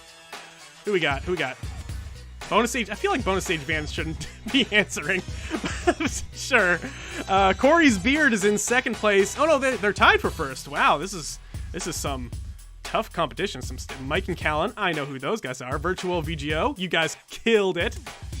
Freaking awesome. I love this whole event, by the way. I've been watching, dipping in and out. So good. I'm gushing too much. Let's keep moving on. All right. So you heard that. Wow, we went through the entire track. All right, so this is.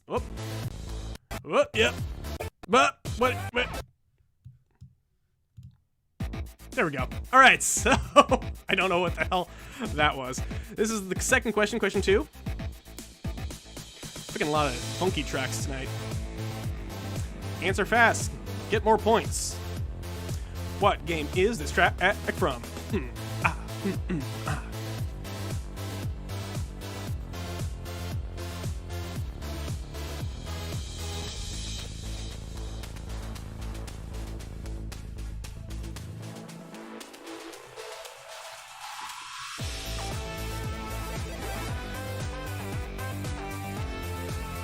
I didn't pick the singing version.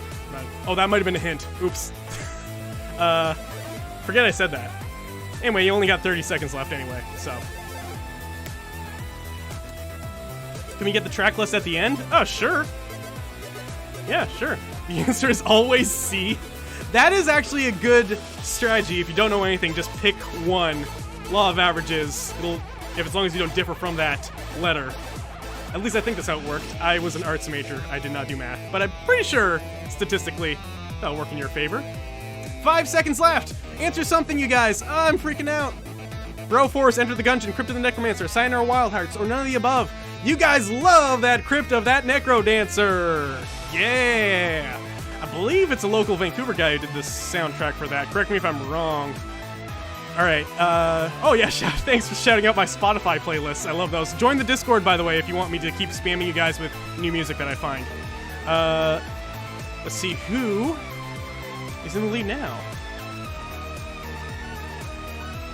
Super close. Oh, but we got a shift, I believe. Yep, Mike and Callan, or Callan and Mike. Once again, bonus stage Van. I feel like... Are you listening through the walls, Josh? The David Letterman of video games. I don't want to say he's cheating because he invited me on here, but I did not say he's cheating. Anyway, what can you do? Oh, this track is so awesome. But we can't keep listening to it. We got to go on to the next one. Come on, iTunes. Here we go. Lyrics. You're going down, Josh. Tough words. All right, so question 3, here we go. Answer fast, get more points. What game is this track from? Makes me want to run on the spot. Persona 5, Persona 4, Persona 3, Doki Doki Literature Club, or none of the above. By the way, do you guys like my new t-shirt? It's my Froggy t-shirt. I just got it. I ordered it for Black Friday and got it yesterday. Makes me very happy. Froggy, where are you? Oh no, Froggy. I feel like I'm not doing justice to this track by doing my Big the Cat impression in the background. It's a good track! Alright.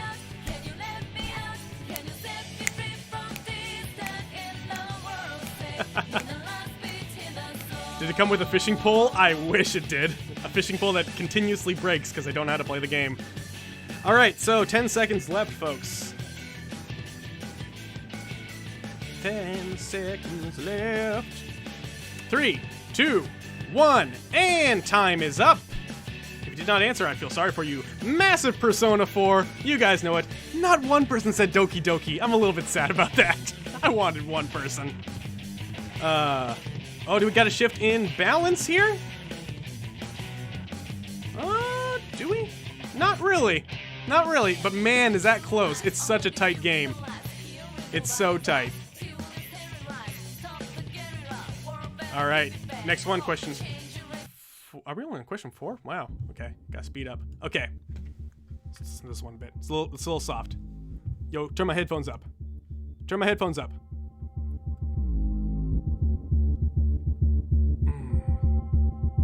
Yeah. Too loud. Is it the Chronicles of Riddick, Escape from Butcher Bay, The Matrix, Path of Neo, Deus Ex, Mankind Divided, Quake 4, or none of the above? Now that's what I call the aughts.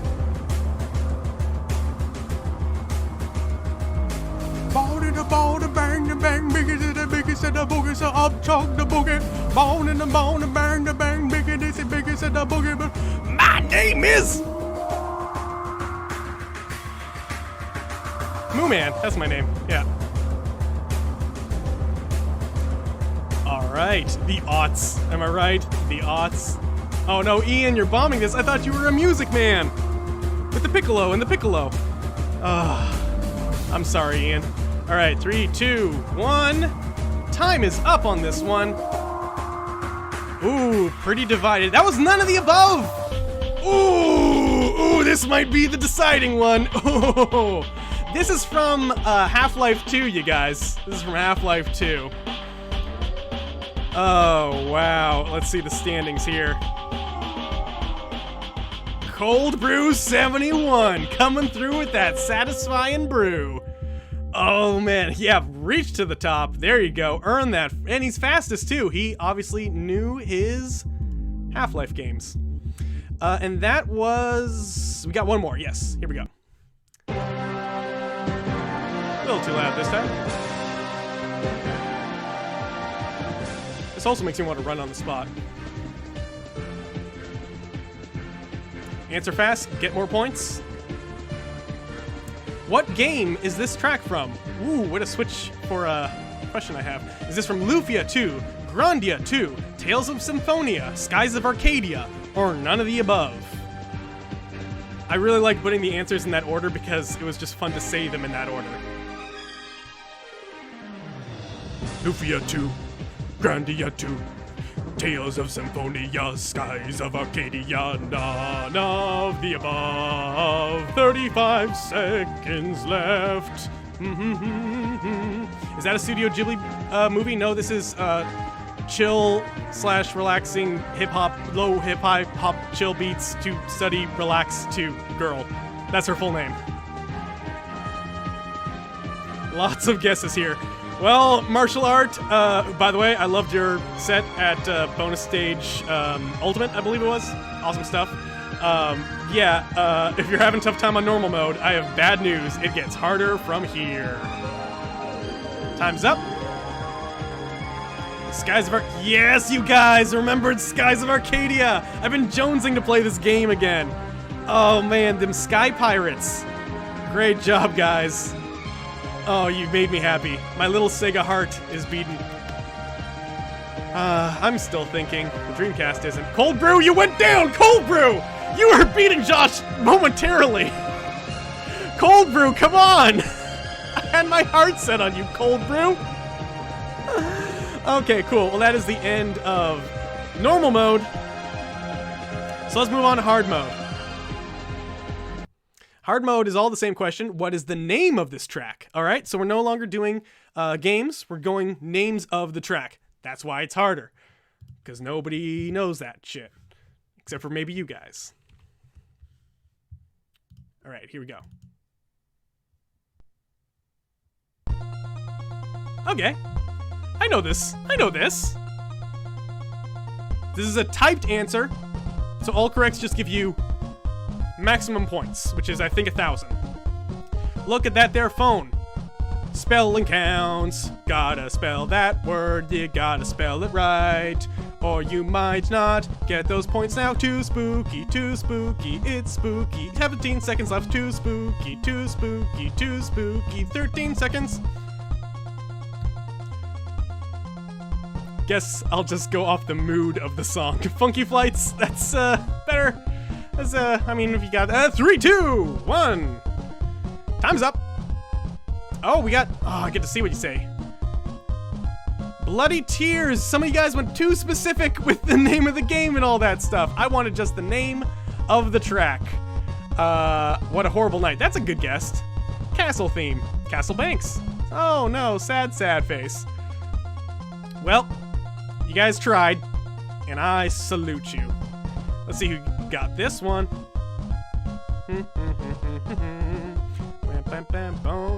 Callan and Mike, I'm so sorry. This might be where you start faltering. Can anyone topple Josh? Can anyone do it? Cold Brew, you're back in the game. Okay, we shall see. Let's just keep this party train going.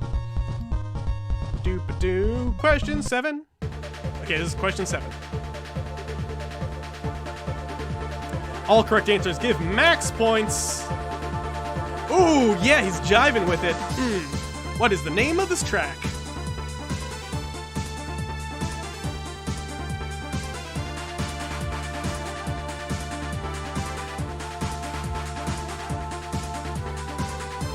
I'm not even going to say anything on this one. I'm just going to jive with it.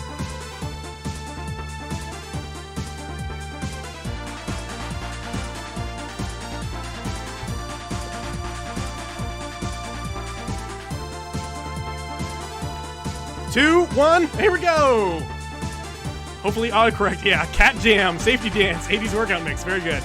Man with the Machine Gun is the correct answer. I also gave it to the Man with the Machine Gun, so either one, if you wrote it, you got those points. Megalovania, Techno Bullshit. Hey, this is Nobuo Uematsu, sir. You show some goddamn respect. Man with a machine. Oh, wow. Yes, no, it's not. Sorry, Man with a Machine Gun. That one hurts me. Josh is cheating. Yep, no idea. Jim.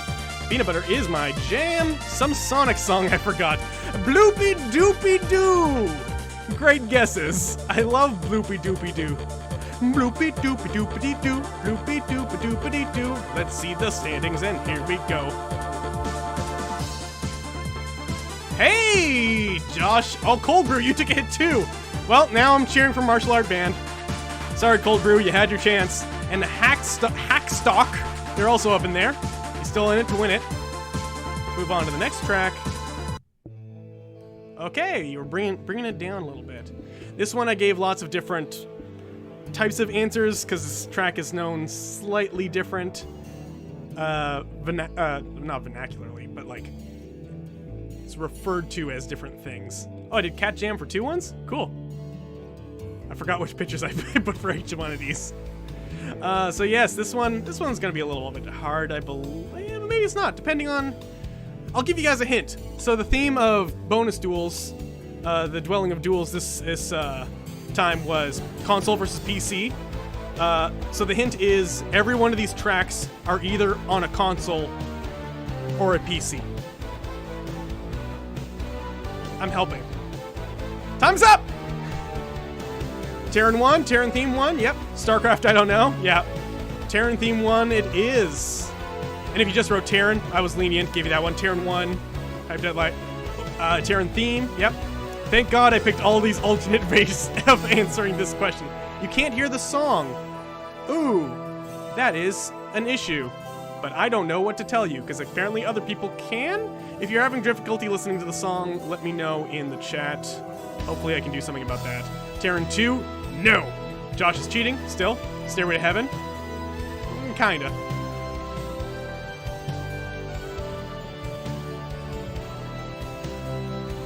Let's move on. Who's winning now? Josh is back in it again. Josh is back. Oh, he's back on top. He's the boss, you guys. We gotta take him out. The volume is kinda low under your voice. Okay, cool. I'll pump it up.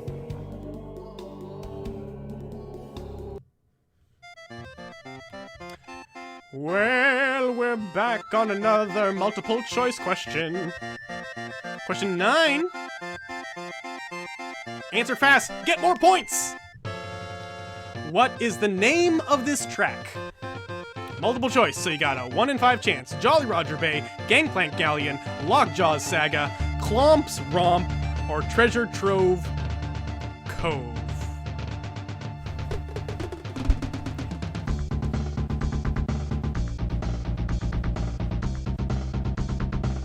I know this is a bit more of an easy one, but I gotta toss in, you know, a slightly easier one in hard mode, just to make things, and I don't like the multiple choice ones. Oh no, I lost the chat. That's fine, you guys knew this one. Whoop. Let me get back to the chat here. That is 28 people overwhelmingly knew Gangplank Galleon. It is fine, you guys know your Danky Kangs. Ooh, lot. Okay, who's the fastest this time? Was it Joshy Boy? No, it was Angry Polar Bear. Great job, Angry Polar Bear. I don't know my Danky Kangs. Gotta go to the next track. Alright, track. Oh, yeah. Yeah, that's Okay, I can jive with this. Answer fast. Get more points. What is the name of this track? Multiple choice once again. Battle against a weak opponent. Battle against a weird opponent. Battle against a mobile opponent. Battle against an unsettling opponent. None of the above. Nailed it. First try. Battle against a weak opponent. Battle against a weird opponent. Battle against a mobile opponent. Battle against an unsettling opponent. Or none of the above. Opponent. Nailed it. Yeah. Dab. Am I cool now? I just dabbed on Twitch. What is my life? What is my life? What has become of me?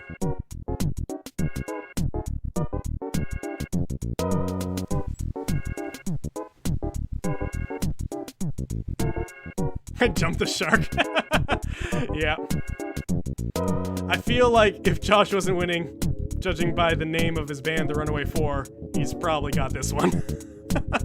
I didn't mean to load it in Josh's favor. He just gave me 20 bucks and I said, I'll make it happen. I didn't say that. Alright. Oh my god! Oh my god! We're already at question 11. This is question 11's. Okay, you guys are getting a preview for question 11, I guess. We'll pause that sucker. That took me by surprise. Alright. Forget you heard that last bit. Josh, yeah, you're still winning. But Hacksock is coming in second place. Let's move on to very hard mode. I'm gonna keep up because I have to finish in a couple of minutes. So who's the composer of this track? Who is the composer? Very hard mode.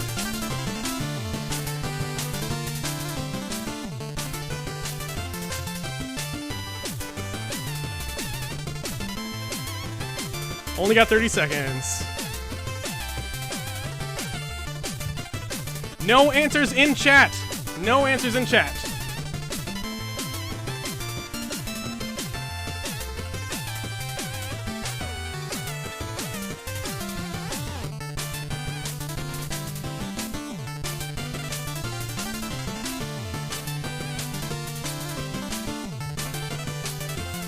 Mods, I will need your help on that because I'm busy doing the trivia. But if anybody says answers in chat, even if you're joking, guys, we're going to treat that as you are trying to give away answers in chat.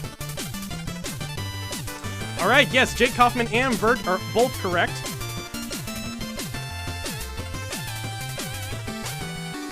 This guy oh man, you should know better, sir. Sir! Alright, so we got a lot of answers. Oh man, I can't get all of them. Sorry guys that Jake Vert Kaufman and Vert Jake Kaufman. I can't account for all your answers. Pick one, Vert or Jake. I can't. Sorry, guys. Only Uematsu matters. Justin Bieber. Great answers. Feels bad, man. I tried doing my best, guys. I let some of you down who knew the answer. Listen, everybody makes mistakes sometimes. That's just how it is. We're gonna have to deal with our consequences. But Josh didn't get it. So Hacksock is in the lead. Move on to the next one. Here we go. Same feel. Question 12. All correct answers give max points. Who is the composer of this track? No answers in chat, or there will be fire and brimstone raining upon your Twitch account. I swear. Remember to hydrate.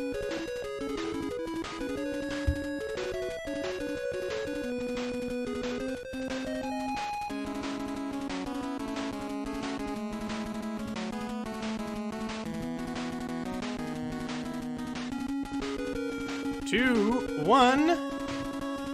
All right, here we go. Oh, a couple of good guesses. Yeah, oh my god, butcher the name. Takashi Tateshi.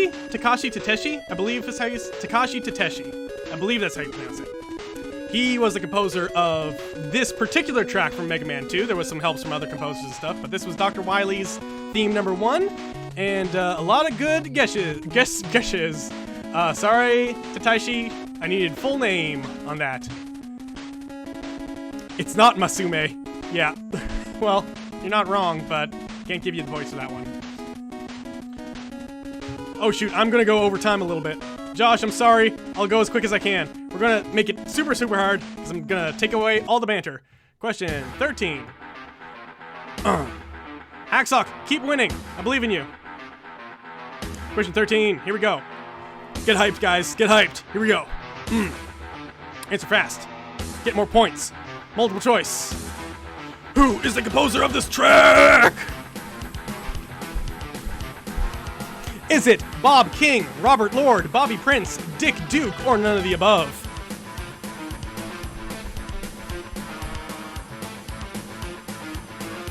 Is it John Doom? Is that the composer of the track?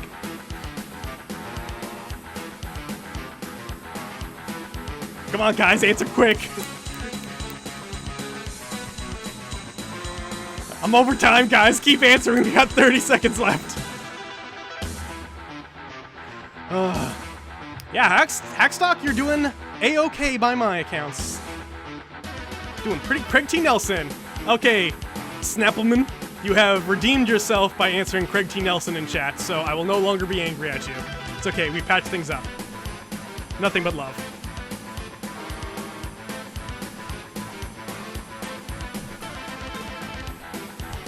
Guys had to go out the whole time. Time's up!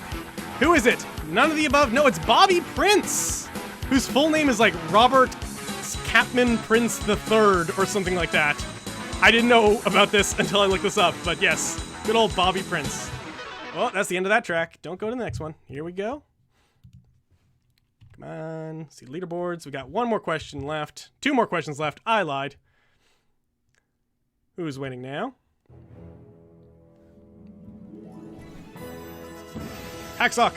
Stock. I keep calling you Sock. Hackstock is in the lead. Josh is nowhere to be seen. I think we have felled the darkness. Sorry, Josh, I don't want to call you the darkness. You're a good guy. I just don't want you to win this trivia because you're hosting it. Answer all correct answer. No, all correct answers. So yes. Type question. Who is the composer of this track? I think this one's pretty easy as far as very hard mode goes. I'm a fan of the darkness. Yes.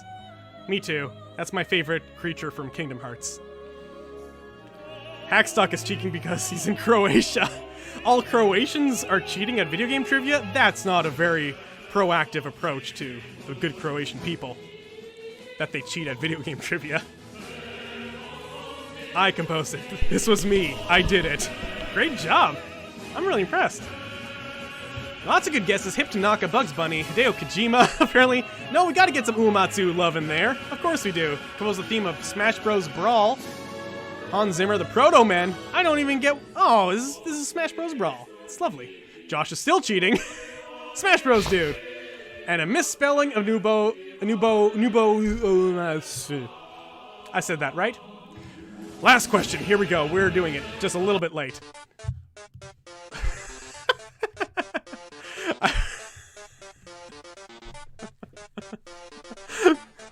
I even knew what track it was and it cracked me up. Angry Polar Bears! Taking the lead! Oh man, here it is. Yeah, you guys know. Who is the composer of this track? Hey man, I gotta end with a softball, Lightning Arts. This is a gift from me to you. We had some fun. I tricked a lot of people with that Bobby Prince question. So hard. Ooh. Hey, listen, maybe I just want to listen to this track. Or maybe I just wanted to punk all of you guys.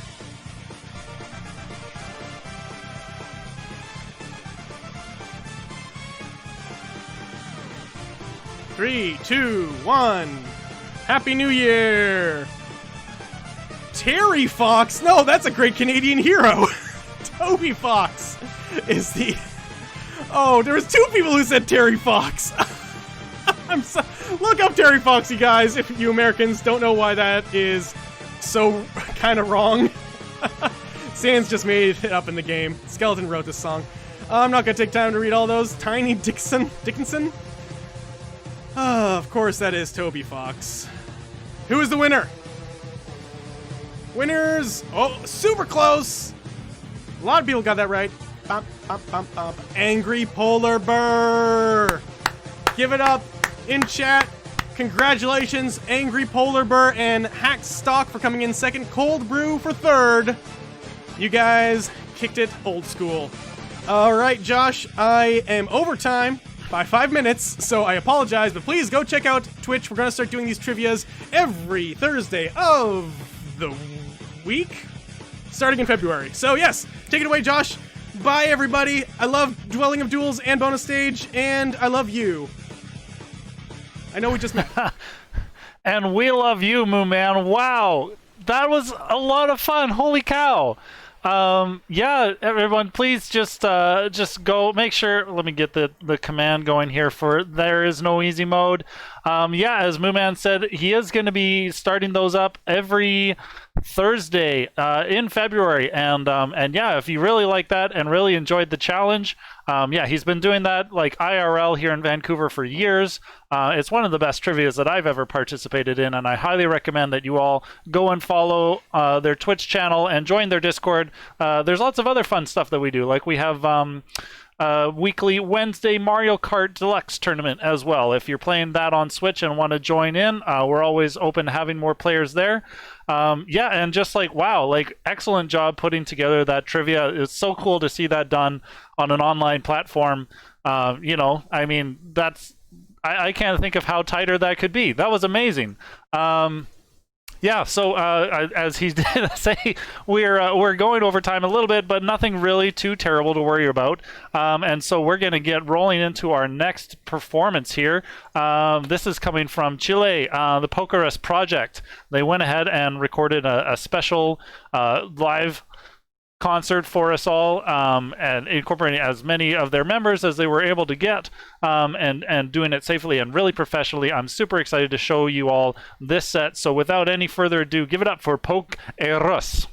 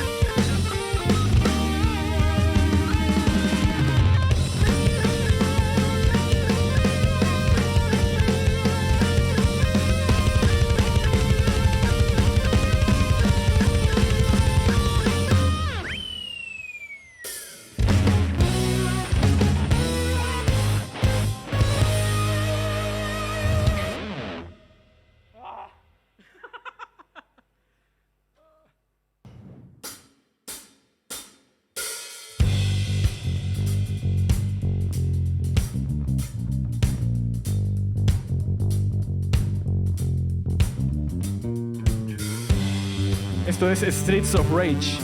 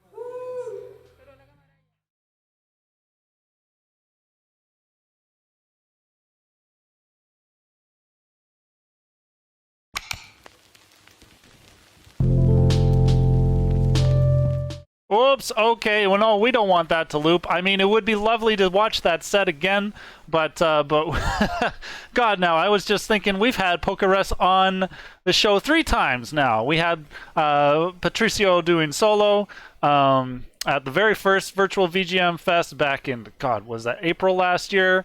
And then we had him again on the VGM Fest Ultimate in November, and still very happy and very pleased to have them here for bonus duels. That was amazing. Thank you so much for putting that together. That must have taken a lot of effort to coordinate that and to put that on, you know, COVID times and all that jazz. Yeah, so thanks. And yeah, the video and the audio production was super tight. Always really nice to have them on the show. Yeah, and maybe we'll get them up into the Northern Hemisphere sometime post-COVID. That would be wonderful. But until then, you can go and check out more of and support Pokerus at the links provided there in the chat. Just go on and click any of those and catch them at their various web presences. Well, coming up to someone who we haven't had on the show before, I'm really excited. This is going to be our last live musical presentation of the night, and we're super excited to have him on the show. You might know him from Viking Guitar Live, Lonely Rolling Stars, as well as his own solo work, of course. Please give it up for Mega Beardo.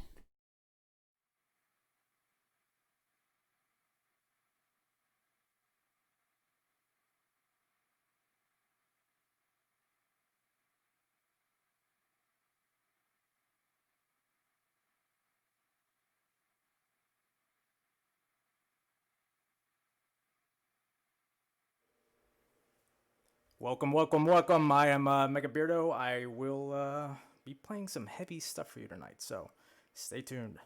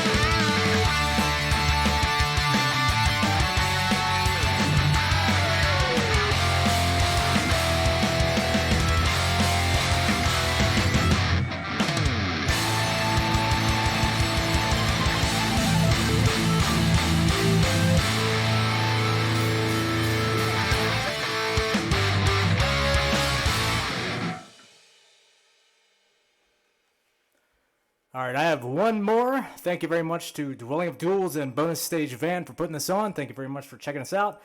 Now it's time to kill Ganon.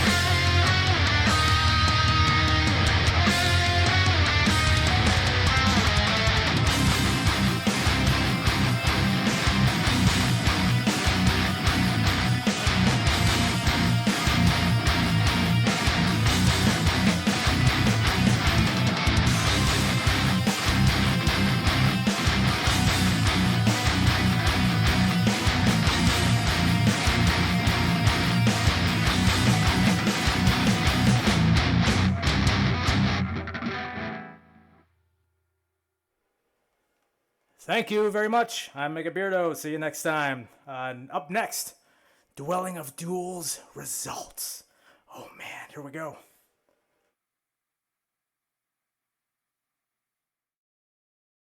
All right. Wow, Mega Beardo, sick set, bruh. Dude, yeah. Amazing shredding. Holy cow. Gosh, what more to say about Mega Beardo, everybody? Make sure you go and get some of those sweet links that he provided. Yeah, wow, what a show. Everybody, thank you so much for being here. I have been Josh, and before we hand things over to Austin for the Dwelling of Duels results, plural, yeah, I just want to do a couple of shameless plugs. I made a lot of notes because there's a lot going on. First of all, I wanted to make sure that we said thank you and credit to Chris Dugosh for doing our amazing bonus duels graphic that we've been pushing around around the internet. Yeah, just incredible work on that. That was really nice to have. And I also wanted to thank Austin for being a really great collaborator, co-host. He's been awesome to work with on this whole show. Real easy to work with. We just kind of like, I don't know, got on a call and did what we need to do, and it was for the most part pretty effortless, actually. Yeah, and I also want to thank Streefig for putting together that panel. Of course, I'm going to be remiss if I don't like shout out everybody who's kind of been part of the show. Carl Germ for doing your amazing Dark Souls speedrun. That was amazing. Ranja and the Virtual Video Game Orchestra, who I see in the chat, thank you so much for putting together your presentation for us.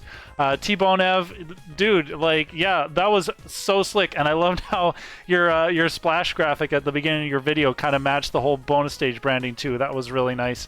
Toxic Eternity, holy crap, shredding away. Yeah, that was amazing, and you brought a lot of hype into the chat. Yes, of course. Ivan Hackstock, dude, your arrangement panel was so nice. Always love to see a lot of tips from the way that other people use Reaper and stuff like that. I think that the most conversation that we can have, the more conversation we can have around that as a community, the better. And Nate Horsefall for surviving as long as he did in Star Fox. Oh man, you almost made it there, but you were, I don't know, you were defeated by the bell. I want to say it seemed like you were a little bit fated to just kind of end there at stage 5, but you did really well all the same. Huge shout out to Chris Mooman Narati, first time on the show as well, putting all of that trivia together. Yeah, he just kind of like managed to bring that together on Thursday for a trial run and just put it out, and we got to be kind of like his maiden voyage. That was really fun. Pokerus, yeah, again, anytime that I can get down to Chile post-COVID or get you guys up here to do a show, that would be a real treat. You guys are always awesome to watch. And of course, again, Mega Beardo for putting together an amazing set, lots of high energy, really nice way to end the show tonight. Yeah, and so with that, actually, I've been kind of mulling over something that I want a little bit of input from in the chat, and that's just about some of the branding that I'm doing myself, because we've had, like since April last year, almost a full year of virtual VGM Fest. It is a little bit of a mouthful, so I'm kind of like on the fence, and maybe you can help me tip one way or the other. I'm going to do a poll here in Twitch, and you can answer that yourself. You can always add another extra answer, for if you want to really sway the vote. But basically, I'm trying to decide if I should continue with the name of Virtual VGM Fest or just move ahead with Bonus Stage and keep that as the main title of the show. So yeah, that's going to be up for a minute. And during that minute, I'm also going to shout out some more events that we're doing on this channel. Normally on Tuesdays, I would be streaming my first playthrough of Celeste, which has been a blast. But every month, my partner Alicia joins the stream for a multiplayer madness, and that's kind of something that we're trying out. And so last month we did Mary Kate and Ashley Sweet 16 License to Drive, which was just a super cringe fest, lots of fun. However, this coming Tuesday we're going to try out Shrek Super Party, which I hear is kind of like Mario Party with Shrek characters. Oh my gosh, and there is an overwhelming response of Bonus Stage. Yeah, okay, well, thanks so much. I'm glad that everybody is kind of in line with what I had in mind. Bonus Stage, yeah. Online, we can add suffixes to it, but nevertheless, Virtual VGM Fest. Maybe we'll bring that name around for Ultimate again because I do like the flow of that a little bit. But thank you so much for all of your input. So otherwise, come and catch us on this channel every Tuesday for casual gaming. Super Shrek Party is next week, and continuing on with Celeste after that. Also, February 5th, we are going to be having the Arcadian's next album release. He's just announced on his social media that he's releasing his next album called Rage Quit 2. And yes, so that's going to be released on February 5th. And we're going to have a special listen through on this channel, so stay tuned on the Bonus Stage socials for information and announcements on that.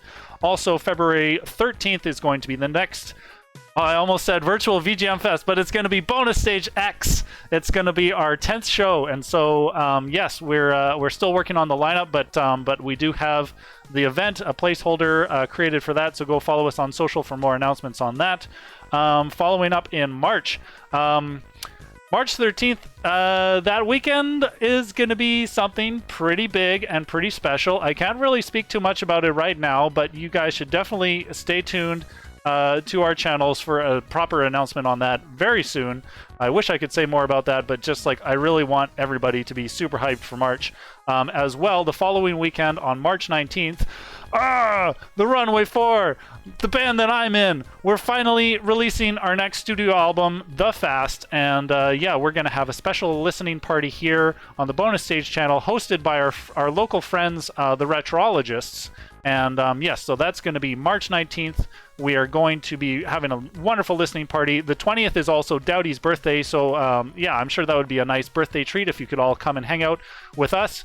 That's going to be a really fun time. We've been working on this album for, a year and a half. I think Alan tracked drums for that in, August of 2019, so it's been a long time in the work. We're super happy to finally be able to release it. Please join us on March 19th for our special listening party for that. And outside of that, I don't have firm dates, but we are expecting to host listening parties for a new album from Videri String Quartet, as well as Super Madness. I think that's about all the plugging I have to do, before I have to go and drink a gallon of water for my voice and my throat. But once again, I want to say thank you to everybody for coming and being a part. Actually, I do have to call out Austin a little bit just before I hand off to him, because the whole reason that this whole event happened in the first place was because he just kind of casually dropped January 9th, a second Saturday of the month, as going to be like a dwelling of streams. And I was like, hey, bro, what you doing on my Saturday? Just kind of strong-armed him a little bit. And he was like, oh, gosh, I'm so sorry. And then I was just like, nah, dude, it's cool. Do you want to collab? And he's like, firm, yes. So thank you, Austin, for being flexible and willing to work with me on this event. It's been a lot of fun and I think a huge success. And so I don't know. I just feel like I'm taking up too much time. Everybody here is no doubt super excited for the Dwelling of Duels results. And so I'm going to hand it off to you, Austin. Thank you so much, everybody. It's been a pleasure, and we'll see you hopefully soon on the internet.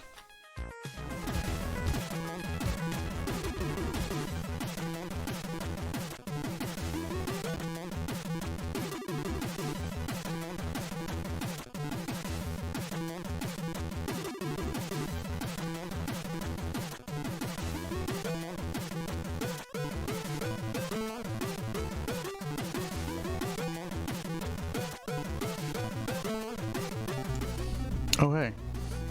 Didn't see you there. Sorry, I had to have the stream open so I knew when I was live. And I'm just vibing over here. Welcome, everybody. Thanks so much, Josh, for all the kind words and for basically doing all the thanks for me so I don't have to. Just kidding. Big thanks to everybody. I'm going to reiterate my thanks, but I know what you guys are all here for. You guys aren't here for schmoozing. You guys are here for the DoD results. You guys want to know what place you got and if Tony won again, like he does every year for MagFest. Well, we're going to show you the results. Well, I'm not going to show you. I'm going to tell you the results because it's in a giant text document. I don't want to show you that. It's got BB code in it and everything. You don't want to see all that stuff. But before we do that, there's something I want to show you.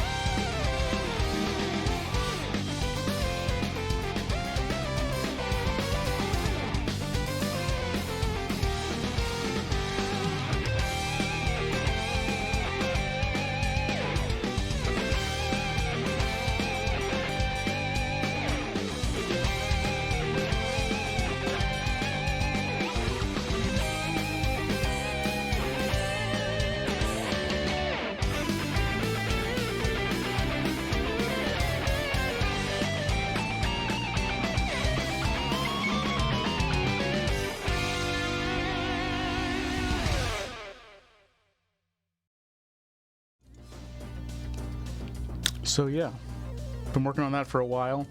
Been doing some alpha tests with a couple DoD friendos, and yeah, it's coming soon.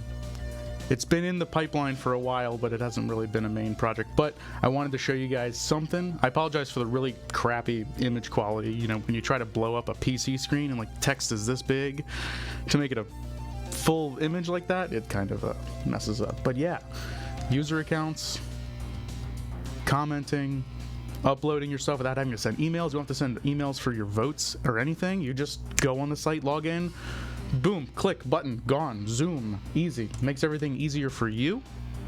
Makes it easy for you. Makes it easy for me. It's going to be beautiful whenever that happens. Keep your eyes peeled, because I will be inviting people to help beta test that, or alpha test, beta test, whatever it is, sometime soon. I've asked a few people to help out, and the second round of that is going to be coming eventually. All right, so it's time for the DoD results. Of course, we have to give ourselves like a fitting view. So, for whoever missed earlier, this is what our DoD listening party looked like. An extremely awesome jibber jabbering of GIFs. Okay, so 27 main entries, minus the, like subtracting that one alt that should have been an alt. We're gonna start from the bottom. We're gonna start at the very bottom. Let me get a good song on. What is this? Donkey Kong? That's too moody. Snatcher? No. The Sims buy mode? Yeah, that's good. Let's do that. All right, starting at the bottom, 27th place. Humble Bundle, Pinus, Darmok, Angry Polar Bear, Alexander Brandon, and Rickman, covering the music of Pilot Wings and Gradius 3. That was Certified Wings, Team Console. I'm going to change the way that I'm phrasing these. 26th place, GPEGA.exe, covering the music of a Grand Prix circuit. That was T-Bone EV.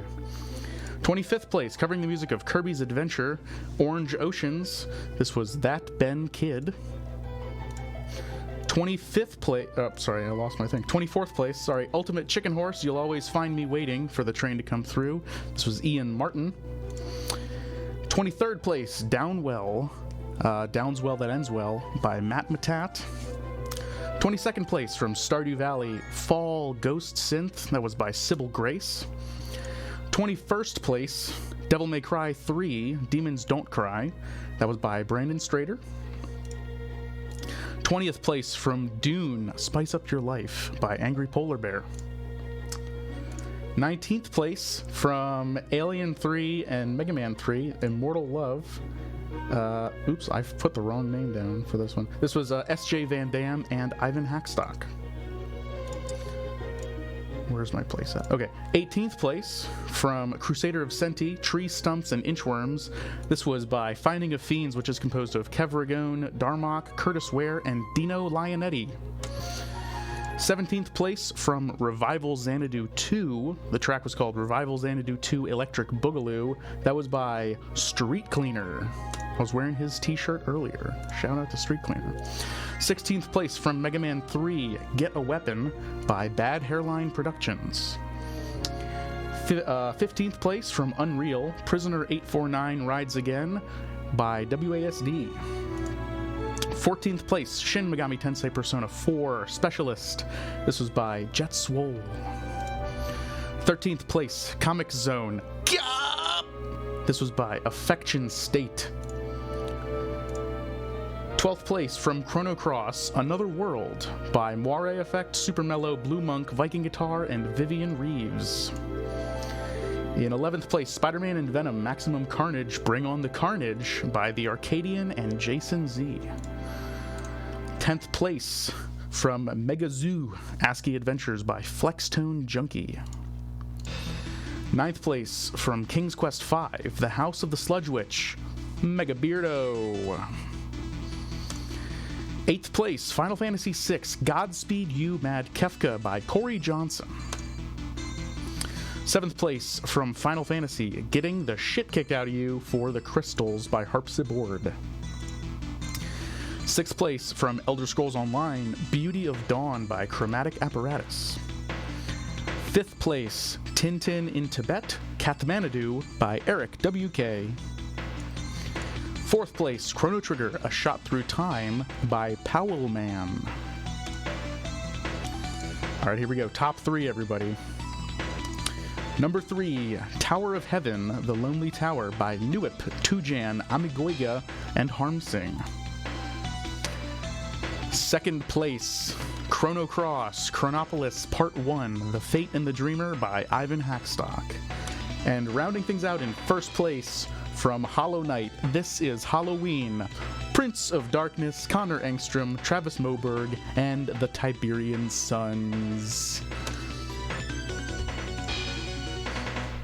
We all knew it was going to happen.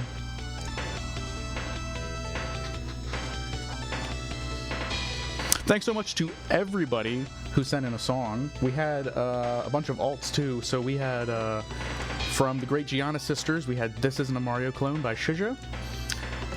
There was Chrono Trigger Beat to Relax / Battle 2, which was from Chrono Trigger. That was also by Flextone Junkie. We had Demons Don't Cry Instrumental from Devil May Cry 3. That was by Brandon Strader. And then we did also have, where is it at? Looking at my list here. The one from Sesame Street, Search and Learn Adventures, Probe and Unearth by Vulture. All right. Thanks so much, everybody, for coming and submitting and having a great time today at Bonus Duels. These results will be up tomorrow probably, because I don't really want to update the site right now. I'll do it later. But we're not done, y'all. We still have so many people sent in their videos. Like, we asked for performance videos because we were going to use them as like buffer time basically throughout the day in case we needed extra time, and we got so many that we barely even got through half of them earlier. So we're going to play all of them because there's a bunch of awesome stuff in here. There's even 2 videos that were 4 entries that we played today. So we're going to pick it up and finish those out. Let me make sure I have my place. Oh yeah, there's a classic on here.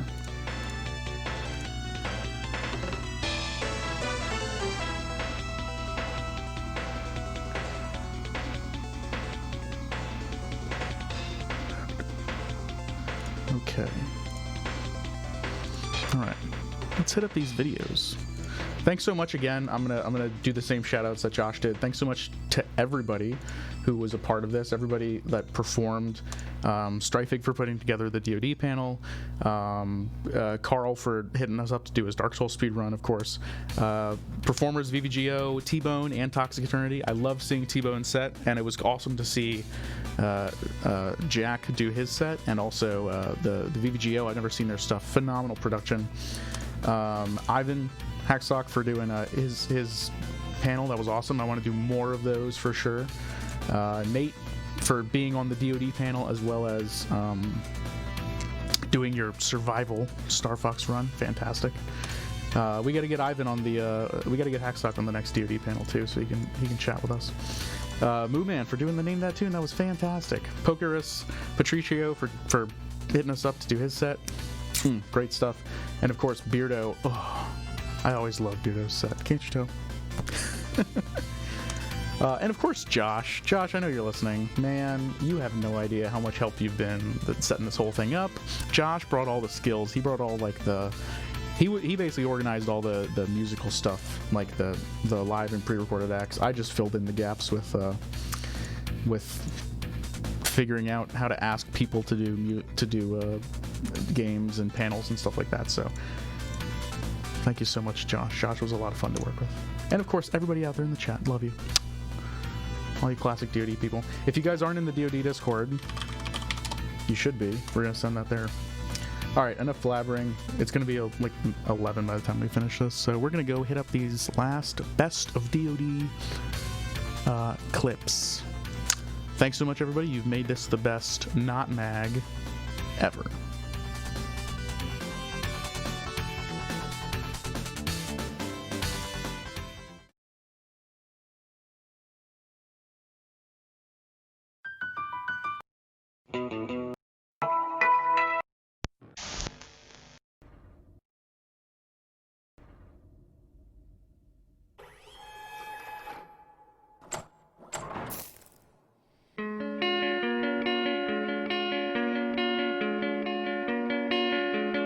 This was a triumph. I'm making a note here, huge success. It's hard to overstate my satisfaction. Aperture science. We do what we must because we can. For the good of all of us, except the ones who are dead. Now there's no sense crying over every mistake. We just keep on trying till we run out of cake. And the science gets done, and you make a neat gun for the people who are still alive.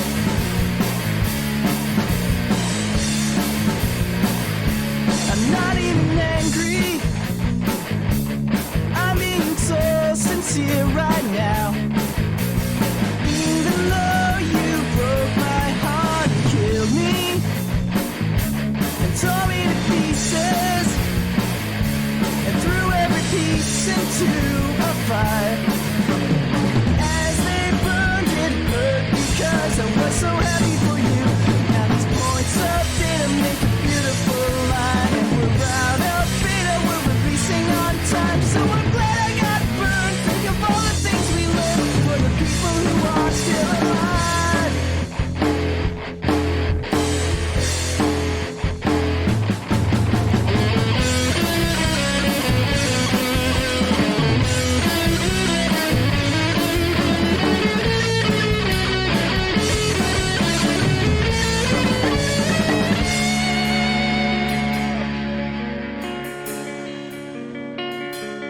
Go ahead and leave me. I think I prefer to stay inside. Maybe you'll find someone else to help you. Maybe like Mesa. That was a joke, haha, bad chance. Anyway, this cake is great, it's so delicious and moist. Look at me still talking with the science to do. When I look out there, it makes me glad I'm not you. I've experiments to run, there is research to be done on the people who are still alive. And believe me, I'm still alive. I'm doing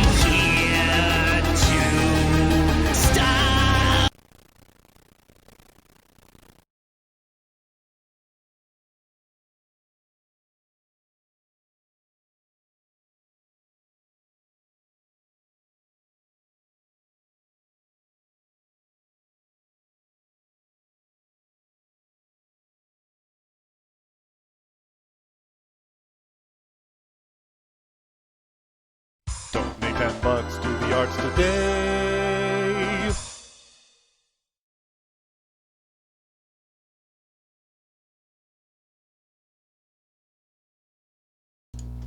Thanks everybody for hanging out. Business.gif. See you later.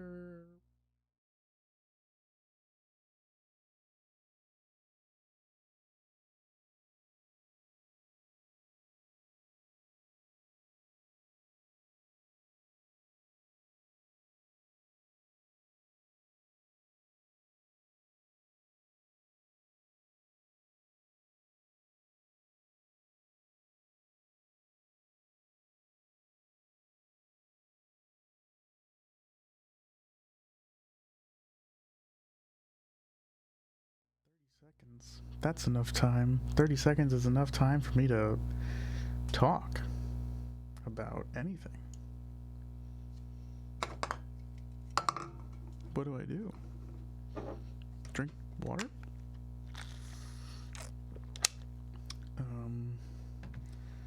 Send a message in the chat. Business.gif. A friend of mine found it on the internet in a spam email. That's what it was. It was attached to a spam email.